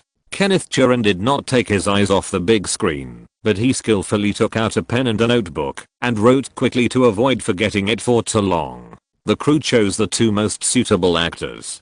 Kate is strong, direct, and stubborn, with a look of determination in her eyes. Martin plays the young male protagonist, which makes people completely ignore the actor himself. He is clear, delicate, and sensitive, innocent and fragile like the grass that has just grown in spring. As for the hot action scenes, it is not a big deal for Hollywood and Oscars, let alone for critics. Kenneth Turan looked at Kate, who was completely active on the screen, and wrote, "The intersection of spirit and flesh is sublimated through the spiritual communication of reading aloud." As the plot progresses, Martin on the screen becomes mature, but what remains unchanged is that he always controls this role. Even if there are a few flaws, it can be ignored. The heroine Hannah committed suicide as expected, and the inheritance left behind was naturally donated to the descendants of the Jews, which is extremely politically correct. Seeing the end of the movie, Todd McCarthy said, "What I was most worried about was the middle-aged part of the actor. After all, Martin has no relevant life experience. I didn't expect him to perform so well." Kenneth Turan pondered for a moment and said, "Have you noticed that Mitchell is a growing character? When he reaches middle age, the dullness and restraint unique to German middle-aged people are played extremely vividly by him. He didn't even make too many complicated or exaggerated changes. His actions were orderly and calm, full of vicissitudes of life." Todd McCarthy nodded in agreement. Compared with his buddy Leonardo, Martin is obviously better. Kenneth Turan laughed. "Isn't this a recognized fact in the Los Angeles film critics circle?" Leonardo, who was nowhere to be found, probably fainted in the toilet from crying. Applause broke out, especially in the commentary booth. This film really suits the taste of film critics. It has everything that should be taken off. Everything that should be discussed is discussed. Everything that should be conflicted is conflicted. The plot is logically smooth. The actors' performances are not only good, but even a plus point. And at the end it is politically correct. If it is not a good film, what is it? The applause from the ordinary audience in the back row is equally enthusiastic. The girls were full of regret. Martin didn't even show the key point. Bad review. Yes, let the director release the edited version quickly. I want to see Martin. What do you know? Rachel quickly comforted the fans. If that point is exposed, it will be NC-17, who will compensate Martin for the loss then. People here applauded and gave the warmest applause. The main creative staff of the crew came on stage to take a bow and accepted interviews from media reporters, talking about some interesting things during the filming. But compared with director Nolan, the screenwriters responsible for writing the tidbits of the crew are a bit inferior. After the movie ended, Martin waited for a while when he left and walked all the way with Kenneth Turan and Todd McCarthy. Before Martin could speak, Kenneth Turan said, "The role is better than I thought." He stretched out his hand and shook Martin's hand vigorously. Congratulations, you have broken through the limit on the big screen. Martin said quickly. Your guidance to me has also played a key role. When I was confused, it made me see clearly what path to take in the future. Todd McCarthy looked worried. We in the critics circle do not want to see Hollywood become too commercialized. This is also the responsibility of film critics. Kenneth Turan reminded, you have to control the road ahead yourself. You have to balance business and art. After the Joker in Batman, I took on the leading role in David Fincher's new film The Curious Case of Benjamin Button. Martin emphasized, I will interpret Benjamin's life, from shortly after birth to near death. Hearing about the director, the role and the project, Todd McCarthy felt a sense of identity. Not bad. Challenging yourself again and again, and exceeding the limit again and again. Martin looked fascinated. I also hope that decades later, when the media and the public mention me, I will be an artist like Nicholson. At this moment, Kenneth Turan and Todd McCarthy have determined the overall direction of the Los Angeles film critic community. Chapter 400. Martin is a very nice person. The first preview of The Reader, which was screened in a single theater, was naturally full, and the second preview was almost full. Supporters of Martin and Kate could easily fill the theater seats. In order to control word of mouth and do word of mouth marketing, the Cruise single preview will even last for 2 weekends. Kate Winslet, who is aiming for an Oscar, has put up a large amount of money and bombarded the media everywhere. Kate Winslet has contributed the most exciting performance in her career. Kate's performance is amazing, and Martin's role is not much inferior. Compared with Kate, Martin is much more low-key and more pragmatic. Coca-Cola once again sponsored the Oscar Impact Funds, and Bryony and Cadillac each provided a sum of money. They also want Martin to appear on the Oscar red carpet wearing their own brand and driving their own brand. This time, our goal is to be nominated for Best Actor. Thomas was very realistic and said directly, it's too difficult to win the award. Leonardo, who is not competing for an Oscar or a runner-up this year, came to Martin to join in the fun and deliberately said, the favorite of the old men in the Academy, moved to Los Angeles in the first half of the year to prepare for the Oscar for Best Actor. Martin said the name, Daniel Day-Lewis. Jessica flipped through the data in the computer and said, There Will Be Blood starring him will soon be screened in Los Angeles. At the several screenings held so far, the word of mouth of the film and Daniel Day-Lewis' performance were all explosive. Martin looked at Leonardo. No wonder you don't have any award-winning films this year. There's no way. The old men in the Academy like him too much. Leonardo, who had acted opposite Daniel Day-Lewis, said, you know what? Compared to ordinary artists, Daniel Day-Lewis is more willing to lose face in publicity and public relations. He will participate in various activities to canvass votes, much like Jack, when he was young. Martin nodded and said to Thomas, you will be responsible for the liaison. Getting a nomination for Best Actor is a victory. The brief meeting ended. Leonardo went out to answer the phone, and Jessica returned to the office. Thomas found Martin alone and said, Ali specifically asked me about your contract renewal. Martin's 3-year agency contract with WMA was about to expire, and many people were eager to make a move. He did not answer, but asked Thomas, what do you think? This made Thomas feel very valued, as if Martin was referring to his opinion. After 4 consecutive years of cooperation, Thomas knew Martin well. After thinking for a while, he said, if WMA can reduce the agency share to 5%, and the later offline DVD and film copyright income can also be reduced to a proportion that suits your status, I suggest you continue to choose WMA. He put himself in the same position as Martin. Our cooperation with WMA has always been good, and there have been no major conflicts. It is better to work with familiar people and companies than to adapt to the new company. Moreover, WMA has also taken action and will assist you in fully operating the Best Actor nomination. Since Martin has made a decision, he will not hesitate. Go and talk to WMA. Don't keep them hanging. If the negotiation is successful, you can bring people here to sign a new contract with me. Thomas agreed, left and returned to the agency, and went directly into Ari Emanuel's office. Martin checked the time, changed into a handmade suit by Bryony, and went out with Leonardo to Kate's residence in Los Angeles.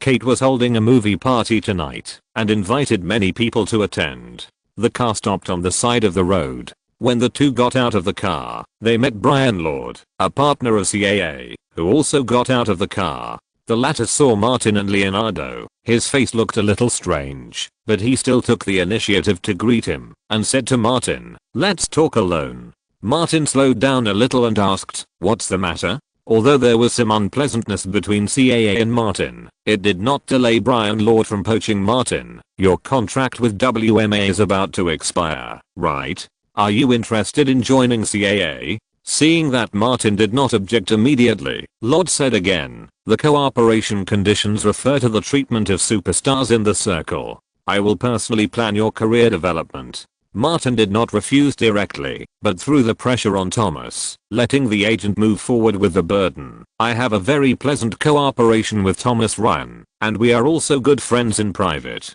I have never thought about changing agents." Lord immediately heard that Martin did not completely refuse, and he had to deal with his agent first. Martin tends to continue to sign with WMA, but WMA is not a must. He can use CAA to put pressure on WMA and get better conditions. He took a few quick steps and caught up with Leonardo. The latter said, "CAA wants to poach you? In fact, there is no need to deal with the agency. After my last contract with CAA expired, I have not signed with any agency again." Martin asked, "Entertainment Act? I'm not the only one who uses managers to get work." Leonardo and CAA had a very unhappy relationship for a while. Director Scorsese also has no agent. Martin is self-aware and cannot compare with Leonardo and Scorsese at present. "Your method is not suitable for everyone." The two entered the mansion and met Kate Winslet and Sam Mendes, who were dressed up.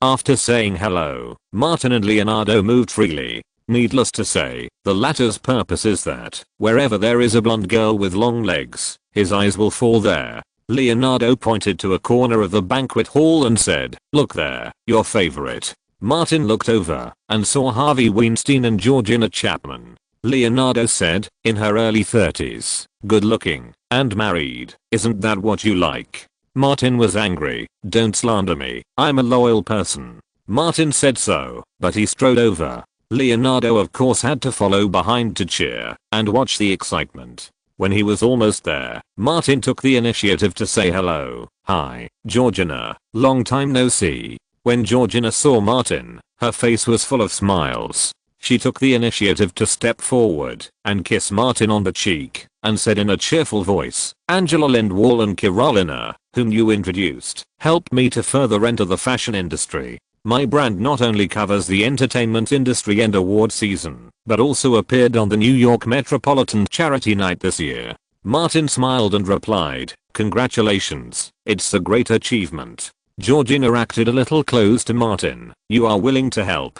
KK and Angela praised you highly." Martin saw Harvey Weinstein approaching and said, "I'm glad to be able to help you. We are working hard in the circle. There is no big problem. It's best to help each other." When these words fell into Harvey's ears, it was Martin's change of direction to show goodwill, saying, "You finally figured out the key point." Martin said, "Harvey, I have always admired you very much. There may have been some misunderstandings between us in the past." Georgina interrupted, "Yes, if there is any misunderstanding, just talk it out face to face." She looked at her husband, "Harvey, Martin is a very nice person." Harvey Weinstein looked at Martin and said, "I'll have a party one day and invite you and Leo to attend." Leonardo was waiting to see the show because in his opinion, Martin, this bastard, had ulterior motives and he and Nicholson had opened a handicap specifically for Georgina Chapman. So he responded first, "No problem for me." Martin smiled and nodded. Georgina took over the topic again and talked to Martin about her interesting experiences with KK and Angela Lindwall. After chatting for 5 or 6 minutes, Martin took the initiative to leave. Leonardo reminded Martin as he walked away, "Don't forget our bet. When are you going to take action? Do you need me and Jack to assist you? We too don't mind helping you more." Martin's face turned black. "Am I the kind of person who specializes in messing with other people's wives or girlfriends?" Leonardo nodded solemnly, "You are." Martin was too lazy to say more. Pitt's incident last year did not involve Harvey Weinstein, and the news of the world did not expose any related news. Martin felt that Harvey Weinstein's Jewish identity might have played a role. Jews in Hollywood are treated too favorably. An actor of Mel Gibson's level cursed Jews after drinking, and his career plummeted. Martin kept his composure and thought it would be best if they could go their separate ways. If Harvey still insisted on biting him, he also had ways to increase the stakes. The screening session was indispensable for the film screening, but it was some of the highlights of the film, especially the part where Kate performed extremely well. Similarly, most of the scenes where Kate appeared also featured Martin, the male lead. He also got a lot of attention. Leonardo looked at the picture on the screen and suddenly stopped talking. It was not until the film screening was over that everyone dispersed. Leonardo then said to Martin, "I found that you are better than me in acting." Martin was not modest at all. "I'm better than you in many aspects, such as the 100-meter run." Leonardo frowned, glared, and roared 3 times. "You came here in my car. Believe it or not, I will leave you here." Martin shut up decisively and did not say anything else. On the other side, after Harvey Weinstein left the film pulling meeting, he did not follow Georgina home, but went to a nightclub to participate in the gathering of the Foot Gang. In the VIP room, Quentin took out a tissue and wiped the corner of his mouth. It would be great if every guest was like these perverts. Quentin rolled up the tissue and threw it into the trash can. After thinking about it for a while, he said, "Harvey, I have chosen the background of my new film. It is about the assassination of Hitler during World War II. Harvey believed in Quentin's ability and said, "You are responsible for planning the project, and I will take care of other issues." Quentin said, "When we met last year, I had considered using Brad Pitt as the leading actor, but the current situation is that Brad Pitt's lawsuits have not yet been resolved, and no settlement has been reached. I dare not use him, and it is difficult to say how much appeal he has now. Don't consider Pitt. Harvey has paid attention to Pitt's affairs, and has enough understanding. Let's stay away from him. As for the leading actor, I may have a good candidate. I will talk to him after you write the script. Maybe Sanai Ankate has a fever of 39.7. If I can get rid of the fever today, I will update as usual tomorrow. If I can't write, I can only take a day off tomorrow." End of this chapter. Thank you very much for reaching the end. Don't forget to like. Looking for more exclusive content and immediate access? Subscribe to our Patreon. Remember, every like, subscription, or donation encourages us to continue. Thanks to everyone. See you in the next video.